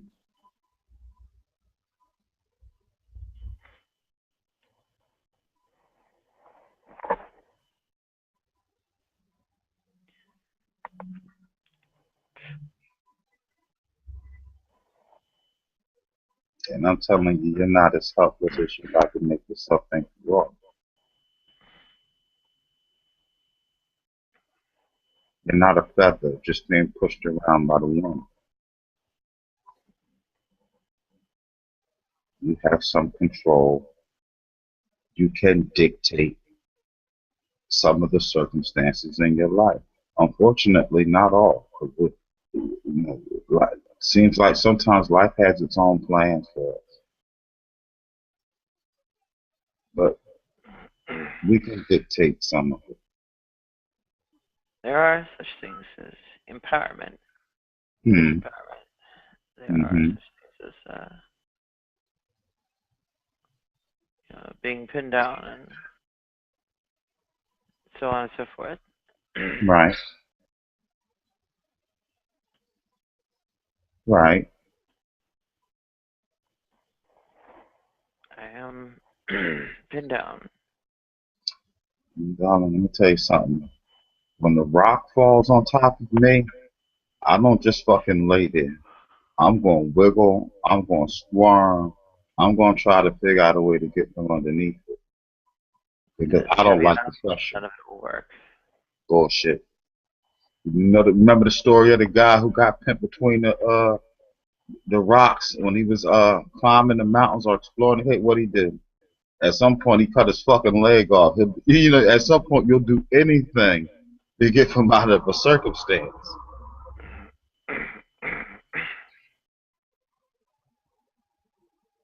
That's a slight smile. There's the look of sarcasm that plays that out, bro. The facial expressions give you away. Mm, very expressive.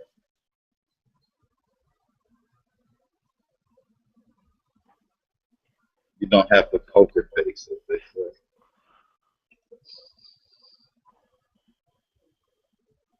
What? You're fading out a bit. Hold on. I said you're fading out a bit.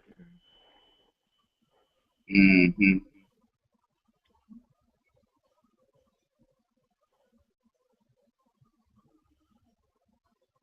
Well, in the meantime,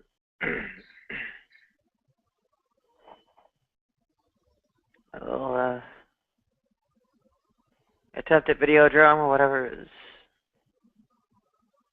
well, not leaving much of a legacy, but anyway.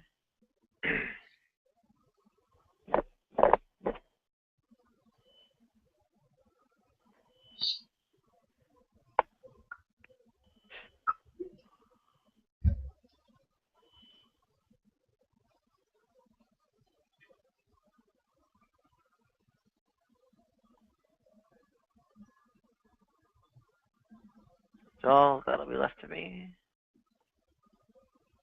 Just recordings.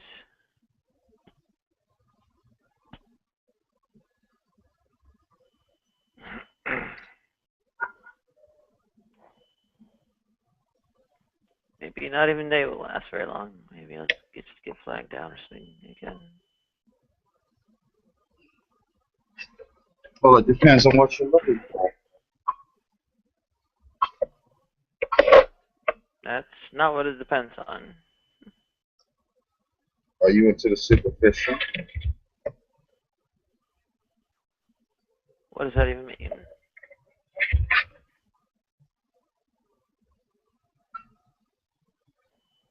Are you into the reality?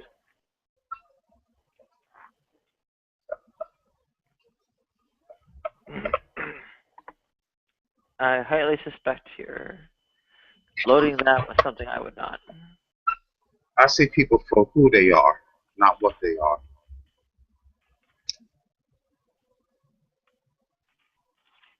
Can you understand that?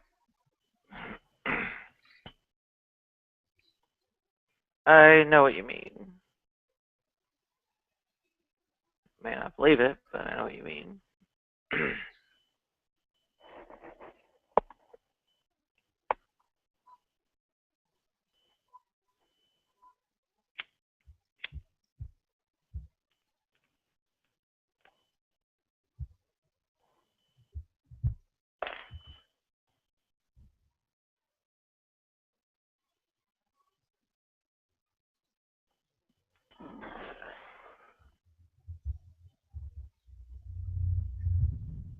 How long have you been in the Bay Area?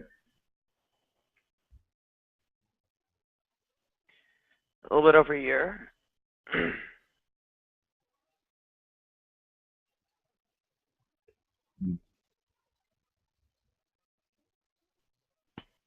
I moved there from East Harlem.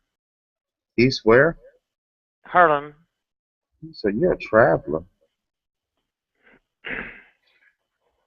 Not anymore. Why do you say that?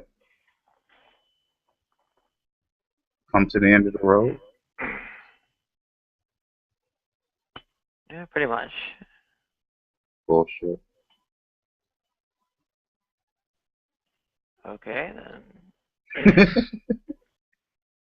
I challenge you to describe how I survive being unable to refrigerate my medicine.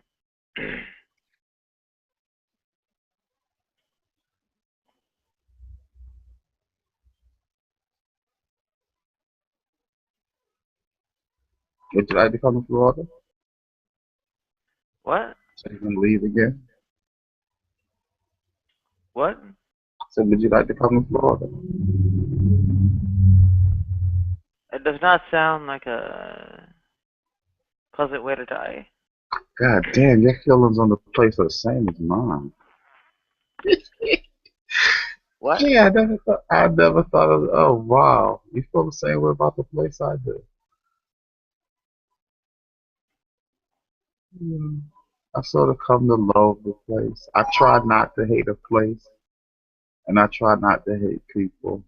I just realize it's not the best circumstances for me.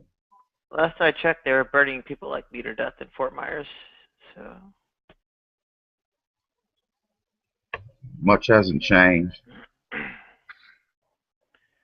well, it was just a few months ago.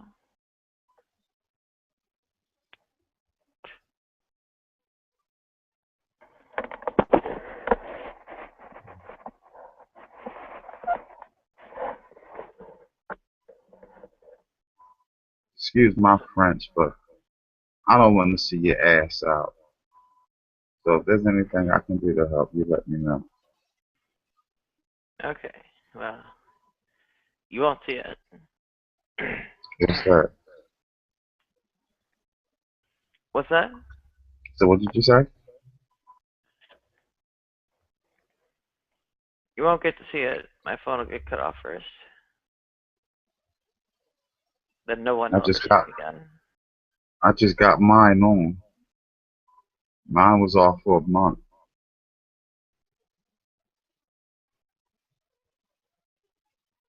I'll never be able to get online again. Why?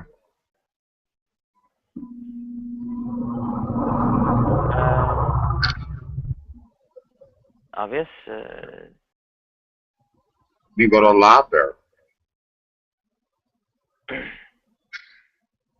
Okay, but it's not and the same. you can't talk, you can't do anything there, so it doesn't matter.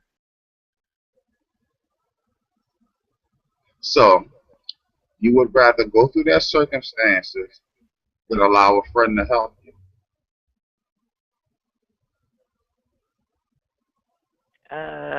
Most of what I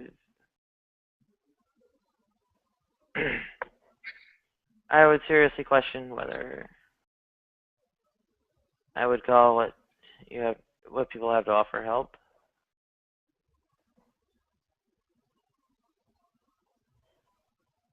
You're a very attractive woman. I can only imagine what those offers have been.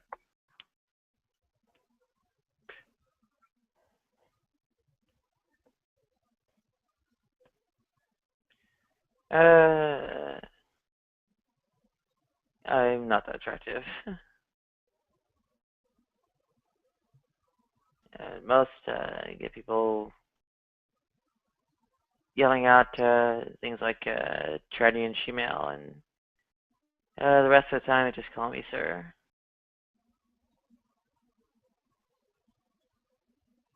I beg to differ.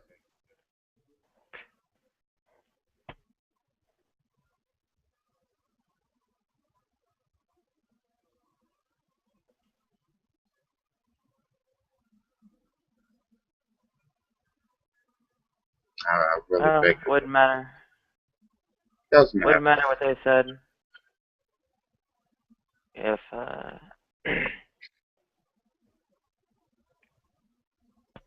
well, what I saw in the mirror weren't so terrible. All right.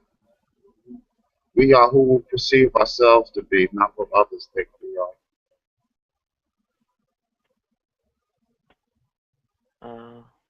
The devil thinks he's a saint, you know.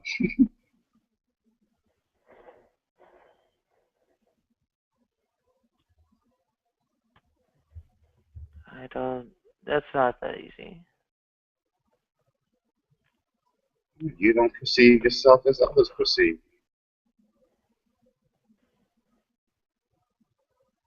And again, the devil thinks he's a saint. So everybody has their perception of who they are.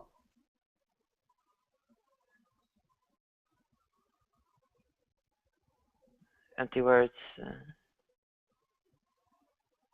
Healing would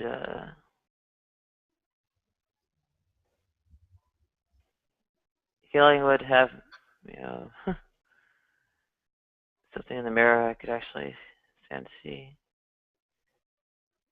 A voice I could actually stand to hear. I don't like fantasy.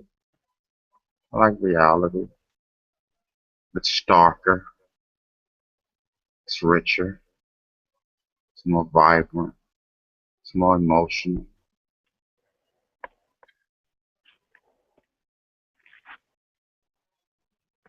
It makes you sad. It makes you cry. But it can make you happy.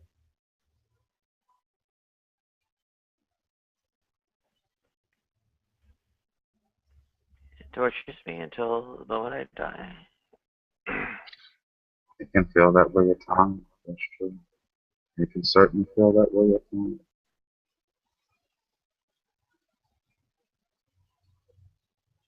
I can't dispute that one. You know what I'm saying?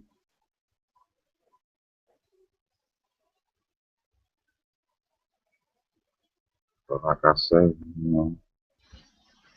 it's always darkest before light.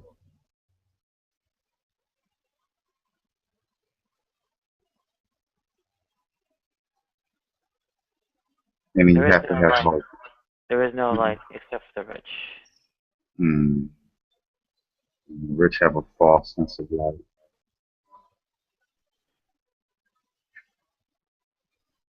If money to Very buy false. surgeries to be healed,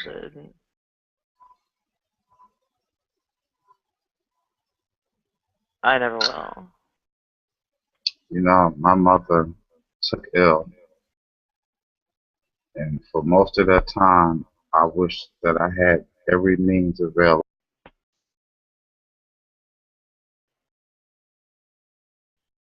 Okay.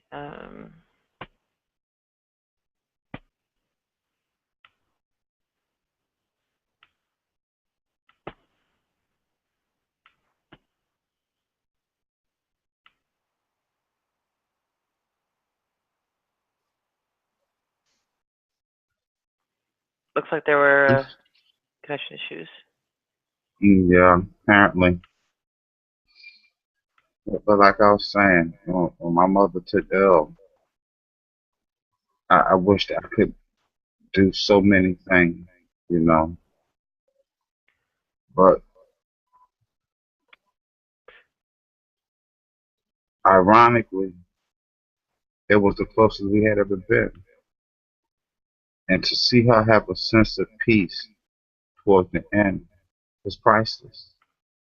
As much as I didn't want her to go, as much as maybe she didn't wish to go, that sense of peace at the end, I couldn't tell you. Nothing in the world could replace that.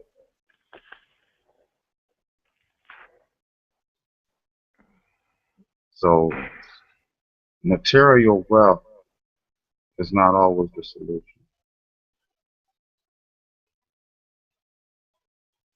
It's a thought to you right now because it would help you in your circumstance. But it's never been something that you strive for, has it? It's generally only been a means to an end. Right. So it's not how much you have, it's a matter of just having what you need. Yeah, there's a price tag on what I need. There's a price tag on everything, though. They're going to put a price tag on breathing after a couple of months. 25,000 for my face, 15,000 for my voice, about 30,000 for downstairs. God damn. And probably more. Well, not probably. And more for other things too. So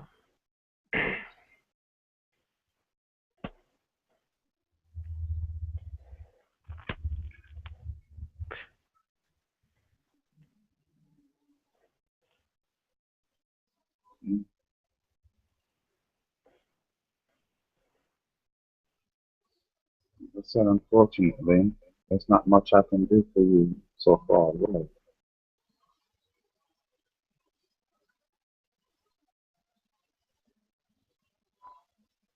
uh the intersection of the willing and the able is always null.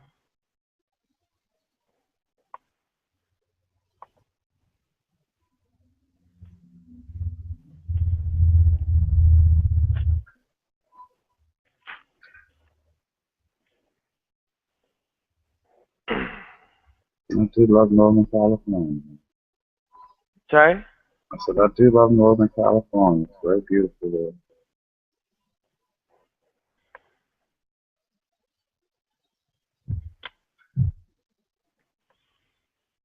I'm not impressed with it. Depends on Lonely what and side. desolate. It's lonely and desolate, and I don't know. I'd rather live in New York, but I don't have any choices anymore. You always got a choice. She's No, telling you you. don't.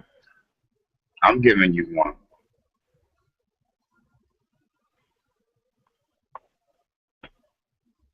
Not a real one. It is a real one.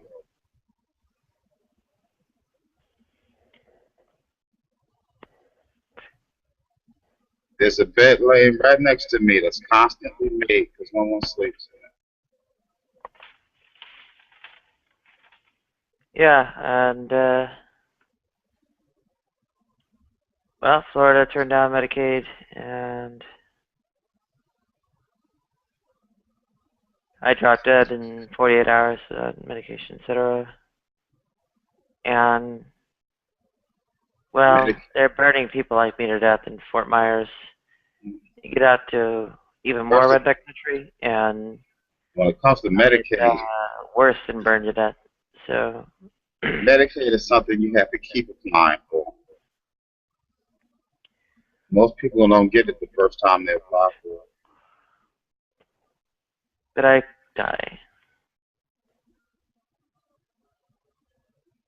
They Yeah. don't. Most people don't get it the first time they apply for it. Well, then I'll die. You know, you have to keep applying. You have to be determined. You have to No, be you don't. just, No, you don't get it. no, I don't. It's not. No, you don't get it. Yeah, one hiccup and I die.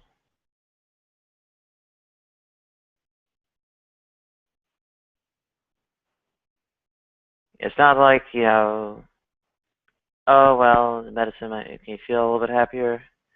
No, it keeps me alive.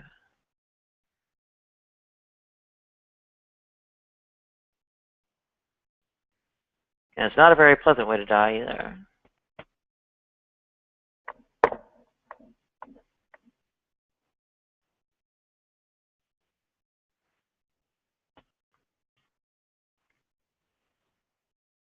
Yeah, the healthcare isn't there in Florida or, well, really anywhere else in the South either.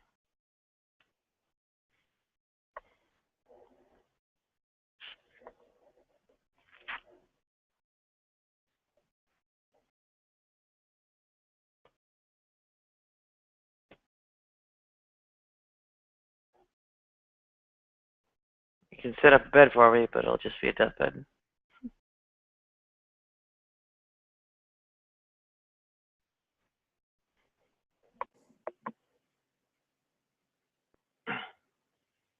And that only if I don't get beaten and burned to death by, well, kind of people going around Florida. I can show you the article where someone like me was burned to death in Fort Myers.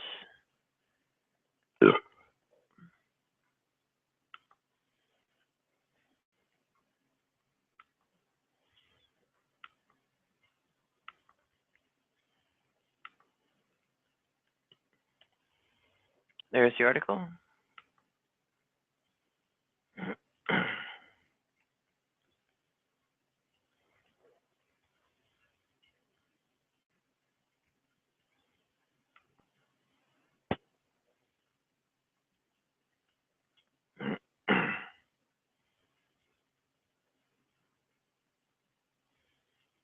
Yeah, I'm going to die. I will opt for more pleasant ways too.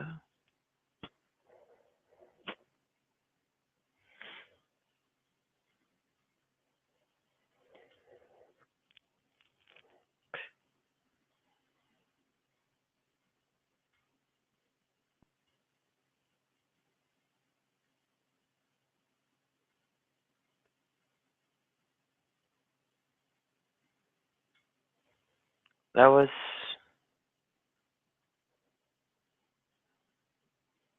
I don't know.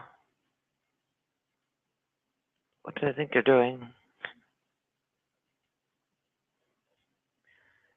Show up and, oh, well, it's really your fault after all. You deserve what you're getting. You do get to yourself. It's all your fault.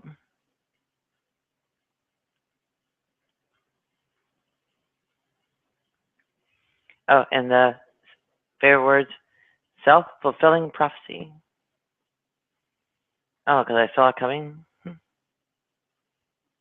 think discrimination is unbreakable.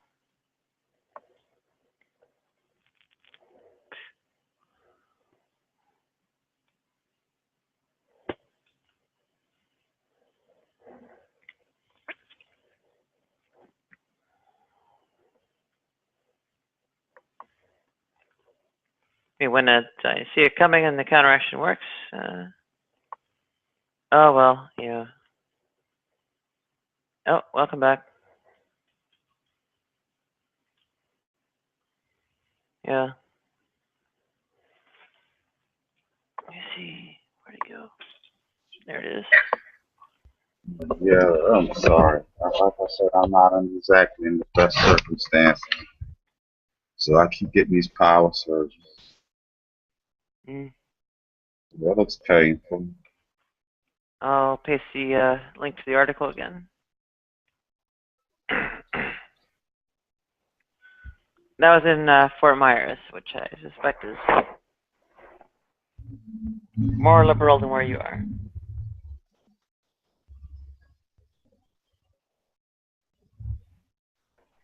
If that's liberal, I don't want to see conservative.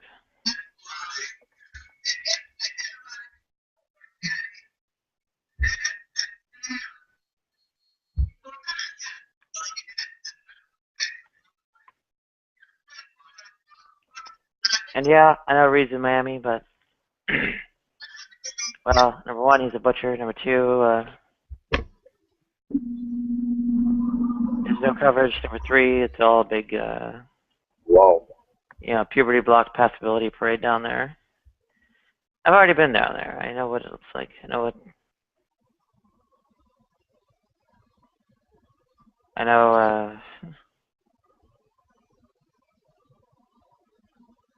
what options I wouldn't have and so on. I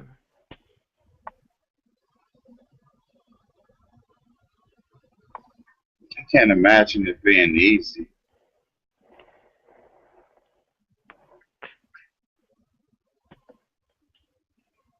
Well, I won't be the only one on the street.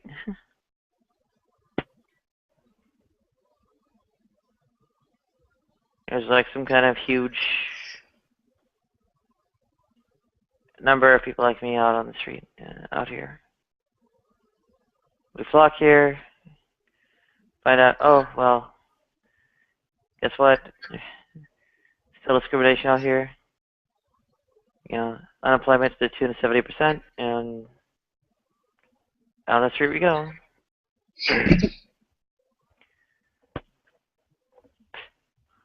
En masse.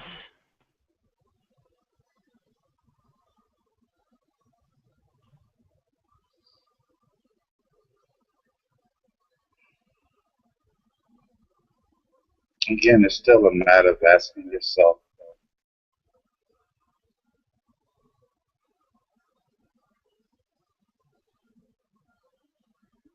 in reverse.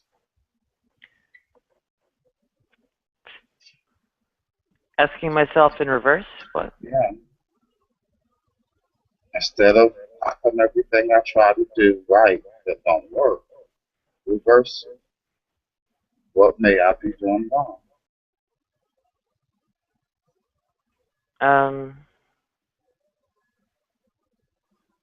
Yeah, It's not persecution. It's not persecution. It's a matter of trying to figure something out. Yeah, I have enough people pushing on the line that, yeah, it's all my fault, and No, that's not what we're talking about. That's not the discussion we're having. Yeah, it is. It's the only discussion that's ever had. It's not the fucking discussion that we're having. We're having a discussion, or just look at it like a math problem. If you think you're doing every step right and you still don't come up with the answer, the next logical thing is to try to figure out what you're doing wrong. Yeah, right.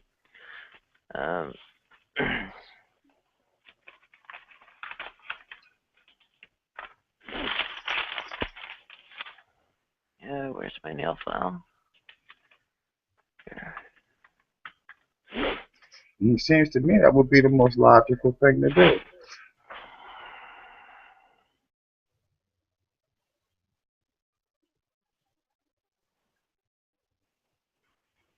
Well, that's not really the way the world works. Not And that's exactly how the world works. oversimplified. No, it's not. And it's exactly how the shit works. If it's not right the way I'm doing it, then I must now look at it like, well, then what the fuck am I doing wrong?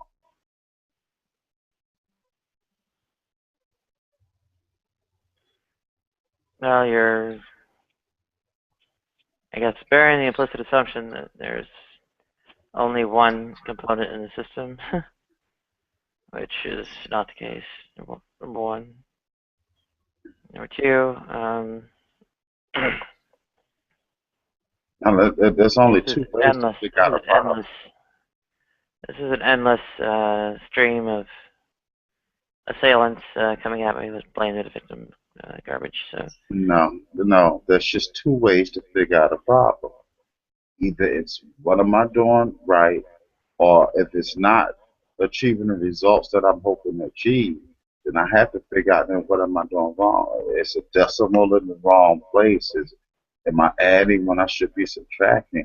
It's a matter of trying to figure it out.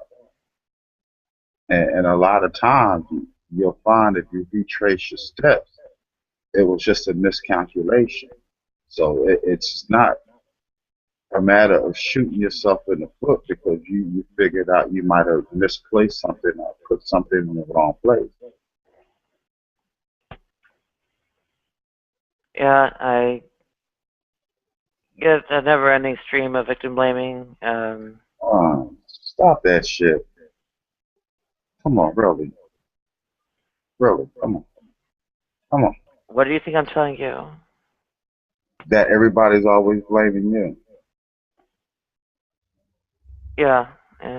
Well, not everyone actually, but And that's not the subject of this conversation. The subject of this conversation is you personally trying to figure out how come everything doesn't seem to go right. And I'm saying, well, sometimes let's try to think about what I might be doing wrong.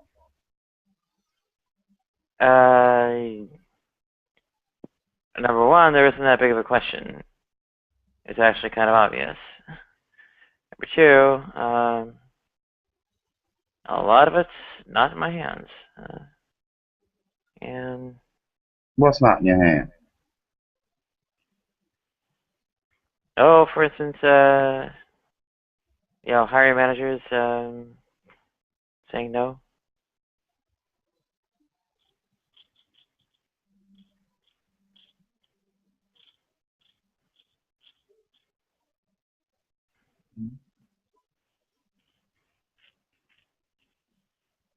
It's their decision. What are you skilled at? Operating system kernels. So most of the type of work that you want to do, you can do from home.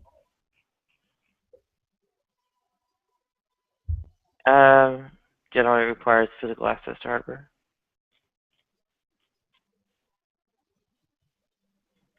You're familiar with computers, right? That's a bit of an understatement. You know how to operate Windows and all that kind of stuff, Windows Office and all that kind of stuff, right? No, I deal with operating system kernels, generally of Unix varieties. Say it to me in English, Doc. I have to.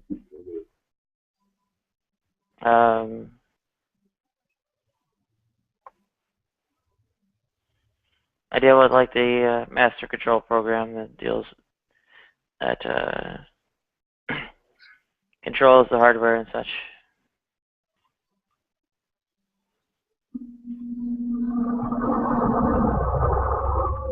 look like a computer engineer. I was a computer science major, not an engineering major. So you're quite the bright egg, aren't you? I'm sorry? You're quite a bright egg. I was. I'm nothing now.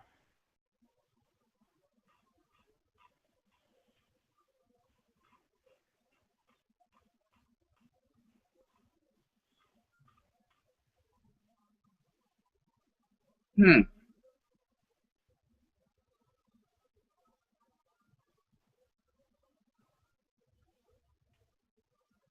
So you mean to tell me with all that computer skill and all the computer knowledge you got, you couldn't figure out how to fire up that goddamn thing and make a living off of it?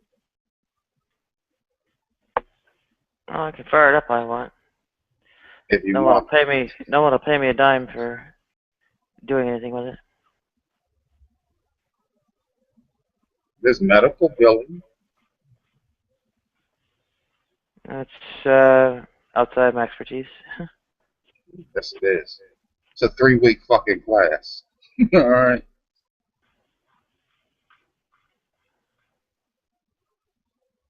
I'm a scrambled egg, and I could do it. You're a bright egg.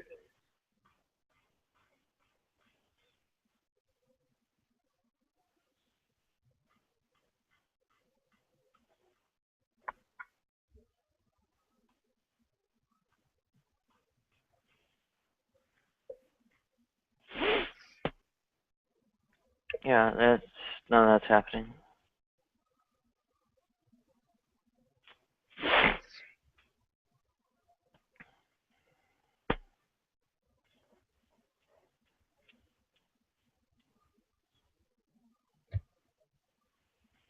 No one will hire me to do anything.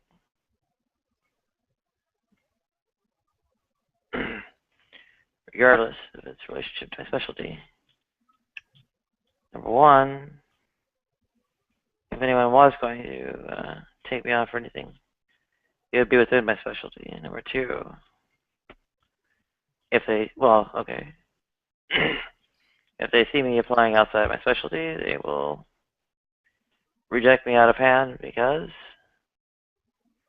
well, they know I don't want to be there, or otherwise, Look, presume I don't.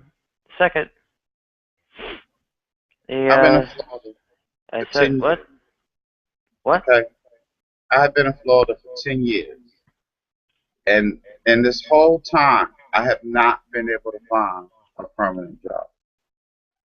I cannot tell you how many times on Tuesday I've been told I'm a great worker. We like having you around. But by Friday, they fucking fired me. For the stupidest, really, are you kidding me shit.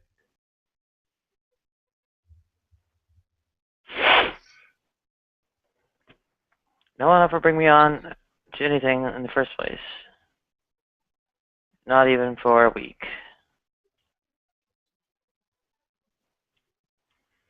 I know, because I've been begging them to for over a year.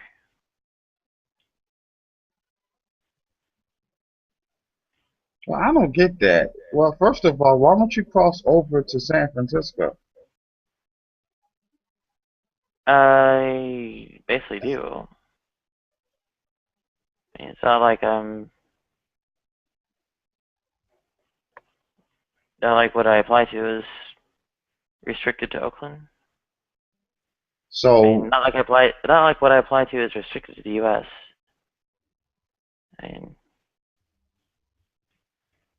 in general, I don't have to worry about um, any dilemmas about opportunities and outside of major urban areas or liberal areas, or whatever. But things in other areas of the country have not ever responded. Things in other countries have not ever responded. so let me ask you a question. Maybe What? it's not your gender as much as your presentation.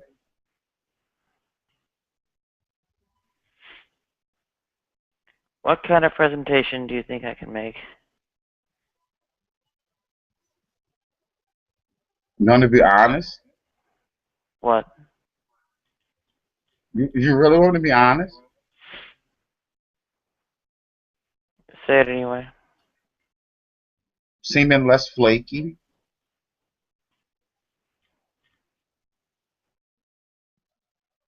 Don't give me that fucking look. I'm Flaky? just saying. Flaky my ass.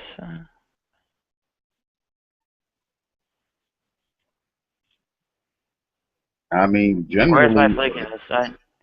I'm the one that they're like feet on the ground here, and you're like fantasizing about how like, you know, oh well, if you just will it, it's gonna happen. no, believe me, that shit don't work. Well, then I, why are you preaching it to me? Why are you I'm, clubbing me over the head with it? I'm Oh no, well, you know, it didn't work for you, so you didn't will it hard enough. no. What I'm saying is that technically speaking, and there is no utopia. Don't get it fucked up. There's no utopia. But you're in a place where people are far more understanding of who you are as a person. So that should not be a hindrance. So if that's not as big a hindrance as it might be in other places, You're not remotely understanding. it's like me being a black male. There are places where it's not as much a hindrance as it is in other places. Does it guarantee success? No. But there are places where it's like here where I'm from, people seem to be very aggravated where they believe that a black male is smarter than them. They like a certain type here. Well, I'm come from up north where people rather have someone seemingly intelligent around them than ignorant. Okay. You're in a part of the country where, your lifestyle of who you choose to be, it's no shock to anybody. So if that's not the hindrance as it would be in other parts of the country, then again, maybe it's the presentation. They aren't accepting of shit. They think I'm fucking fake because I'm not puberty blocked. They think I'm, well, a piece of shit because I'm not passable. And they deny hiring because of it. You know, given, meeting their, who knows what, beauty standards and so on. Oh, they give me a free pass, but no. Because I actually can be discerned or whatever. I am illegitimate and unwanted. So you drive? Not anymore. Why? Seizures. Oh.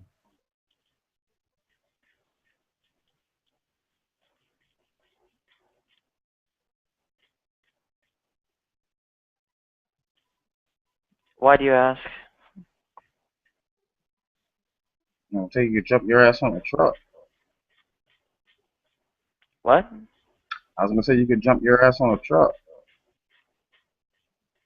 And do what? Get killed by a fucking redneck truck driver? Oh, please, god damn, just a ray of fucking hope, ain't you? I know better than to dive directly into harm's way.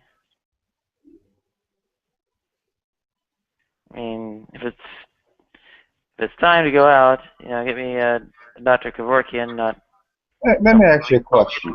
fucking Let redneck me ask you a question. Let me ask you a beating and question. burning me to death. Let Go me ahead. ask you a question.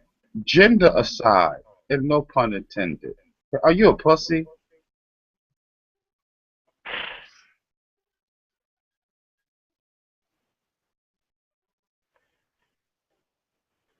What? What do you think I am, Fallon Fox? I'm just saying. Because there are women who display more courage than you are displaying right now.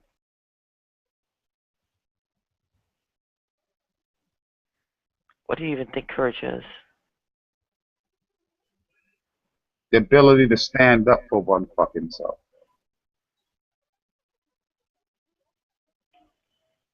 Alrighty. And, you know, suicide by redneck is standing up for oneself. How? How is it suicide by redneck if you have a right to be and do?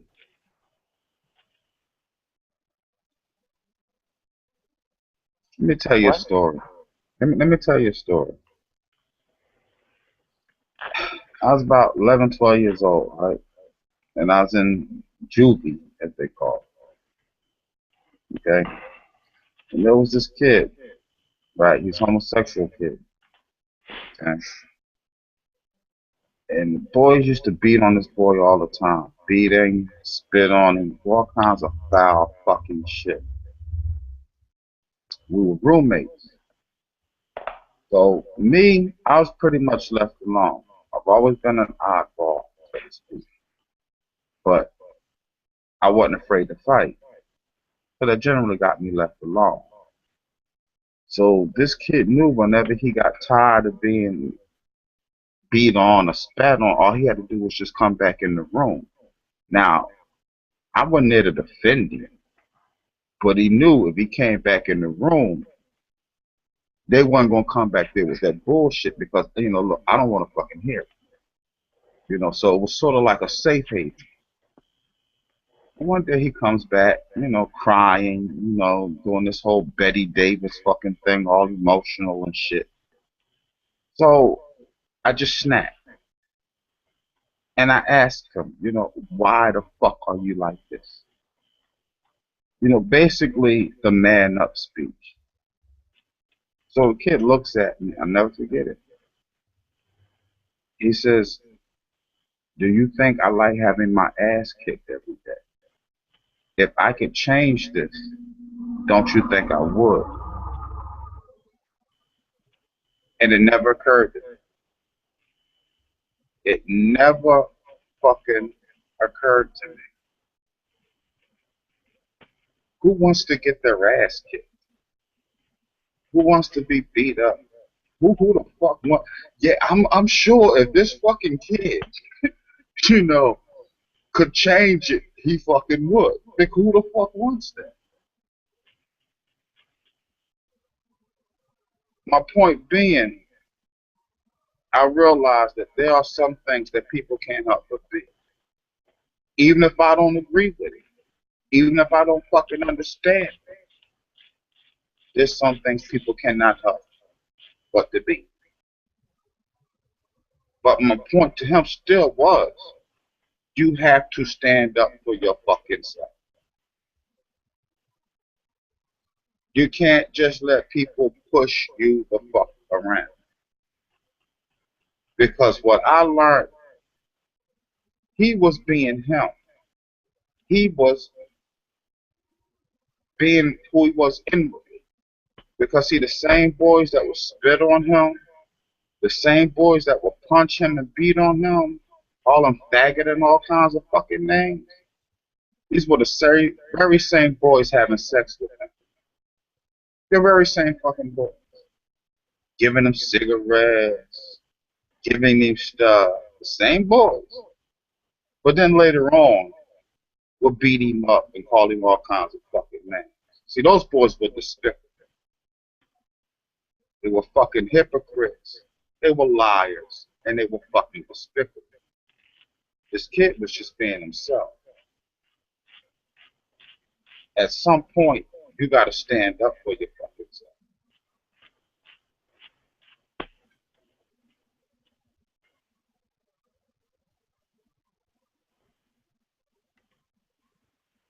Do you have any idea how old I am? You're probably around about the same age. Late 30s, early 40s. Yeah, I'm pushing 40. Okay. 38. Hmm.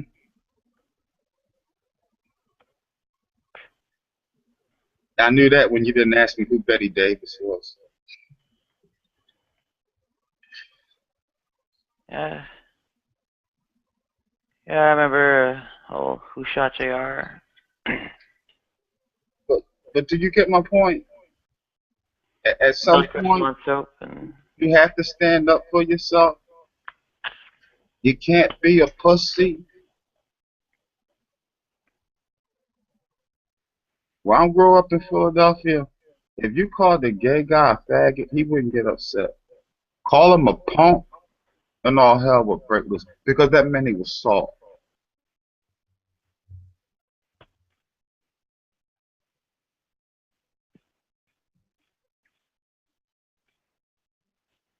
If you think all there is standing up for yourself, Yeah, it is.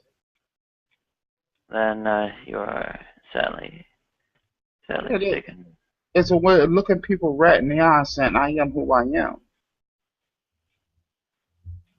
And I can't match whatever fucking ideal of what you think I should be. Yeah, I'm a black male. There are all kinds of perceptions from even within my own race of what they think beauty is and how they think something should look and how they think something should be. I'm me. I'm gonna do me. And I could give a fuck about what you might think and whether I should look a certain way or I don't match a certain fucking type of way you think I should look. That's your shortcoming, not mine. Yeah. You don't care what people think, except well, people think is what keeps you from holding down a job for longer than a week or whatever. It's frustrating. It's aggravating. It's depressing. Yeah, it gets to me. Knowing that I'm skilled, knowing that I've been at places where I'm the hardest worker there, the best worker there, and I'm still fired. Yeah, it hurts. But I'm not going to allow them the satisfaction of balling up in a fucking shell.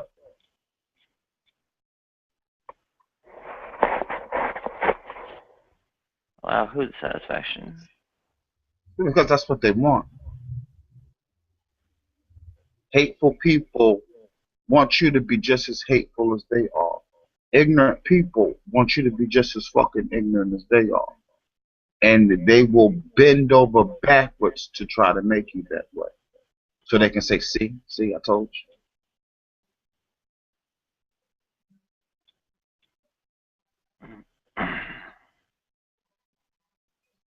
That's what they love. No, I don't care about whatever's on your mind. Bullshit.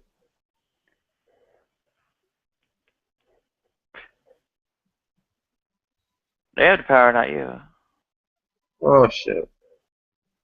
I'm a very Okay, fascinating then fucking person. who's hiring who?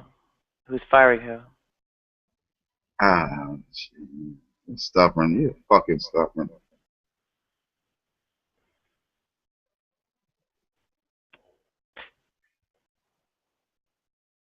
It's not stubbornness. It's having like a clue of what's going on in the world.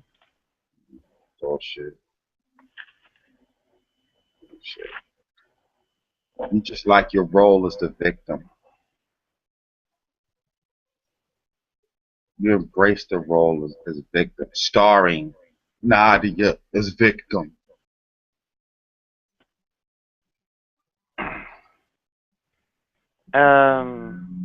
No, I embrace the role of Nadia, the star programmer. But anyway,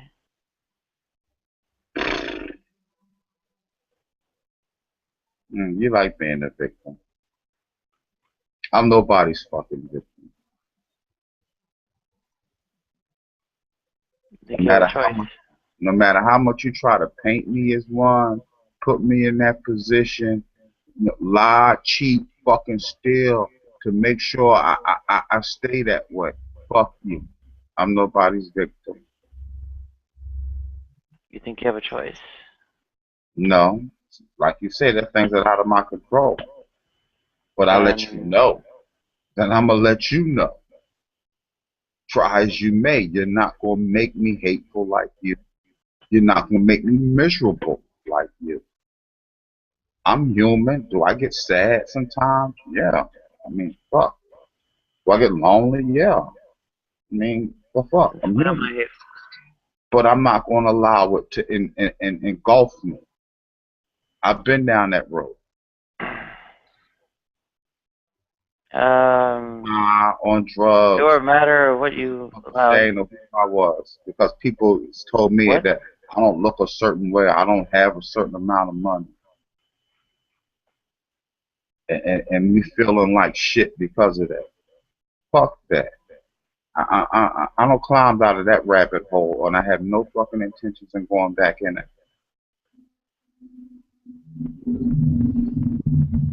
So I'll sit here, broke, struggling, but you're not gonna put me down that hole again. I have nothing to do with whether you're in that, out of that, or. And also, I would say a different enough experience or whatever that I don't know a whole lot about it myself. It's not personally. What I'm saying is you can't let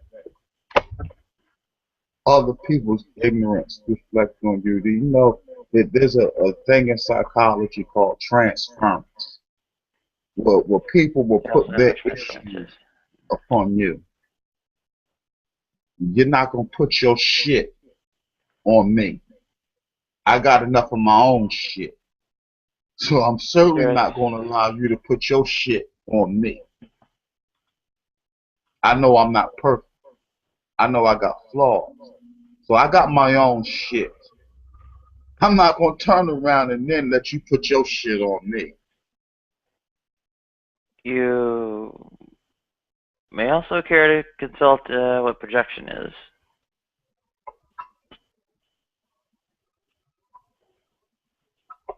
Pardon me? You might also want to look up projection. What you put out towards people.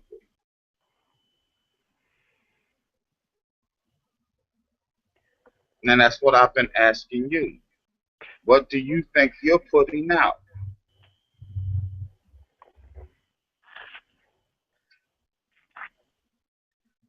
Because you see, even when I was fucked up and on drugs, people would look at me like, who you think you are? Man. And people would look at me sometimes, like, who the fuck this guy? Yeah, he's a fucking crackhead. But my head was never down.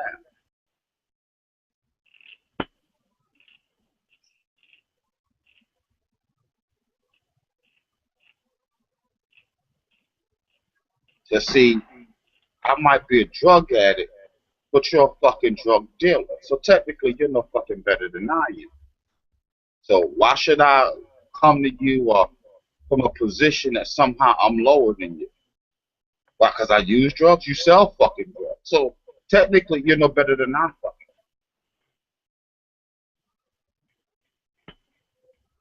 And if you are decent, hard-working fucking human being, and you're being met with hate and hostility, that's their fucking problem.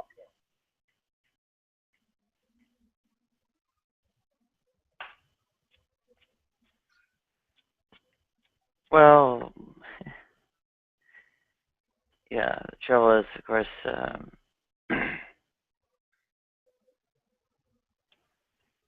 yeah, you actually do rely on other people for, livelihood and so on and so forth. And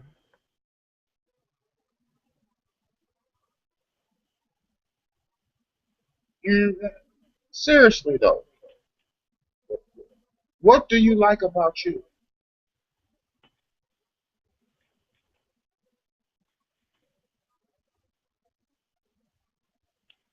Well, Because I think you spend more time dwelling on what you don't like about yourself than what you do like about yourself.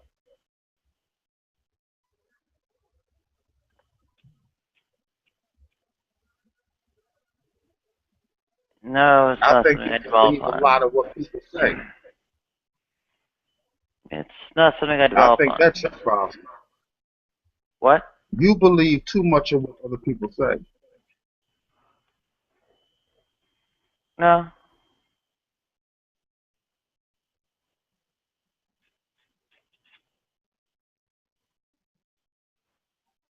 I have my own ideas. I mean, you would think we have nothing in common, but we got plenty in common.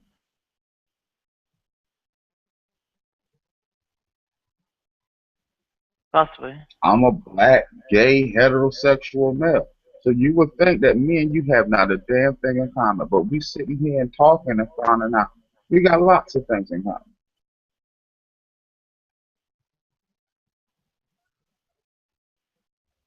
Well, I certainly have a different way of thinking about the world, but okay. No, the way I think of the world is reality. It's very stark. It's very vivid. I base everything I do on the reality of life. My religion is based on reality. For a long time, I would not go to church. I didn't understand because too much of it is based off fantasy and not reality. The more I steep myself in the reality, the closer I began to understand God and the concept of what God is, because it's based on reality, not this hocus pocus fairy tale stuff they like to preach in church. I don't believe fish fall from the sky.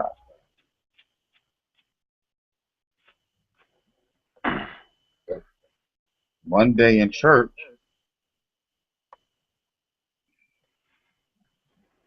Yeah? a preacher placed a wafer in my mouth and he gave me a thimble of wine.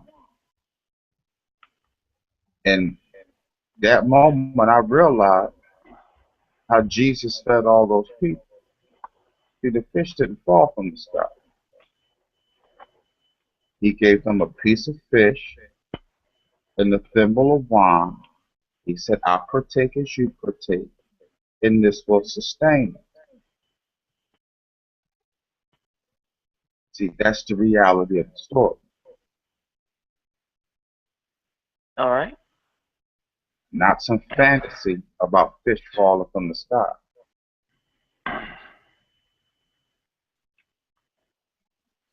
Well, I I don't subscribe to such I don't know, pat meta narratives, whatever, but um,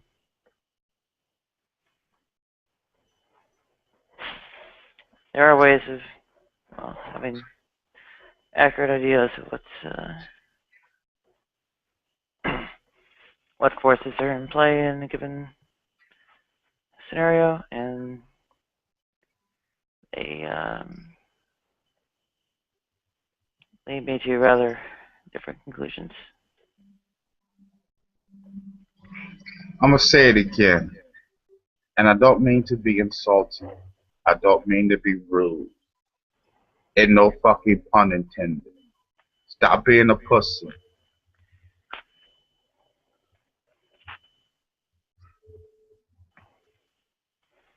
You think it matters? Again, they're dainty little fucking girls who display more courage than you're displaying right now.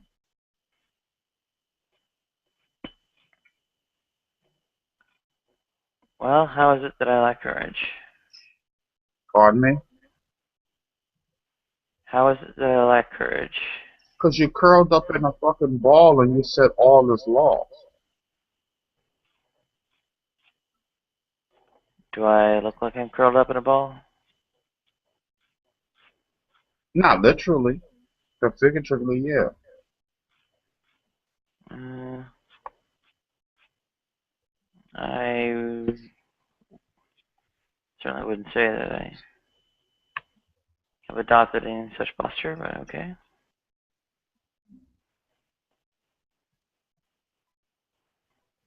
You've accepted your fate, like this is just meant to be.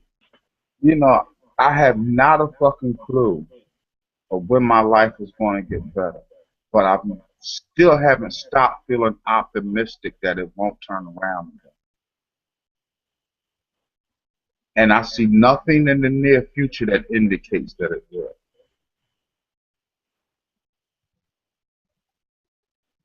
But that don't stop me from being optimistic.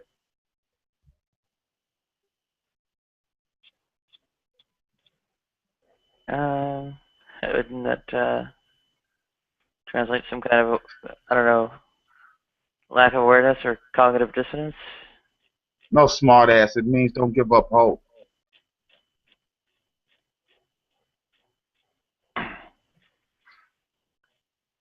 Nadia is a Russian name. I know that. I have a thing for Russian girls.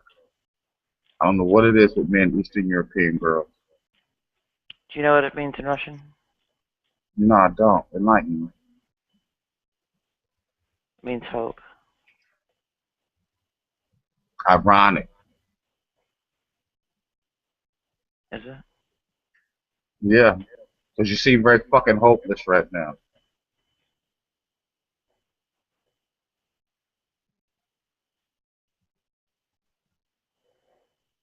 Is there any such thing as a false hope to you? There's Or unrealistic true or false? expectations. Mm. There's unrealistic expectations. This is a reality. I All used to right. be an EMT, okay? And I was 3/4 of the way through with paramedic class before I got through. So I realized I could probably be a doctor, but I could never be a surgeon because my hands are not steady enough. So just because I could learn medicine and understood science and I could grasp biology, there were still certain things realistically I couldn't do.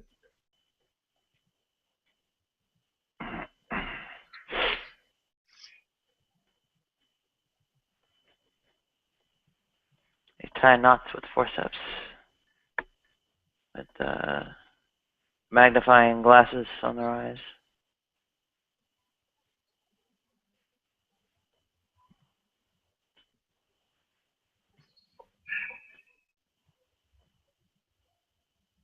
Know what's realistic.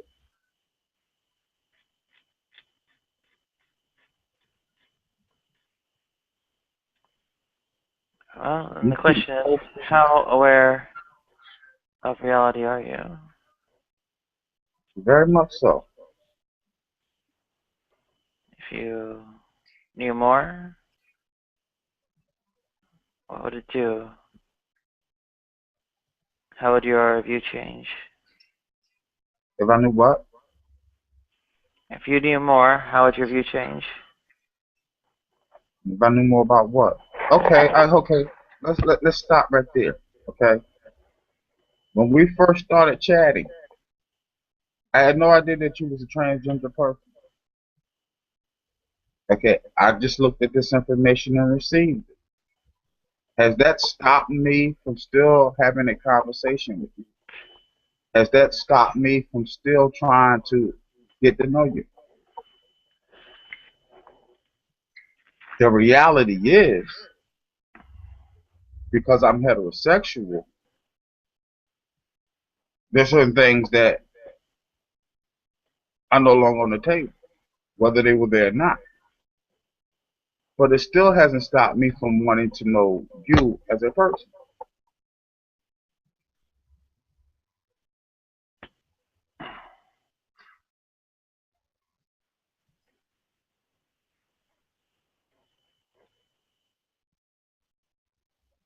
That's reality. I can't make you what you're not, and I cannot become what I am not. But there's still a reality that we are two people who, through talking, realize we have things in common.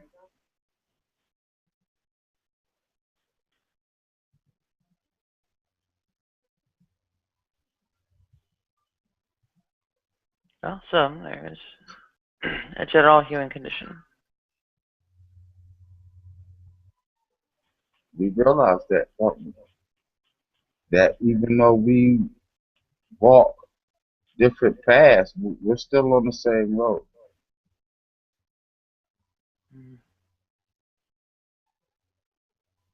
I think I'm, well, relatively acutely aware of, like, commonalities and distinctions, yeah.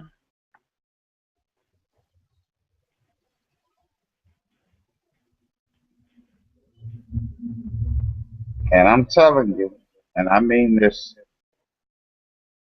with all good intent, stop being a pussy. Stop acting cowardly. Stop letting every little thing frighten you. Where's my fear? Of trying. You think I'm afraid of that? Yeah. No. You become battle weary. You're tired of fighting. It's worn you out.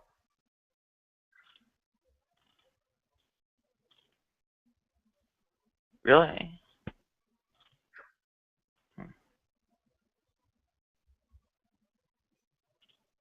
You're sick and tired, as they used to say.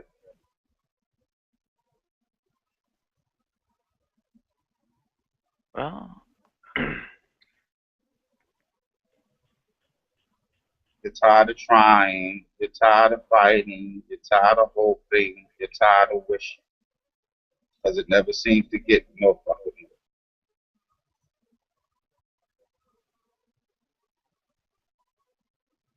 I don't know, you think I actually stopped?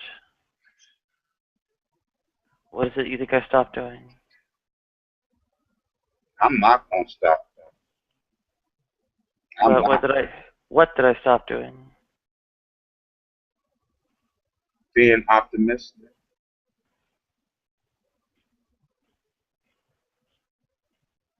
Why would I deliberately make inaccurate assessments? Sometimes it's not deliberate.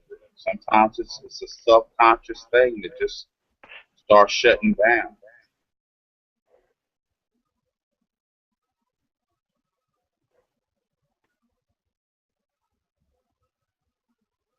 Yeah, I think well,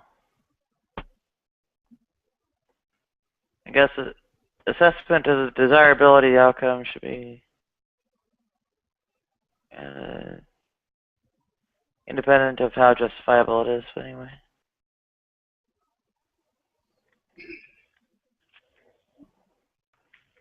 I'm saying when it gets to the point where you start believing what other people say, they start to win.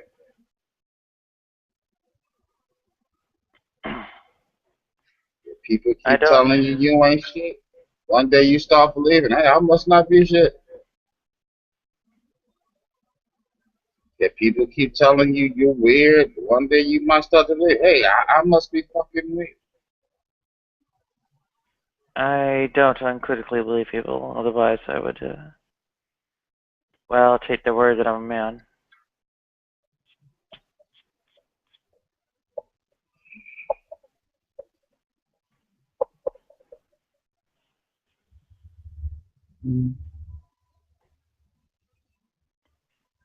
And I would take their word that it's all my fault and self-inflicted.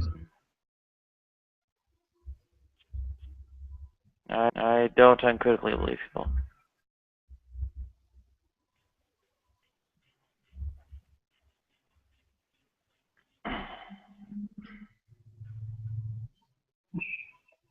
You know, for me, now this is for me personally.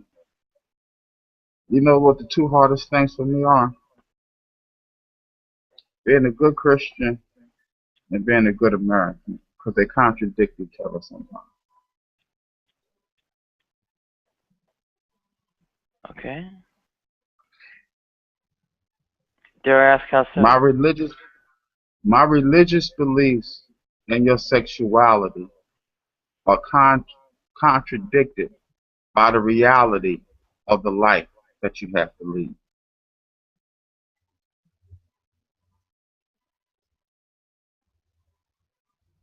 And I put it in the fact that one I can control and the other I can't. It's not up to me to decide in the end, but I can control how I treat you as a human being. This is Revelations 22:11. Is it? I would have to look it up.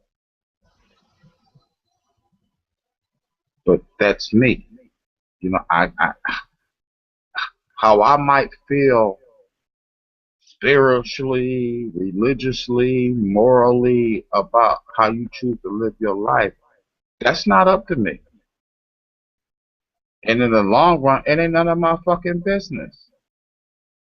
The only thing I can control is how I treat you as we stand, as we live, as a human fucking being. That's what I can control.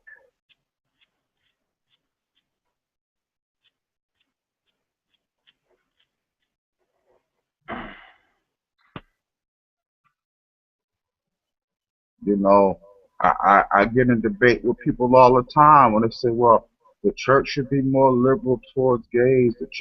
It's the fucking church. You can't expect the church not to be the church. I don't expect the church to tell me I can be a fornicating, masturbating, drug taking, fornicating person. That's not what the church is there for. The church is there to point out to you what may be a sin. I can't expect that to change.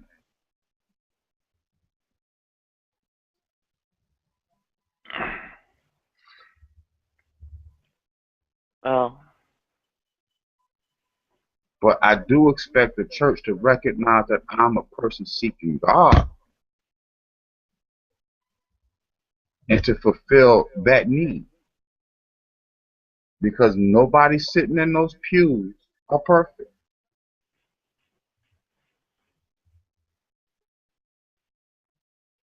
yeah, there are two or three issues. Like first off, I didn't exactly have a choice either. Number two, well, I am not of your faith, so Well, I think that's besides the point. Like I say, how I might feel spiritually, religiously, has nothing to do with the reality of how we treat each other as people. Because in the end, your lifestyle is not for me to yay or nay. That's not my call.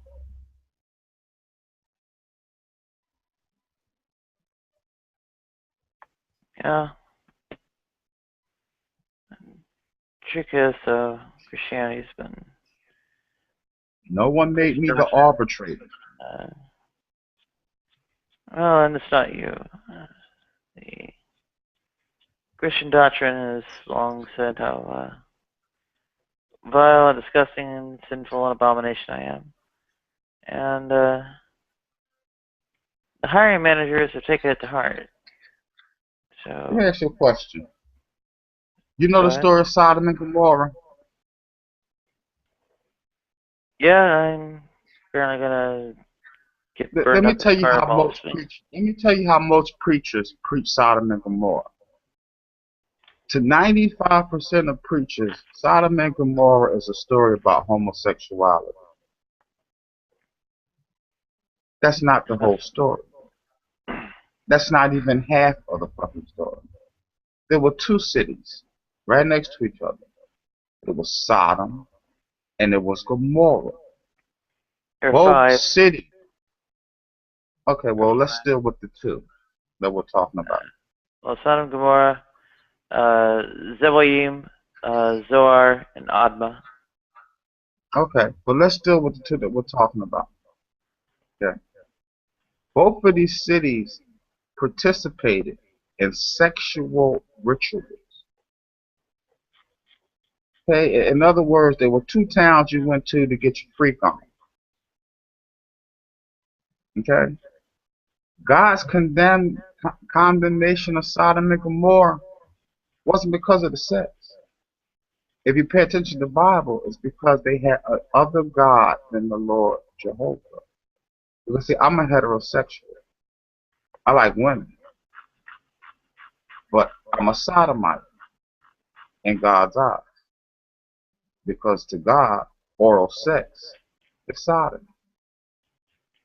Anything that's not vaginal, penile contact is sodomy. So as a heterosexual, I've committed sodomy with many a women.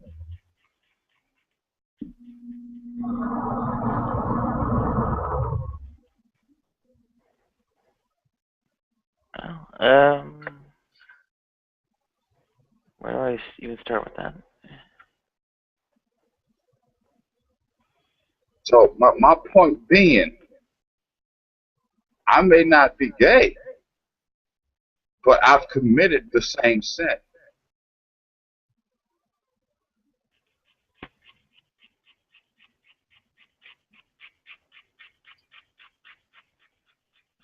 Not sure.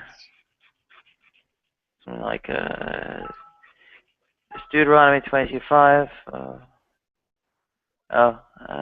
Bear with me. Seth McMullen is wanting in.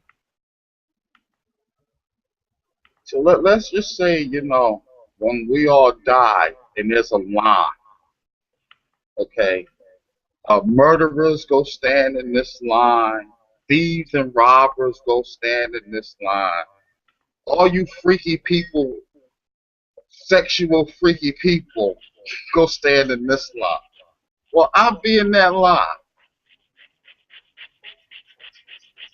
And I don't think that line is going to separate gay from straight. It's freaky people. Because, like I said, as a heterosexual male with women, I know I have committed what the Bible technically calls sodomy. Okay, well, I'd probably be classified more as a catamite than a sodomite, but anyway. It is, well, no, if you go by the technical term of sodomy, sodomy is anything that's not vaginal, penile contact. So oral sex between Hi, two Seth. heterosexuals is sodomy. Oi. Yep, it's an unusual discussion tonight. Why should we care what the church thinks sodomy is? Well, Uh, if religion is not a part of your life, then you shouldn't. It's something that doesn't matter to you. What I'm saying, as a person who defines themselves as a Christian, I have technically committed that sin of sodomy, and I'm not a homosexual, but I have committed that same such sin. Did somebody accuse you of being a homosexual? It's I'm sorry? oddly defensive. Did somebody accuse you of being a homosexual? That's oddly defensive. I don't know, out of nowhere.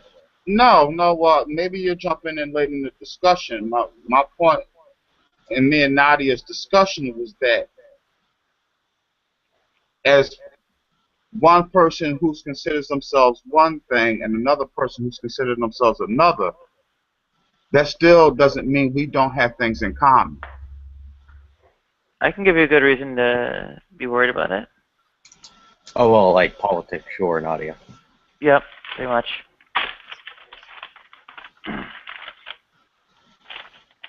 They will vote me off the island. Not in their capacity as, well, I don't know, red state politicians, and their capacity as hiring managers. You know what I found? I'm sorry, go ahead. I was just going to say, if I'm quiet, which I will be quiet a bunch of times in here, it's because I'm doing last-minute research on some board members for the local school district.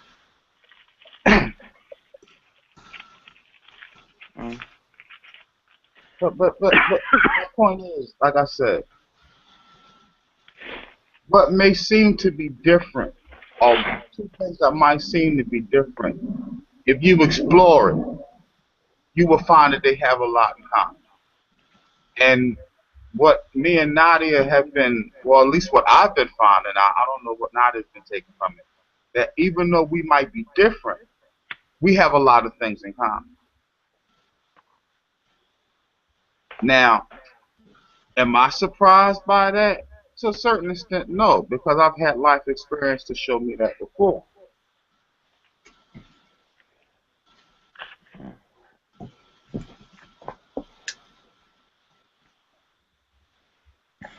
Well, When I started talking to Nadia, I had no idea that they were a transgender person. And then they were, I want you to read something. Oh, wow. But I didn't go running. Because I've been talking to a person that I find interesting and that we have in common with for about a fucking hour now. I think we need to be aware of our differences. We don't even have the same religious views. But yeah. We find that in our walk through life that we share similar things.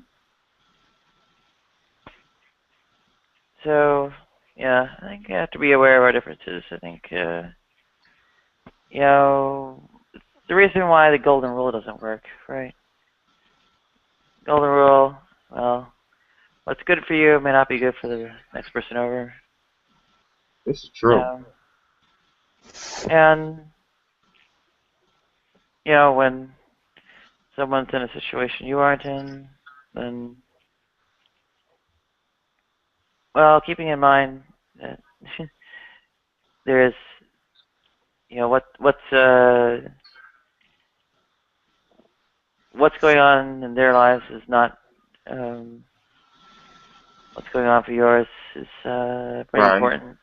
And essentially, even to recognize any kind of like suffering or injustice in the world, if you're barring experience the exact same one at the same time, even.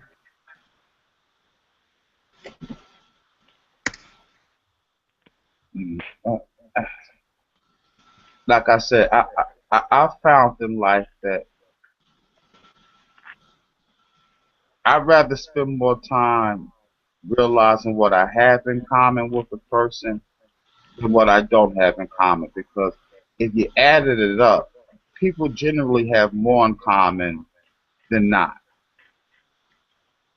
You know, I don't worry about, well, that person's black and that person's white, because a lot of times, like I had a friend when I was growing up, and he's a white kid, and one day we were over his house, and his parents were arguing, and I start laughing. I'm just cracking up, and he's like, "Dude, you know what's you know?" He's embarrassed. You know why are you laughing? I said, "Your parents argue about the same shit that they're arguing about over in my house. Some of it was literally word for fucking word. White kid, black kid, but I'm sitting there listening to his parents argue, and it sounds like the same shit in my house. Long story short, sometime later, he's over my house. He starts laughing. I start laughing. I said, "You see what I'm talking about now, don't you?"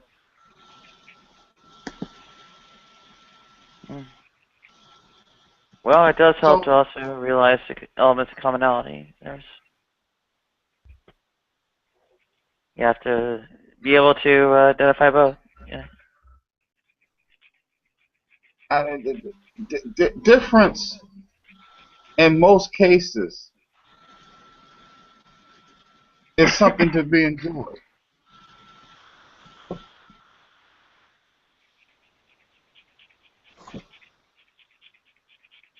I like corned beef and fucking cabbage. But I moved down south, and I told a kid one day, I got a taste of some corned beef and cabbage. He told me that was white people's food. What the hell is you talking about? He said, that's white people's food. I said, well, would it sound better if I said I wanted some fried chicken and potato salad? He says, yeah. Well, I said, you fucking idiot. You get fried chicken from the Dutch, and you get potato salad from the Germans. But in his mind, it was black people's food. So I can't let people's ignorance dictate to me. You can't let people's ignorance dictate to you. And I didn't mean to say that you were cowardly. What I meant was you seem battle weary. You have given up. You are to the point where you are just sick and tired and you've had enough and it's just like to hell with it. And you can't do that. You can't do that. And then my, excuse me, barbaric, brutish way, you stop being a pussy.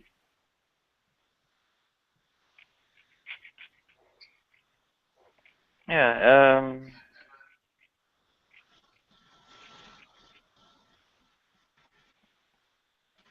Well, what does that mean? Somehow get tough with a hiring manager says no. No, that means step back, reevaluate, and come up with a different method.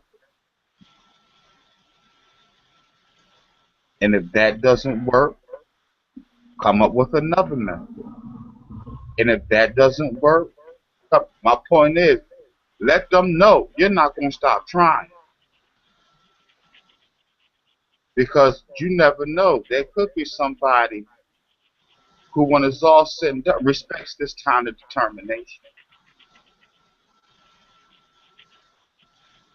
They just don't give up. And it could be somebody who admires that. They could be surrounded by a bunch of spineless fucking weasels. And you know what? Your determination impresses them.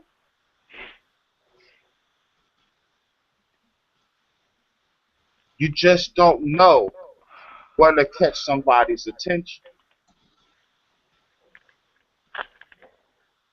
But, when you come in there and your shoulders are slumping, you already seem defeated before you even utter a word, you know.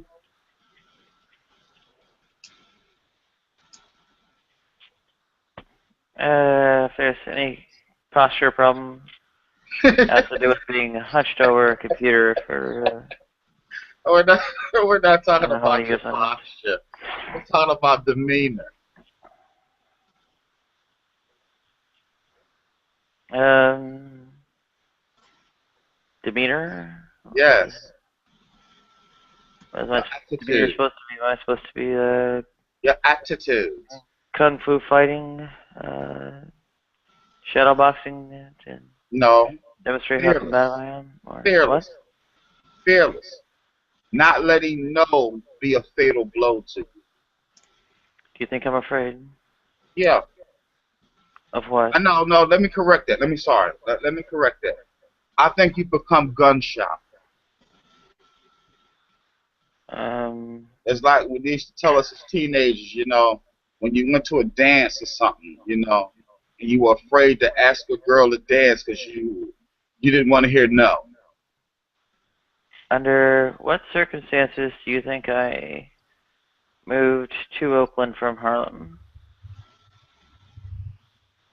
I'm sorry, repeat that? Under what circumstances do you think I moved from Harlem to Oakland? I don't know.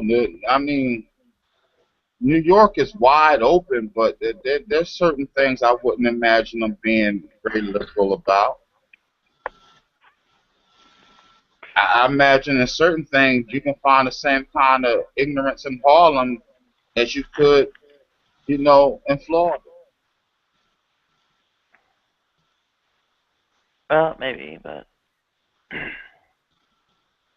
I came out here on a one-way flight to a job interview. Right.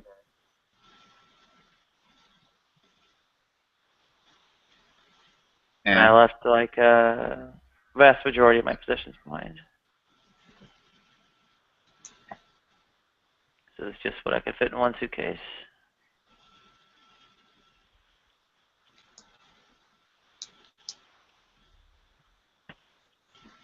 So what changed from the course of you? Let me ask you a question. When you got on that plane, how sure, how confident were you that that job was yours? Not at all. So you played a hunch. You took a chance. Yeah. You took a shot at it. Yeah. You took a swing and you missed. But does that mean you should step out of the box now and just throw the bat down and say the hell with it? How am I stepping out of the box?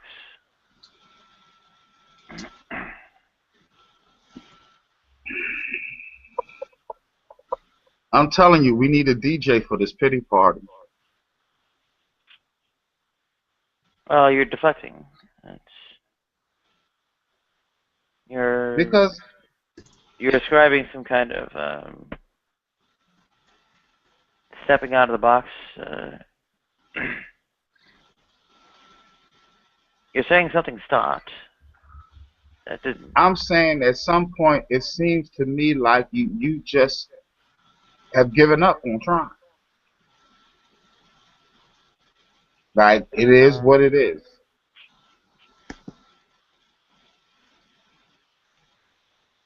Oh, to hell with it. What's going to change? It'll always be the same. And even if that's the case, fuck that. You know, you can spend a long time waiting to die. Meanwhile, there's life to live. I just got out of the hospital for kidney failure. Okay. I don't have to wait that long. Why am I still here? Why did I call the paramedics?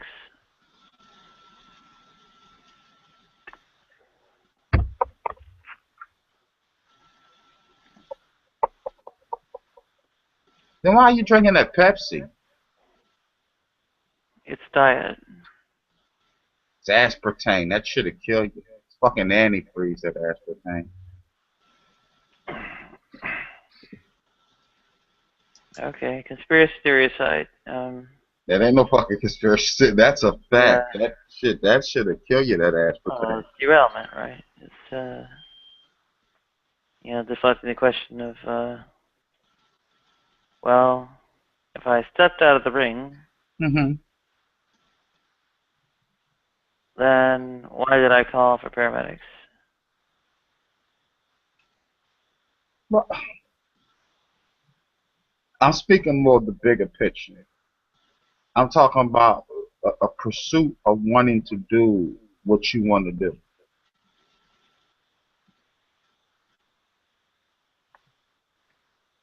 Okay, and how and when did this pursuit stop? You told me yourself. In pretty much uncertain terms, what's the point? That you can only seem to get but so far. Well, that's not what I told you. I'm sorry that I must have misunderstood. Berkeley. Yeah, I said, my my fate is in others' hands. I mean, pretty simple, right? No, your fate is in your own hand. But you're quite mistaken. No, I'm quite sure. You dictate your destiny. Can you control the circumstances? Can you control the crowd? Can you control the weather conditions? Can you control other people and their fucking ignorance? No. But your fate is in your own hands. Well, dare I ask what you think fate is? Belief, What? belief. You think fate has anything to do with your state of mind? Yeah, your state of mind, your emotional state.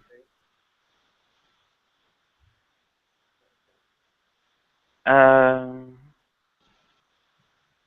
and this has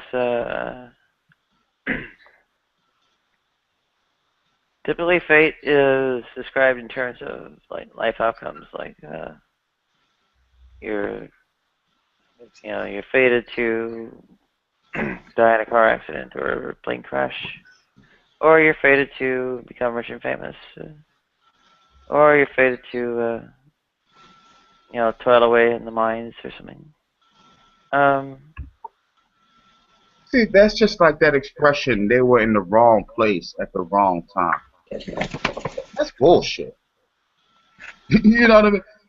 Some kid in the park, gets shot by some fucking idiot. Well, they were in the wrong place at the wrong time. It was just meant to be. No, that person with that gun determined whether or not this poor innocent person got shot. This person wasn't doing any fucking thing wrong. You're in a car accident. That's just the circumstances in which you met your demise. Getting pretty deep into argument from evil territory. I can't well, see this if I'm is a dead in bit the worse. car, if that was his fate. No, I just had the misfortune of being in a fucking car crash that killed me. I don't see no big cosmic scheme in that. Should I Well, avoid it's not cars? a cosmic scheme. It's just product of cause and effect. What the cause was, I got in the car, I went for a ride, and through some circumstances, it wound up being a fatality towards me. Like the man said in the movie, you can get killed walking your doggy. Is there a world around you as this happens? Is there anyone else on the road? Is there another person? Maybe many other people? You are not acting in a vacuum. Love, by the time I turned 21 years old, okay, every friend I had from elementary to junior high was either dead or in jail. They made certain choices. They made certain decisions. They wanted the girls and the jewelry and to live life so fabulous. And they paid the price for it. It was their choice. Who pulled the trigger of the gun that shot them? They pulled the trigger on themselves because through their actions, through the way they conducted themselves, through them Yeah, recklessly going about you things. you have it bad. I You didn't really mind being are. broke. I didn't mind that I wasn't wearing $200 sneakers. You have it bad. You are really mired in this sort of amor fati by self-infliction. From my own self-experience, not putting it on you. I'm saying from my own self-experience that sometimes you are your biggest enemy. Sometimes no one can hurt you more than you can hurt yourself. Well, you repeat No this one kind of can do more mantra. damage to you than You you repeat can this do to like a yourself. mantra and are projecting it on me in the absence of much information about me personally. And No, I'm I saying think from my own you're. self-experience. I don't think No it one lines up has with your said experience. worse. I think what you're No, actually might be up to is essentially trying to reinforce it in your own belief because out of some kind of desire for maybe control of your own life or something like that you don't actually have. Um, no. What I'm saying is that there were times where I allowed outsiders to influence what I thought about myself. And that led me down some real dark path because it was based upon not who was I, but starting to believe what others would say about me. Well, sometimes you do have to reject people say about you, but at other times it's can be enlightening. True, but you got to separate fact from fiction, and you start by knowing yourself. I realized, yeah, there was a part of me that was a real selfish fucking person. That a lot of times I only thought about me and my immediate gratification. But that was far from how others had painted me. Can you how much mind can you pay others when you suffer in crisis? I'm sorry? How much mind can you pay others when you yourself are in crisis? Well, what you do always affects others. There are times when you might think you're alone and nobody cares, but there's somebody who's affected by it. There's somebody who's If affected because you never know who's watching and who cares. There are people who might care about you but never approached you and don't know how to approach you, but sit there and watch you and observe. why is it that what someone does always affects others, but what others do never affects them? Because some people are callous and don't give a shit. So some people are just Yeah. cruel, mean, and callous.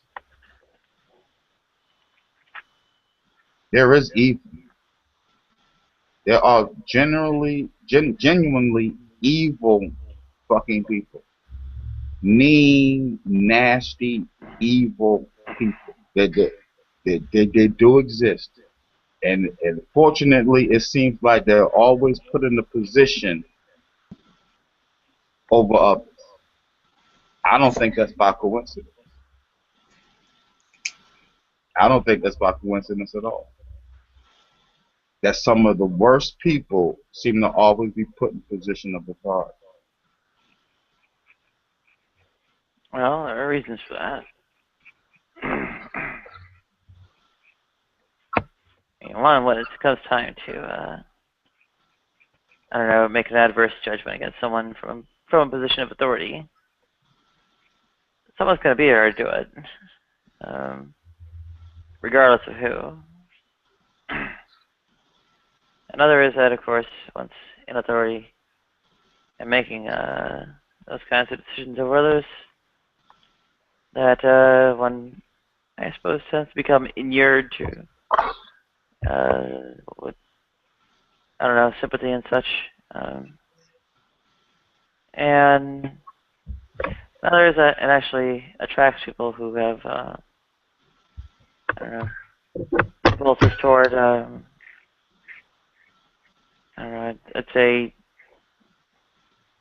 notions of justice that are twisted in various ways.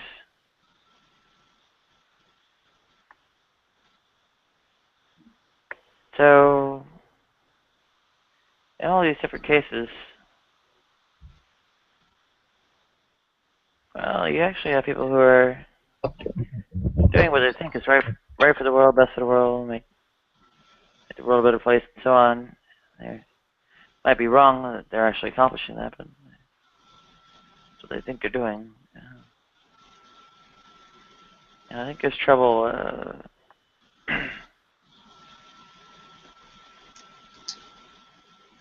There's trouble describing the kind of. I think I told you earlier when we were talking that your face gives you away. That Sorry. facial expressions pretty much tell how you're thinking. Me, it's What did vocal. I tell you now? You think I'm full of shit?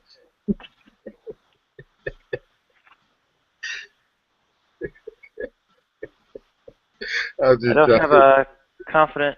I don't have a high confidence in you I don't know how accurate your interpretation might be. You think I'm full of shit. No, but me, it's verbal. You know, I had a woman told me, well, you know, when I was young, you got a mouth that can make the devil run. I've never been able to hold my tongue, to my detriment, many, many times. Many, many times. It's hurt me more than it's helped me. But I can't change that. I've just learned to deal with the consequences of it.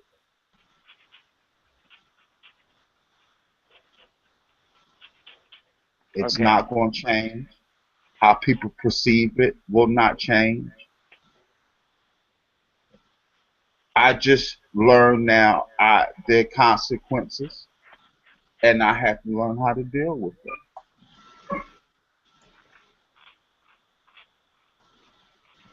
I'm not going Okay. to stop being me. What I have learned is that there's a time and a place. That there may be times where I should not say it, or I used to hear people say it all the time, and I used to hate it. But I begin to understand it. It's not what you say, it's how you say it. So, yeah, I realize I may have to adapt.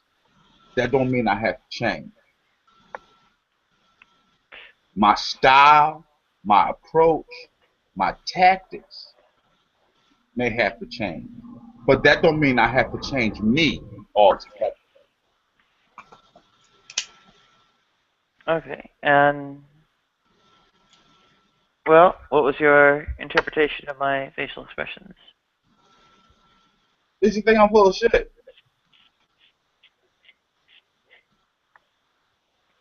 Tell me anyway. Like I say,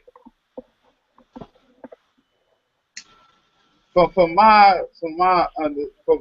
what I'm feeling or from what I'm understanding of you, you have a very low tolerance for things that you don't like. So if I had at any point said anything that you don't relate to or don't feel, you'd have cut me off a long time ago.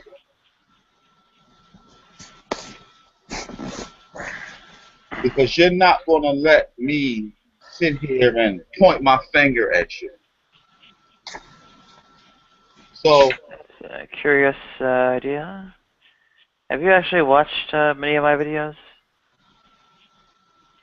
I've sat and I've, you know, from afar watched a lot of the discussions you had with people. Okay, and well, is that borne out in those discussions? You know, because I'm one of those people. Um, I come to my convictions not by preaching to the choir, so to speak. I generally like to have discussions with people who have the complete opposite of my view. And it's not to argue, it's not to you know, I just feel as though I get stronger understanding from speaking to people who have an opposite view. Because you learn nothing from sitting here when everybody nods their head together. Yeah, yeah. You learn nothing that way. You learn more by talking to people who might seem to have a different view or different interpretation. Okay, I know and Christians who refuse to pick up a Quran. Oh, I don't read the Quran. Well, as a Christian, I've learned more about my Bible from reading the Quran. What? Yeah, I've learned more about Christianity from reading a Muslim book. So that would make sense if you read the Torah, but the Quran was written after the Bible, and how? And I mean, if Christianity is true, it shouldn't really have much to say about the Bible. No, what I'm telling you is, and we had this discussion earlier. I don't believe, like a lot of my Christian brethren believe, that the Bible just books sent down by God. No, the Bible is a grouping of books. It is Yeah. a collection of stories. Yes. I didn't know that until I started to read other books outside my Bible. That doesn't mean I've thrown my Bible away. I'm not going to throw away the baby with the bathwater. You didn't have to read the Quran for that. You could have read the Torah or just about any modern That's book. one of many other books. We had this discussion. It's one of many other books. Like I said, it took me to read something outside of that to have a better understanding of it. Maybe if we actually get into concrete examples, Okay. I might understand what you mean. What did you learn about the Bible from the Quran? Okay. Most people will tell you, most skeptics to say, Jesus doesn't exist. Why does Jesus exist? No, And I that's tell false. people, you know the only book that recognizes Christ is the Quran? The only That's other book of that's religious false. significance that mentions Christ is the Quran. Well, that's true, but that's not. It's not the case that most skeptics will say that Jesus never existed. That's the mythicist position, and most So scholars what I'm saying is, don't have that position. Most scholars go think ahead. that Jesus existed. He just wasn't the Son of God. I don't believe Christ is the Son of God, not the literal Son of God. No, I don't. And I'm a Christian, and I have that debate with Christians. There's no way in the world God had a literal Son. If you understand the Bible, God's interpretation of what He's saying is, God has always said His Spirit could not sustain in man. Christ was the proof that His Spirit could sustain in man. We are all children of God. We are all sons and daughters of God.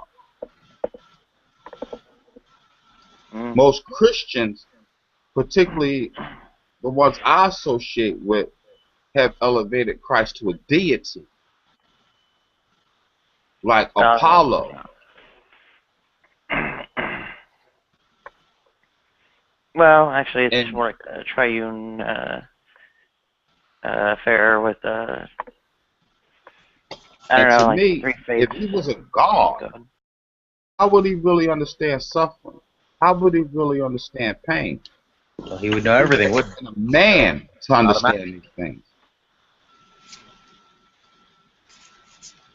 Only a man can understand suffering and sorrow, not a God, not a Yeah, deity.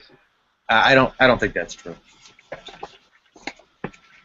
It's like saying, you know, Clark Kent knows what it's like to burn his hand. He doesn't. He's Superman. No, it's not How like would that he know that pain? because God, unlike Superman, is omnipotent. He's not just omnipotent. He's We're omniscient, not right? talking about God. We're talking about Christ. And God and Christ are not one and the same. God in flesh, according to Christian theology. No, they're not one and the same at all.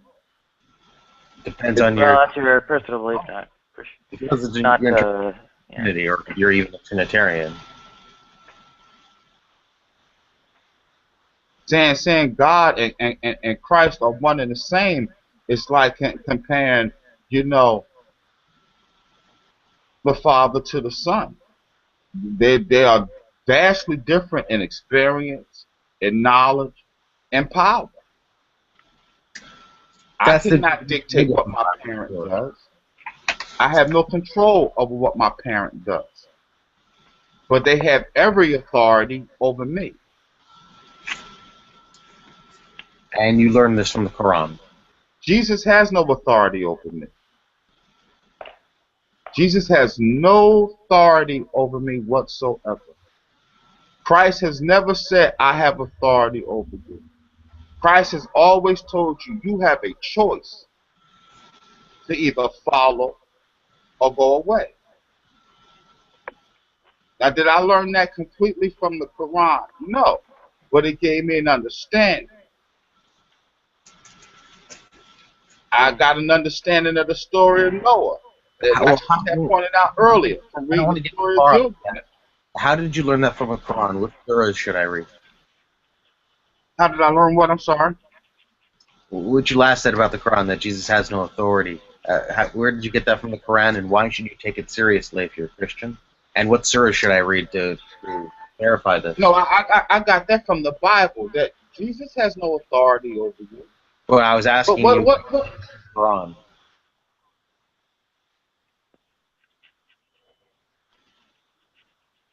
because in the Bible,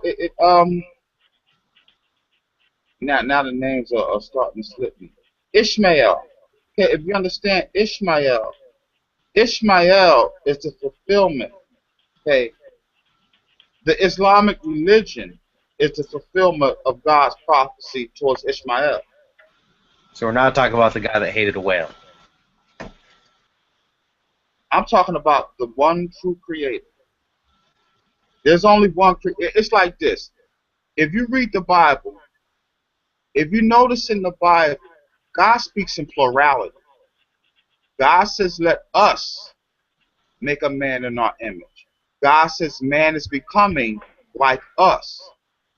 God says man is trying to reach out towards us. God uses the plural a lot when he speaks.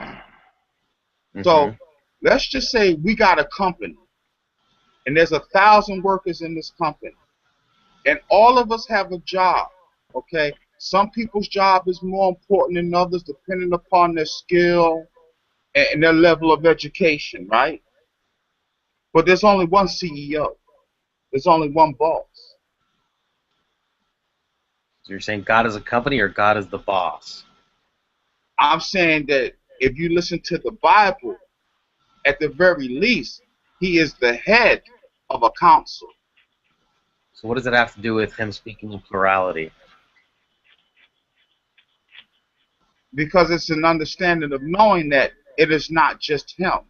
Like if you look at Hindu religions, okay, they have many different gods. Okay, there's some truth to that. But there's only one who is in control. There's only one who, as they say in the streets, the shot caller. Uh-huh.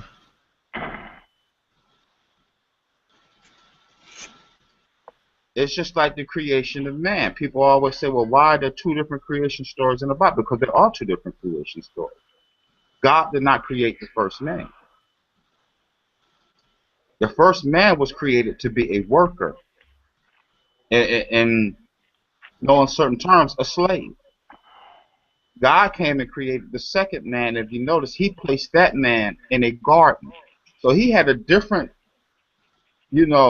purpose for the one he created. Yeah. Unlike the first creation, who was meant to be a worker. And if you understand the mentality of the people who govern us now, Is that a they Genesis? see us like the first man was created. They see us to be workers, to be slaves. So I'm aware that chapter 1 and chapter 2 of Genesis contradict each other. One interpretation of that is there are two creation stories, which is fine. I'm unaware, and I have to look at it again, that the first creation story does not have God creating man in the midst of the garden. That would be surprising to me. Did you get this? So did you get this from Genesis or did you get this from the Quran? He placed his creation in the garden. Now the problem with the Bible is, and right, but this is what a lot of Muslims get me. This is what a lot of Muslims get me because they're right in this argument that they make. There are too many interpretations of the Bible. Way too fucking many. Way too many. It's just like, in the Garden of Eden. If you understand the Hebrew, for what I understood of the Hebrew, the word is Eve was seduced by the serpent. That word seduced is very important because it tells you the true meaning of what happened in that garden. Okay, seduced clearly gives you a sexual undertone. And if you understood that sexual undertone, you will know why Cain and Abel were completely different. I'll have to ask Adam you was about that. daddy. Adam was far from Cain's daddy. So, Okay. in knowing that word and how that word should be truly interpreted, it takes away a lot of confusion of why God seemed to not completely like Cain. There was something about Cain that God, he kept a distance from him because he knew who his father was. Okay. This is like radically divergent from, I guess mainstream Christian Not only exegesis. that, but it's extremely off the mark from me asking him what he learned from the Quran about the Bible and what surahs I should read to validate what he's saying. Well, I can't give you specifics because what you might read might relate to you differently than what relate to me. Because see, everybody seeks a certain truth, and what you're seeking might not be the same thing I see. All I can hope is that we come to a mutual understanding about something. But what I'm searching for in life might not be the same things you're searching I'm not searching for anything to fulfill anything in my life other than just to know more true things, for. objectively Right, true. I right. don't. I'm not asking you because I want to know how you feel about the Quran. I mean, Okay. the Quran legitimately taught you something, I guess, objective about the Bible, and I would like to know what it is and how I could validate that. Like when you said that Jesus doesn't have authority, I thought you were talking about the Quran because this is directly No, after I asked, what did you no, learn no. from the Quran about the That's Bible? not the interpretation I got from the Quran. I got that interpretation from my Bible. And most Christians preach that Jesus has authority over you. And Christ does not have authority over you. Only your Creator has authority over you. It's just like saying that your brother has more authority or just as much authority over you than your father. Now, even if your father says, watch your brother while we're gone, he still doesn't have the power and authority over you that your father has. He can't punish you. He can only go and tell father what you've done. But he has no right to exact punishment over you. Mm-hmm.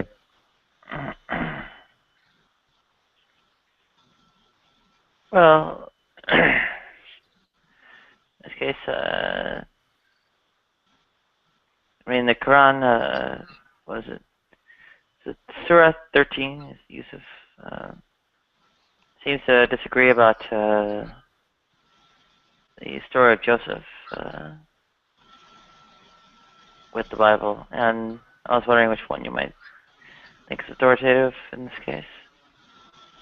If you notice, when Jesus spoke, he spoke from a place of, I am giving you God's interpretation. I'm giving you God's law.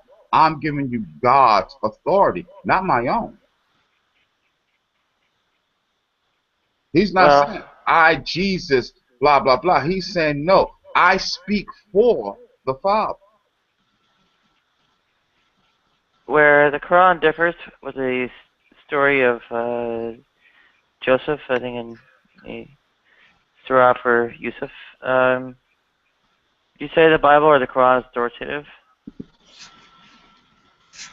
I'm sorry? The Bible and the Quran differ about the story of Joseph. Which one would you say is authoritative? Well, it's like this.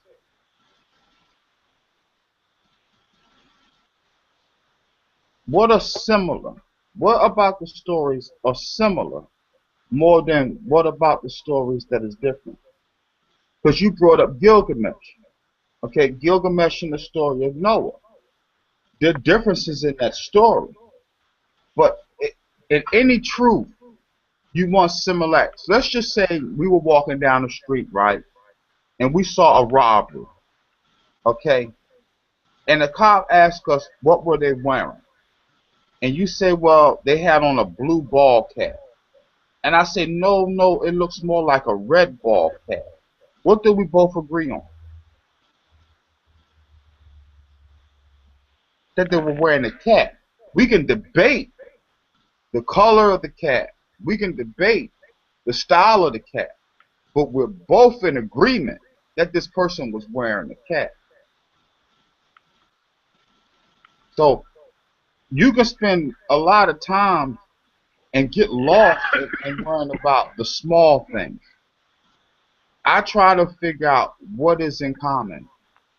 What do these things have in common? Because that's usually the consistency in the truth. I know in culture, every culture tells you the story of a flood that happened around the same time. Each person, I would each beg to local differ. person Okay. gives you their local hero as Noah.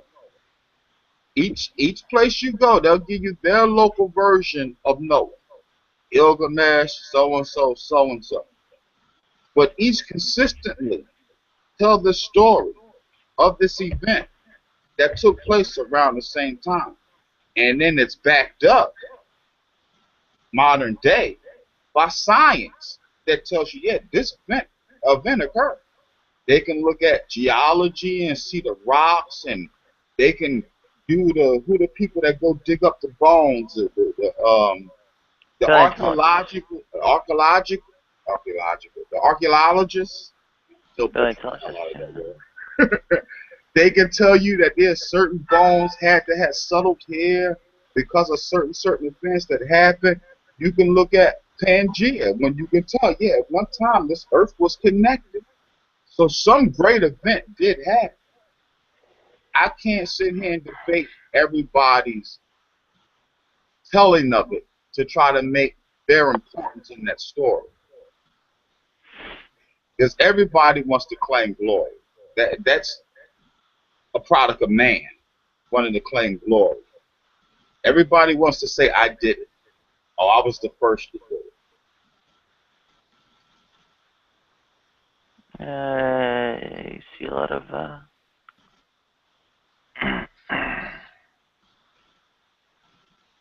And that's one of the biggest problems people having. Well, why are there two different stories of creation? Because there were two different creations. And you have to read outside the Bible to know and understand. It's just like the word angel. I don't use the word angel anymore. The word is alien. If you replace angel with alien, a lot of things start to make sense. But most Christians will tell you that's blasphemous. Oh, that's so blasphemous. Well, if you use it in its proper text, it makes far more sense. Well, the angels came down and taught man this and taught man that. No, the aliens came down and taught man this and taught man that. Because they're one and the same. It's just one word is Peter Pan, and the other is what we would properly describe it as in these days and times. If God was to come back now and his ship, his will within the wheel, we would say that's an alien. Whether it was a good one or a bad one, everybody would interpret it different. But if we saw that wheel within the wheel hovering above the earth and coming back, we say alien.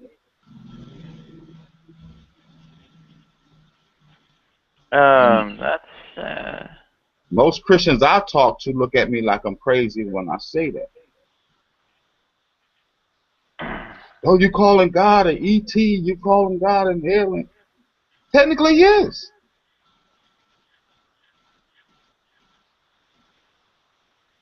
yeah, that's typically or rather divergent from I guess mainstream Christian theology. Well, this is why I have to sit in the back of the church a lot.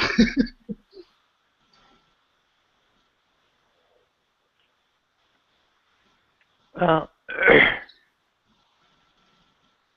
But I don't how believe and base my faith upon hocus pocus. The God I believe in is real. It's science. It's math. It's art. And these are based on real things, real numbers. not some person pulling a rabbit out of a Ancient hat. aliens are based on real science and math and real numbers. Real science, real math, and real numbers. We know that it just wasn't as simple as gathering earth and making a man. We know how DNA works. We know how complicated this thing really is. He just didn't, gather up something and go abracadabra, there's a man. Well, science tells you with DNA and the structure, this was a very complicated, intricate thing that we found. It wasn't abracadabra. Well, there's there are reasons to believe that it was almost a guaranteed outcome or whatever from I And, guess and, and creating the Earth. Go ahead. this is what I mean by God is creation. Have you ever tried to make something, draw a painting or build something? Have you ever tried to create something? I have created things. Okay, then you know it's trial and error. You might have to adjust this. You might have to change this. You might have to tweak that. You might have to try one thing and see how it works, and then, well, nah, it ain't working like that. Then you got to go back and retry it again a different way. You know, but you I read the don't know what you're Bible, it talking was a about. simple 1, 2, 3 creating the earth. There's no way in the world it was that simplistic.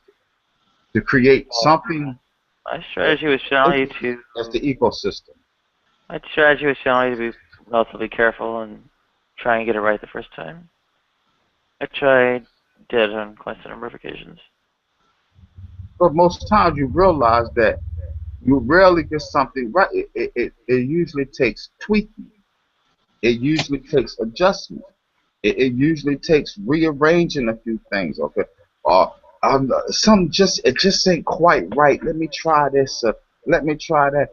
I just don't believe it. If you see how this planet and everything works, with the precision and hey, that took work. That took a whole lot of math and science, and there was some thought put into this thing. It was great intellectual struggle behind all this. It just didn't just pop up. I would heavily dispute that. I would point out quite a number of. Well, your thing is computers, right? Sorry? Yeah. Your thing is computers, right? Was. How how easy is it to write a program? Can any knucklehead go out there and do it? What kind of program? Any kind of program. How easy is it? There's some programs are harder than others. But can any schmo off the street just go in there and do it? Does it There take are a things certain like GUI skill? builders and such that make it relatively easy. So it takes a certain skill though. And For some, yeah. the more intricate shows you the level of skill that this person has, right? Mm-hmm. Actually, I Not think necessarily intricacy. simplicity is the mark of design, not In certain complexity. cases. In certain cases. In all cases. In certain cases. In all cases. I mean, I can sit here and take a piece of paper and make it fly across the room, but it ain't going into space. That takes thought. That takes engineering. That takes math. That takes trial and error. I can tell you, yeah, it would be that plane flew. But that ain't going. It ain't gonna hold people. It ain't gonna go across the Atlantic. That took people sitting down doing the numbers, and man just didn't pop up. Like a cup of Roman noodles. They just didn't add water and there goes a man. Well, there are questions about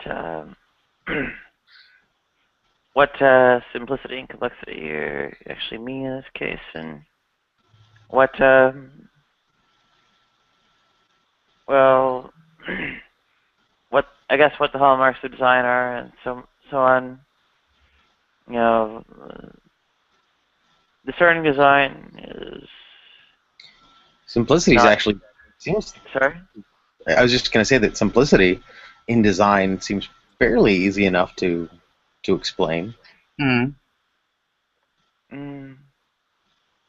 But like I Yet said, complexity in design is also Complexity. a very real thing. I mean, a Yeah, microchip has vast sorts of complexity and so on, and it's very much designed. So, on the other hand, you have the say, well, Russian style T-34 and the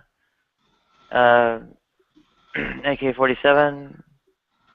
Very simple, but well, very functional. And is a tension between various sorts of aspects of this things. There's, for instance, the MIT and New Jersey styles in programming.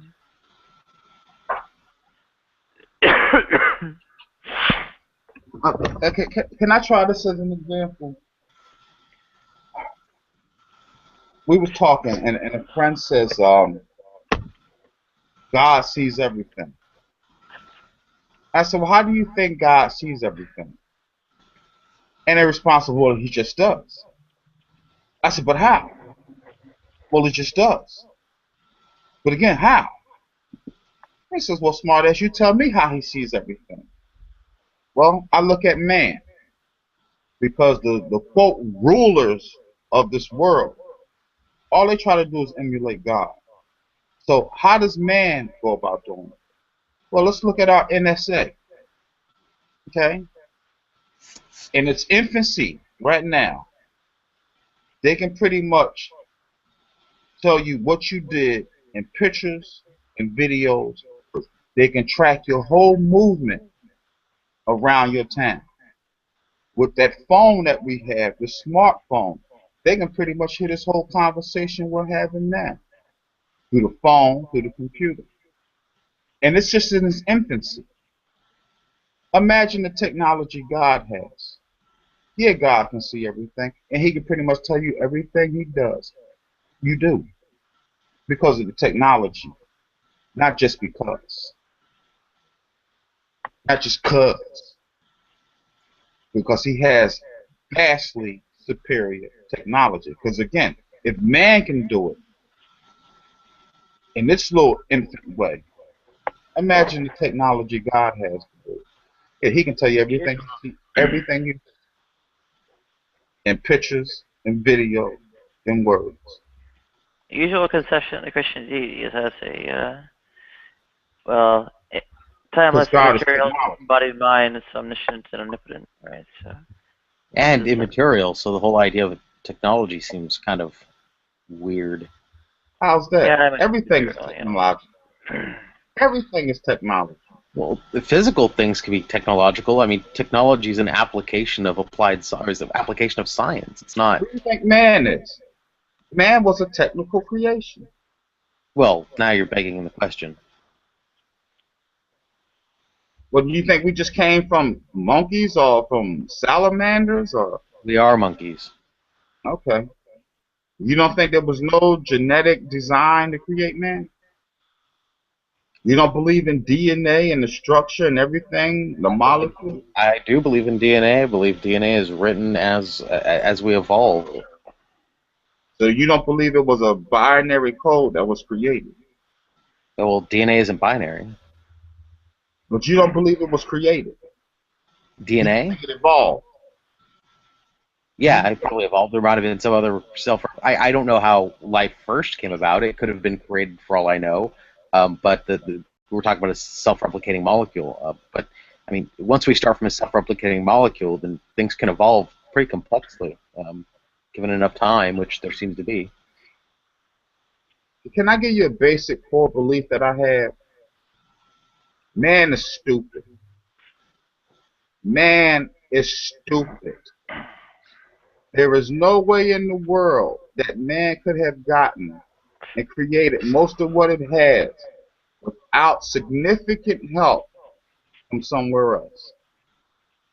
If it was up to man, we'd still be scratching our asses and picking bugs off of ourselves. Except for the major advancements in the last 10,000 years, we have Google's next. whoops, we have really good documentation on how we came up with certain things. And man, isn't that stupid? I mean, look at people like I'm gonna this low picking fruit here, but I mean, look at Albert Einstein. There's no doubt that Albert Einstein came up on his own with the theory of relativity, and it probably would have came about sooner or later, but it probably would have been decades after Einstein. He was genius, and lots of people are like him. David You know how Hilbert most of our advances were made? Most of our advances have been made through what is called simply reverse engineering. Means studying something that has already happened and figuring out how it was done. I doubt that. Are you talking about reverse engineering nature, or are you going ancient aliens on us? Now, I'm going technology. I'm talking most things that man has of a technical nature. Most understanding that man has is from studying things that have already been taught and learned. It's ancient aliens. Yeah, well, that's what I'm trying to get clarification. Are you talking about reverse engineering nature, or are you talking about ancient aliens? I'm saying man understood nature by studying the past. I'm saying that there were people in the past who knew things that man always thought didn't exist until they discovered it. And then they had to go back to what they thought was hogwash to get more of an understanding of what it actually was. Such as what? Start with the solar system. Man was completely ignorant about what was actually out there. Meanwhile, in Samaria, they had a complete description of what it was. And this was thousands of years ago. I would need to see some kind of a verification on that. Okay, hold on. Yeah, tablets of the Epic of Gilgamesh are online. The tablets for descriptions of this should also be. Can you give URLs or? I think most of what we know comes from understandings of the past that people had already said and already had proven, but because we had no way of being able to verify it for ourselves, we thought was bull. You know, man thought the world was flat.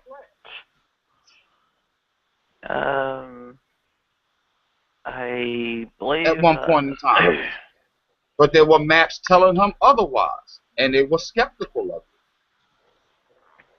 I think most people could, climb a tree and get a view of the horizon well enough to curvature of the Earth. But okay.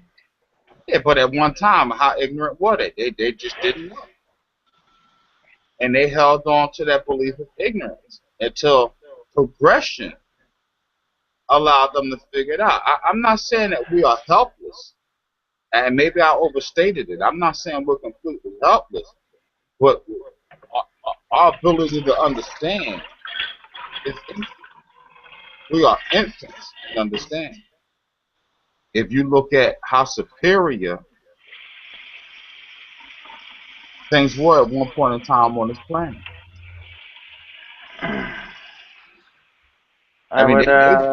They've shown Egyptians had electrical light. Oh, I well, would heavily dispute that. Yeah. That's almost certainly not true. That Egyptians didn't have electrical sources? That's almost certainly not true. You learned that experiment in elementary school on how to create electricity with a potato. You learned that in elementary school. But they knew how to do that thousands of years ago. Not likely. Okay. Well, there's a bit more to electric lighting than having batteries, and for that matter, the batteries that were able to be produced in ancient times were not much use for driving anything macroscopic. Oh, they were powerful. They were powering up things more powerful than that. No, if they had been, we would see conductive wiring. We would see actual sort of lead Oh, they acid didn't batteries. have wiring, baby. They were far beyond wires. The evidence They for were this far is beyond wires. no, hold on. This is absurd. I'm sorry, but I mean the evidence for the fact that the Egyptians had lighting is no smoke residue in the pyramid, which can be explained by burning certain substances, not necessarily electricity. Number one. Number two. So let me ask you a question. Hold on. I'm gonna hold on. No, I want to finish. Go No, ahead. I want to finish. Number two, a eggplant hieroglyphic with a snake that looks kind of like an and the Baghdad battery found something like 3,000 miles away, which might not have even been a battery. It was just a thing that could have acted like a battery. This is extremely specious. This is how bad. I mean, I'm sorry, but this is how absurd this is. You're saying that they're beyond wires, yet their picture of a light bulb is of an incandescent bulb. That's really absurd. I mean, we've gotten past incandescent bulbs just now. We're just now getting past incandescent bulbs using compact fluorescents and LEDs. And you're telling me that they were beyond wires, something we're not exactly beyond yet they were still using giant incandescent bulbs. I'm telling you, that was the equivalent of today. What they found then was the equivalent of us today having a lantern. They found a very primitive, old school. They found a poor man's tool. That's what they found, a poor man's tool. Right, and again, we would have found wires then. And what I'm saying to you is, most of what they discovered, they haven't even revealed to us. They've discovered things, and they know they have. They haven't even revealed to. What they finally show us are the trinkets. It's just like people say the Apollo space mission wasn't real. Well, what we thought was the Apollo mission wasn't, because the space program is far more advanced than what you actually even know now. They're beyond those shuttles. Transparent glass for one, and for that matter, fine or thin glass. I mean, the glass working just simply didn't exist then. Tungsten, such as used in incandescent bulb filaments, actually requires like mining particular ore bodies. I mean, there are only so many ore bodies for so many minerals on the Earth. You can actually name them. They have names. The Egyptians were not traveling to those areas, nor were they refining them in the ways necessary, nor did they have the furnaces required to actually melt the relevant things, and so on and so forth. I mean, even things like for wiring, the copper working and such was pretty visibly not making as finely extended or extruded wiring or extruded cylinders like you would find in wires. Okay, I give you a simplistic example. Let's take a movie like Star Wars.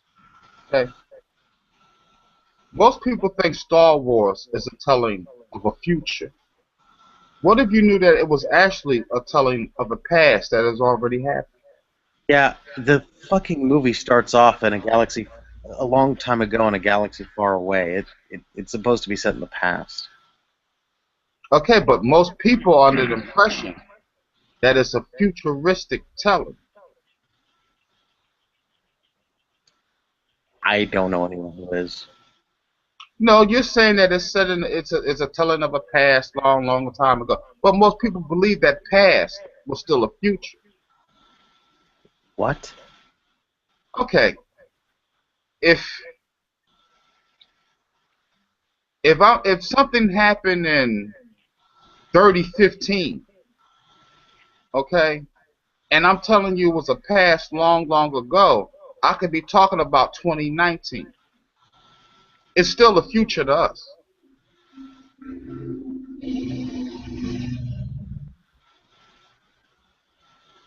And so what? With George Lucas's kind of, I don't know, space fantasy, vague elements of like Hindu mysticism or whatever, Do you know what an spiced initiated up with artist is? supernatural. What? An initiated artist. Meaning there are Uh, songwriters, there are authors, there are movie producers and directors for what are called initiated artists. Meaning that they are given information that will blow your mind if the average person was told it. This is a great unfalsifiable claim. No, it's not. It's And they're given this falsifiable. information to tell you these stories. It's completely unfalsifiable. And then when you hear the story, your first reaction is, oh, that's something out of a movie. It's like you ever saw the movie The Hunt for Red October? Well, that was actually a true story. But it happened on a Russian ship. But that was classified information. But someone who was an initiated artist was told the story. And they made it into a great movie. But what you don't actually know is that was an actual event that took place on a Russian ship. I think it's well disclosed that was based on some kind of true event. So a lot of what we are told, oh man, that's just a movie, it's actually events that really happen.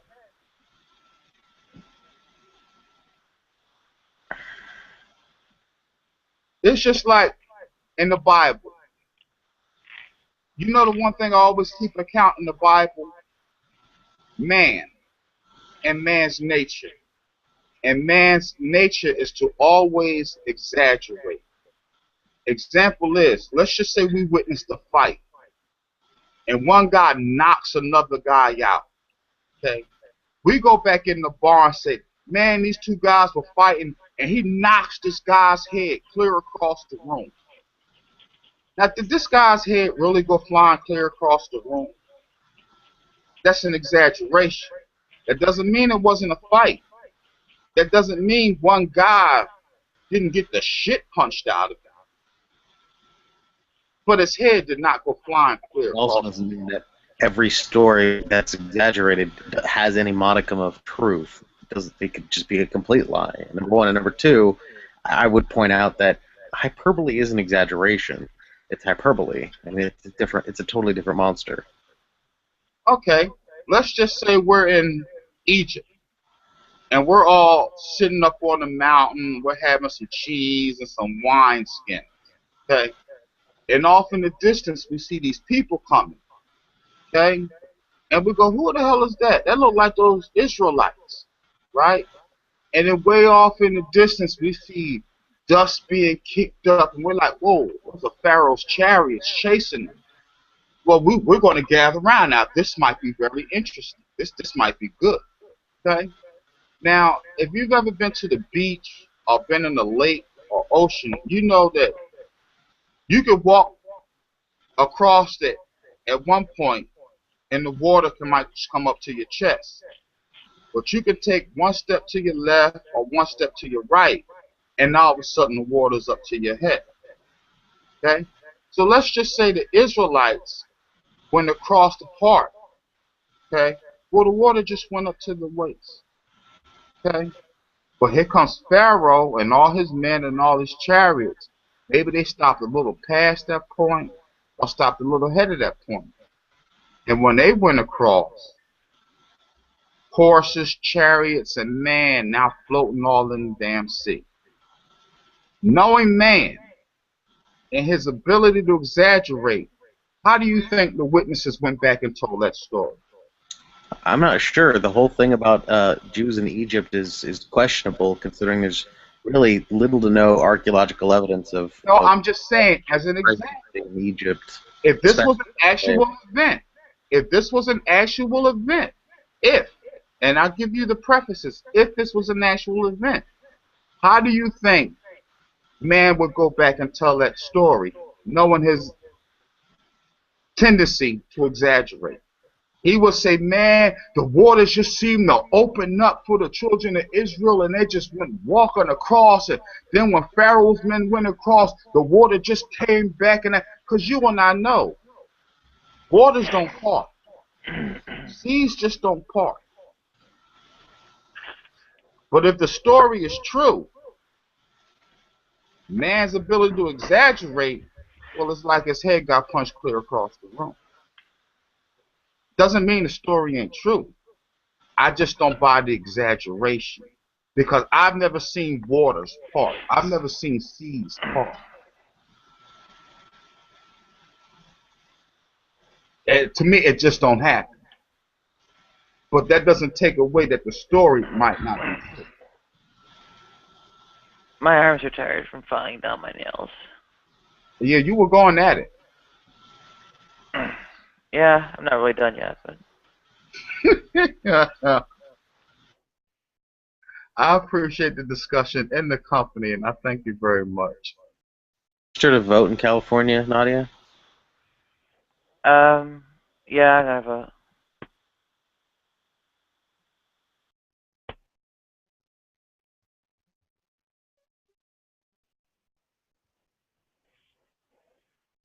And Nadia, I'm wishing you the best, and please be a little bit more optimistic about things.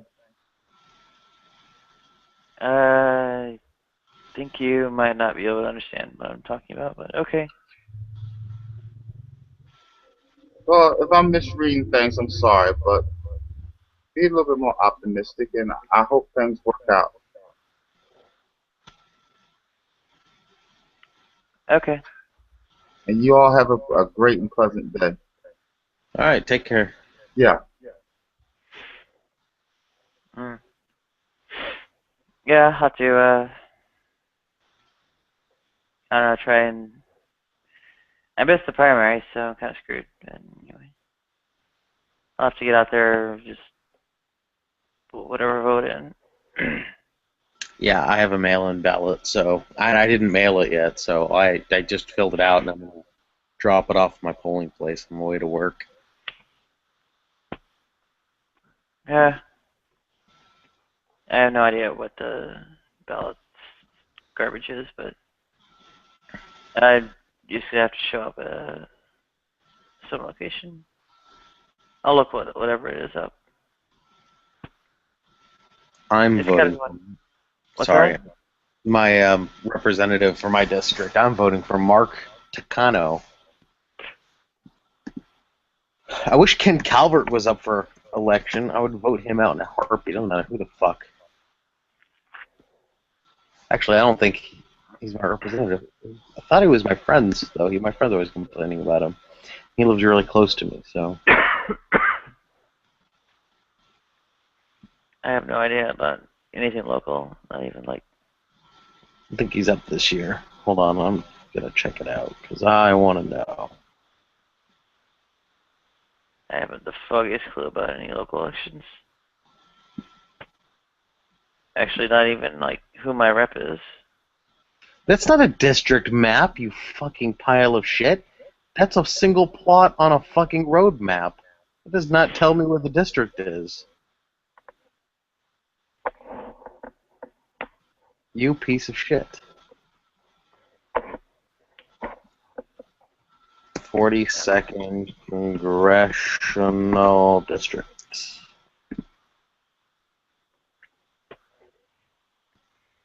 My strategy is largely to vote blindly, like to the left, based on like generic party affiliation or something. It's green. Yeah, they vote for green. Otherwise, Democrat. Let's see. Corona, Norco. Oh no.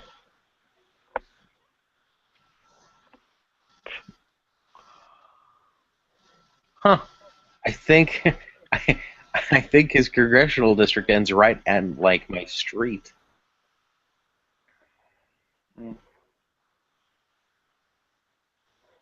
Yeah, I don't know anything about the guy. Yeah, And a giant. I remember. I can't remember. I gotta look up why I hate him so bad. I think he is a major real estate developer, and he's done a lot of um, he did a lot of um, shady deals, and still owns his company, and he's done a lot of shady deals since he's been in office that been voted on some and proposed some measures that were really um, let's say Conflicts of interest, looking with yeah. his, yeah.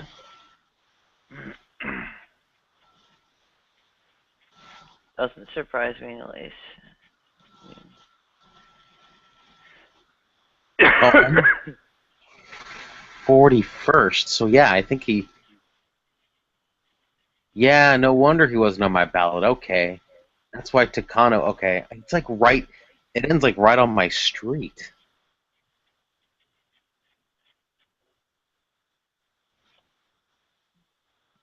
What a joke.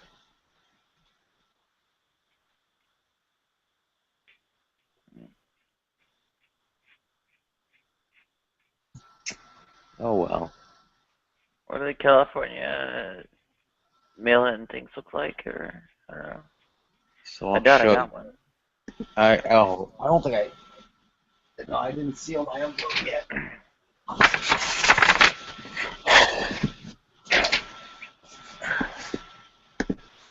I don't know the actual letter, casing. No. The envelope looks like green. Green. Okay. And here's what the ballots look like. Is what it came in green, or is green what you send back? No, green's what you send back. I think it came in a white envelope. But that's what the ballot looks like. You connect the arrows with a single line. Weird. Yeah.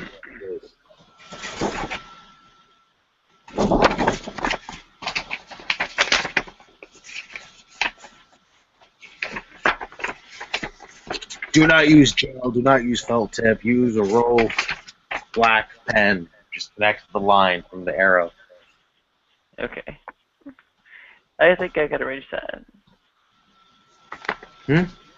I think I could arrange that, yeah. And of course, it's California, so everything's in. Oh, now it comes in. Jeez. What's that? The Google map he has on his site, it's another graphic comes up and overlaps it to show you the congressional district. Oh, okay. I guess Oh it's my way god. less. My neighborhood is like cut out of his congressional district. Wow. We're just like barely not in his congressional district. My friend who lives down the street is. Oh wow. Okay. That makes sense. It was gerrymandered. Oh yeah.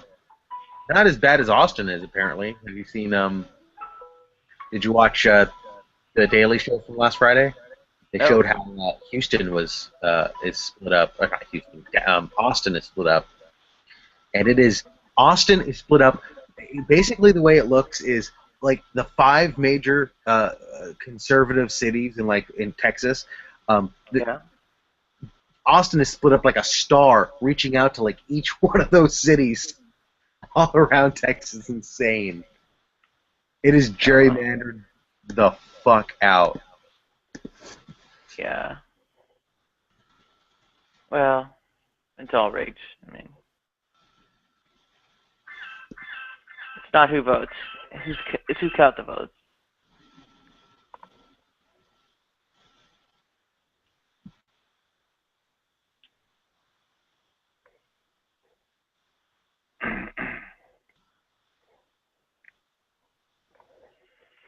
If the pre-filtered candidates or gerrymandered districts aren't all swinging exactly the way everybody wants them, they've got, I don't know.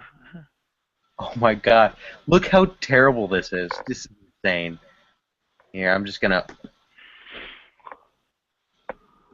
share this. graphic. Straight up. Copy in the side chat. Okay. You'll find it.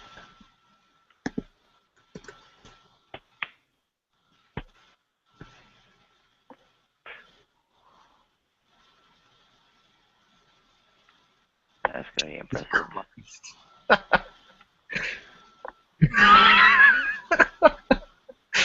I mean, just look at it. You can't help but laugh your ass off at how how clusterfucked it is. Yeah, proportional representation, like single transferable vote, would be a much better idea. Wow. Isn't that absurd? Yeah. Oh god.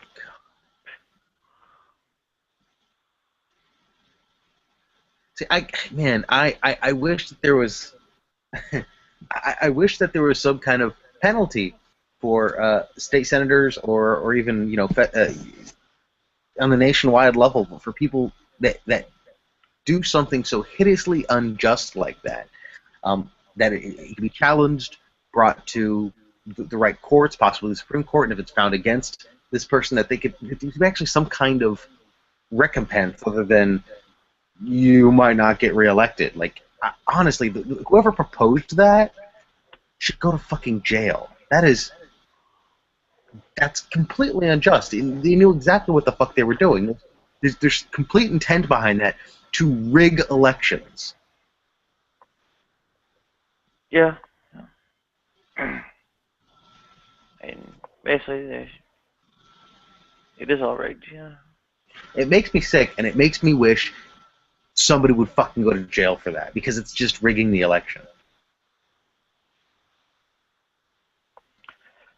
It's rigged so many ways from zero. It's ridiculous.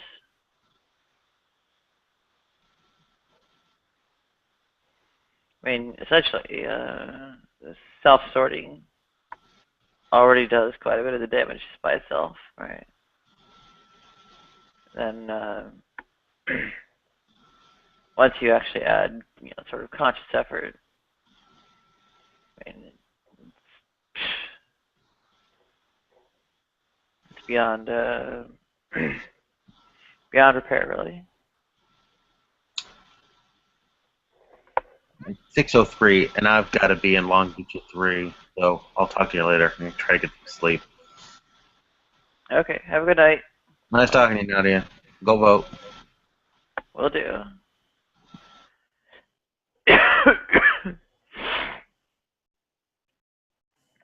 Okay, so where was I with, well, who knows what kind of,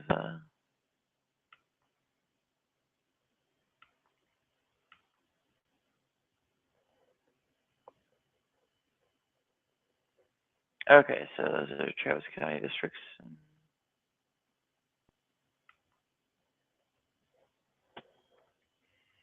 Here we are with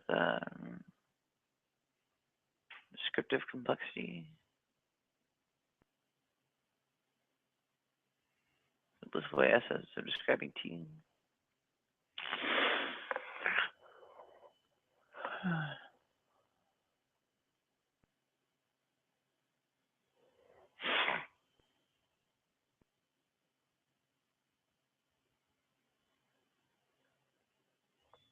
So there are some questions.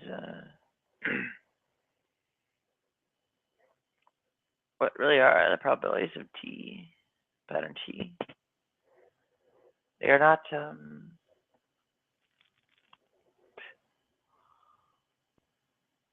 in a vacuum.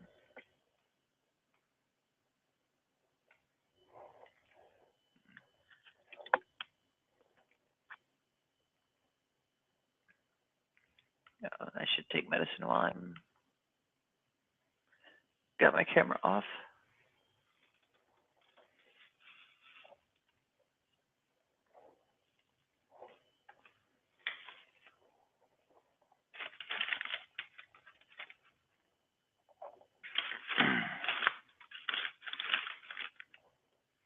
So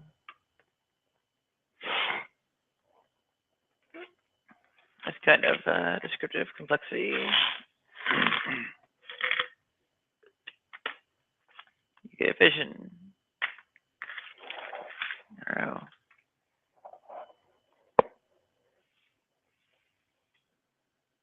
Yeah, so the distinction between like the information content and the this descriptive complexity, I'd imagine more of a ratio between something like Shannon entropy and Kolmogorov complexity.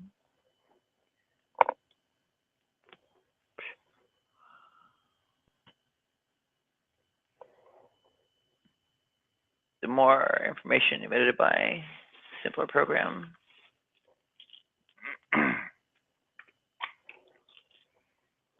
more, I guess, designed something is, but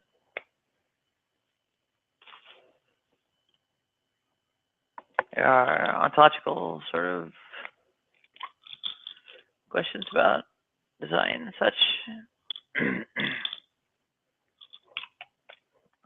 What on earth is it?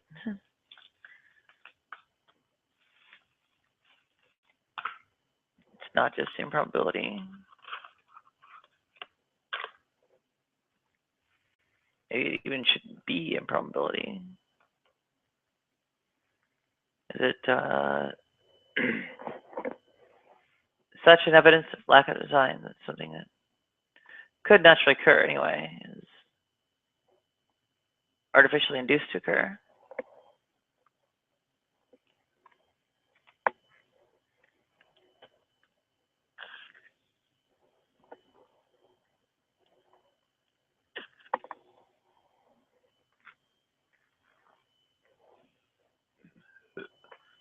We've domesticated various animals and plants too.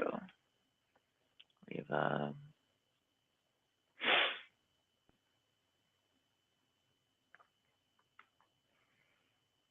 fields full of corn and wheat are not so unlikely. Yet aren't regarded as design, or we would regard them as designed.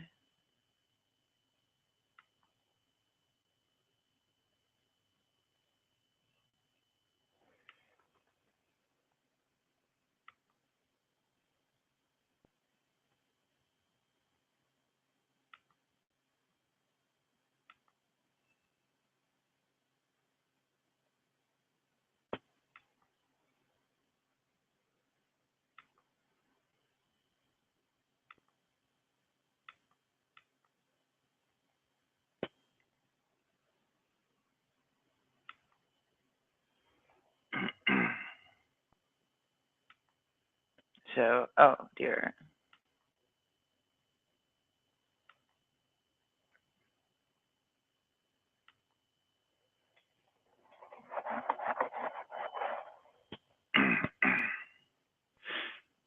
I think I was on steg analysis at one point.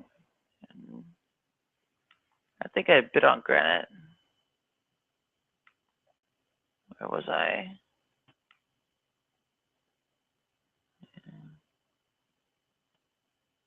No, statistical hypothesizing.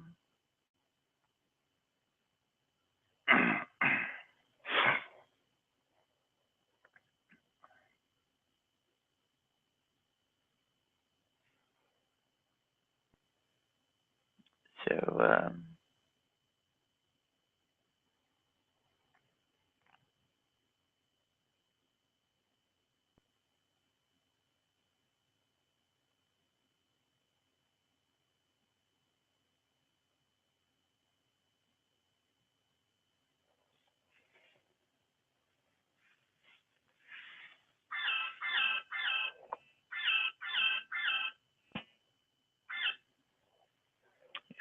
genuinely different means.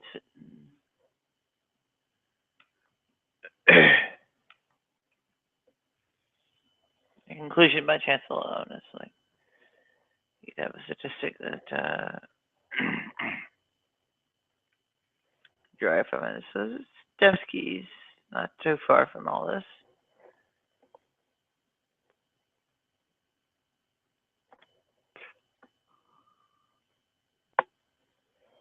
Question is, what kind of actual statistical relationship does it have to any of this?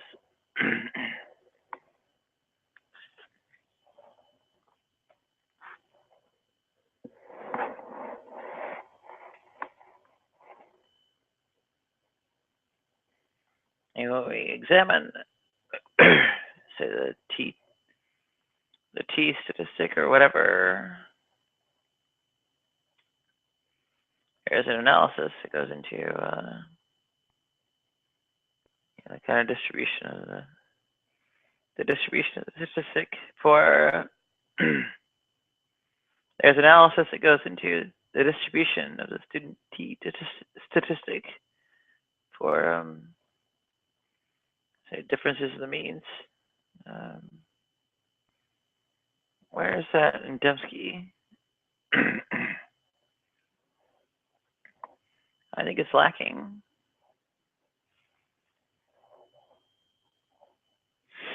It's got to just mix up this statistic and then doesn't have any way of knowing its distribution.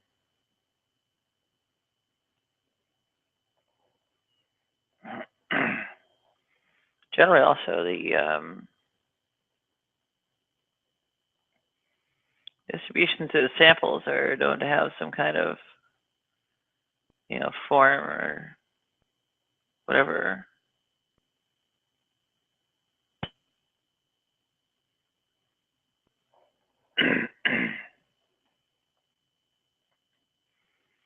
So, whereas I would be hard pressed to statistically analyze Kolmogorov complexity and imagine even Shannon entropy difficult to provide estimates of, or Boltzmann.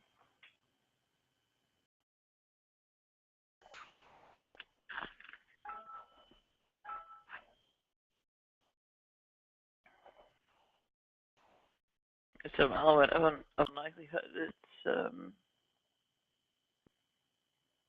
I guess it's proposed as a factoring into a metric of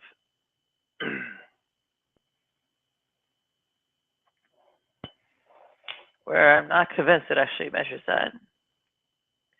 Oh crap!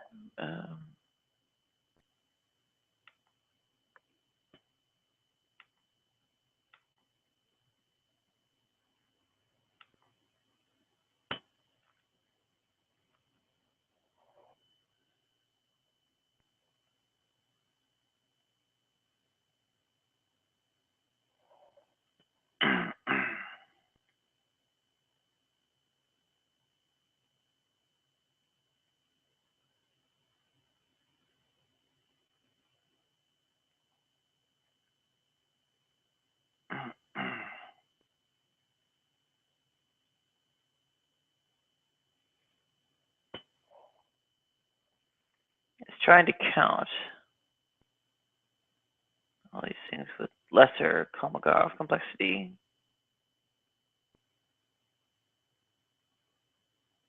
And then weight them by probability. I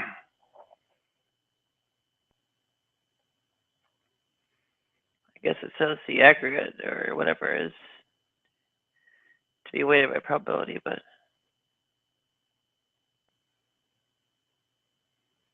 there are inclusion-exclusion issues with the patterns. Multiple patterns can match.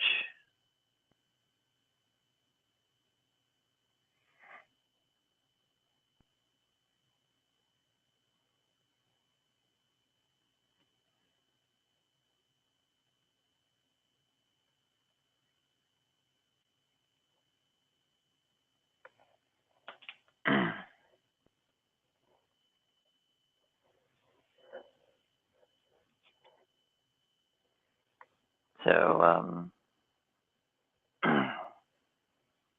where do we go from there?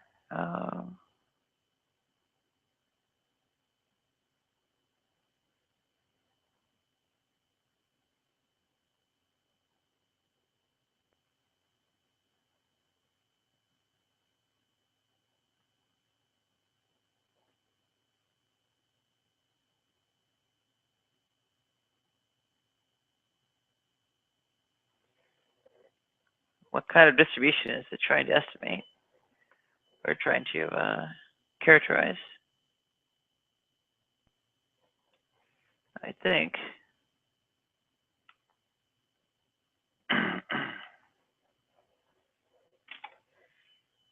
it's an issue.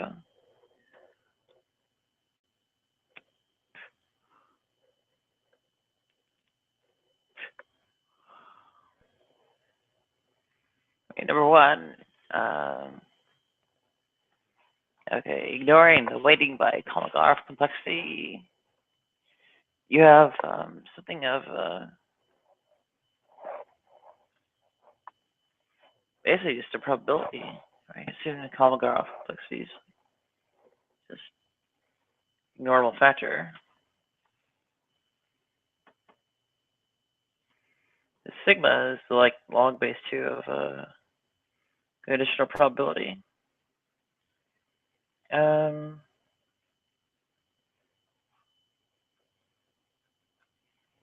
do you know the distribution of that?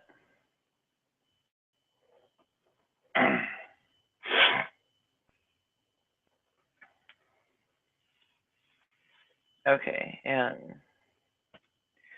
distribution of that with respect to the pattern. This is a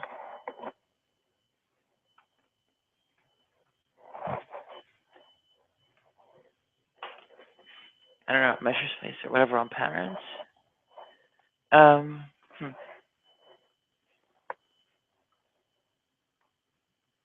back to Dembski.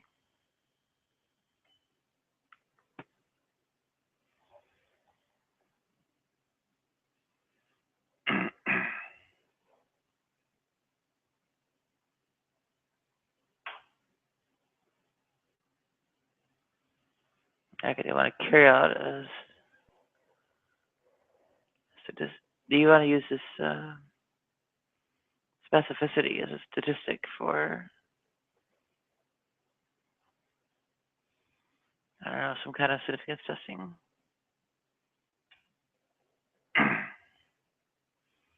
Sigma would not be the usual thing to apply here. Sigma would be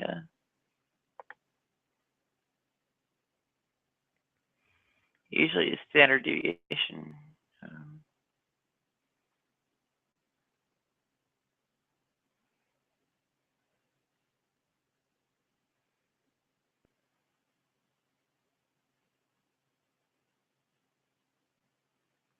It's basically T.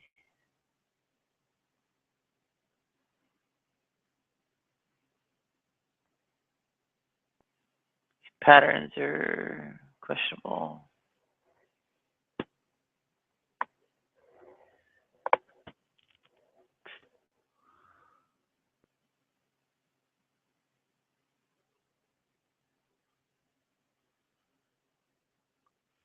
Pattern is,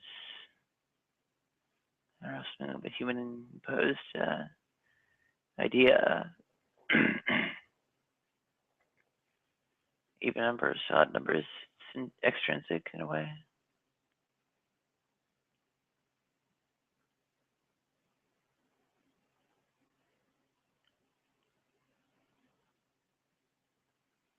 Underlying Turing machine.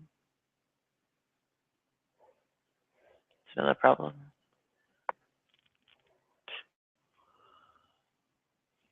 It's the universal Turing machine. You're still embedding a description of the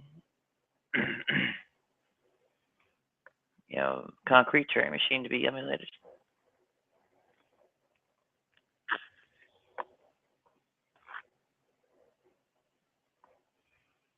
So there's another issue.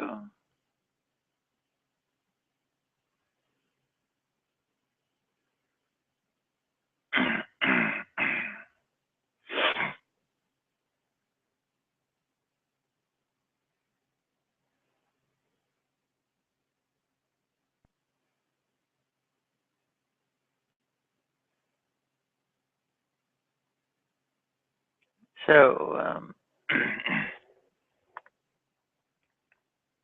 specificity is very problematic, I think. Oh well.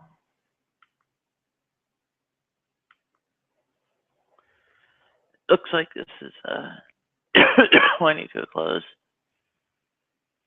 I think I'll call it a total failure. Kind of no one showed up. I don't think I made a whole lot of progress. Would have been better to have a kind of a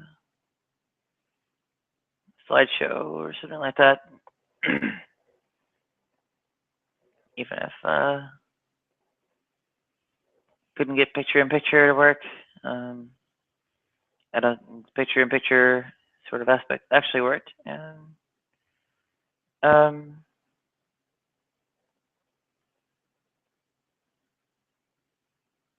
who knows? It was a disaster.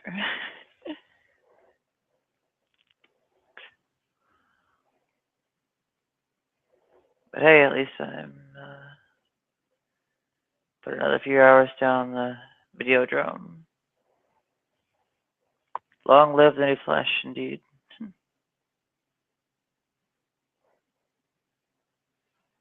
Or, well,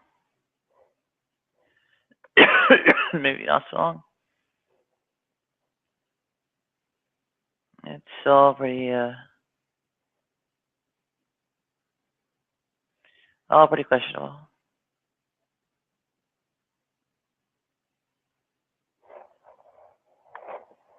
It's already light out.